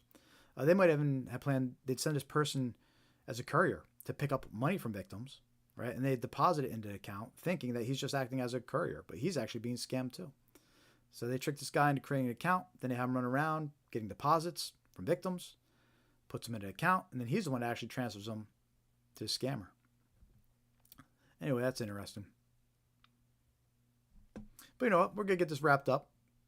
I prefer the AARP scam tracker map. That one's a little better, but looks like they're having issues tonight. So, BBB it was.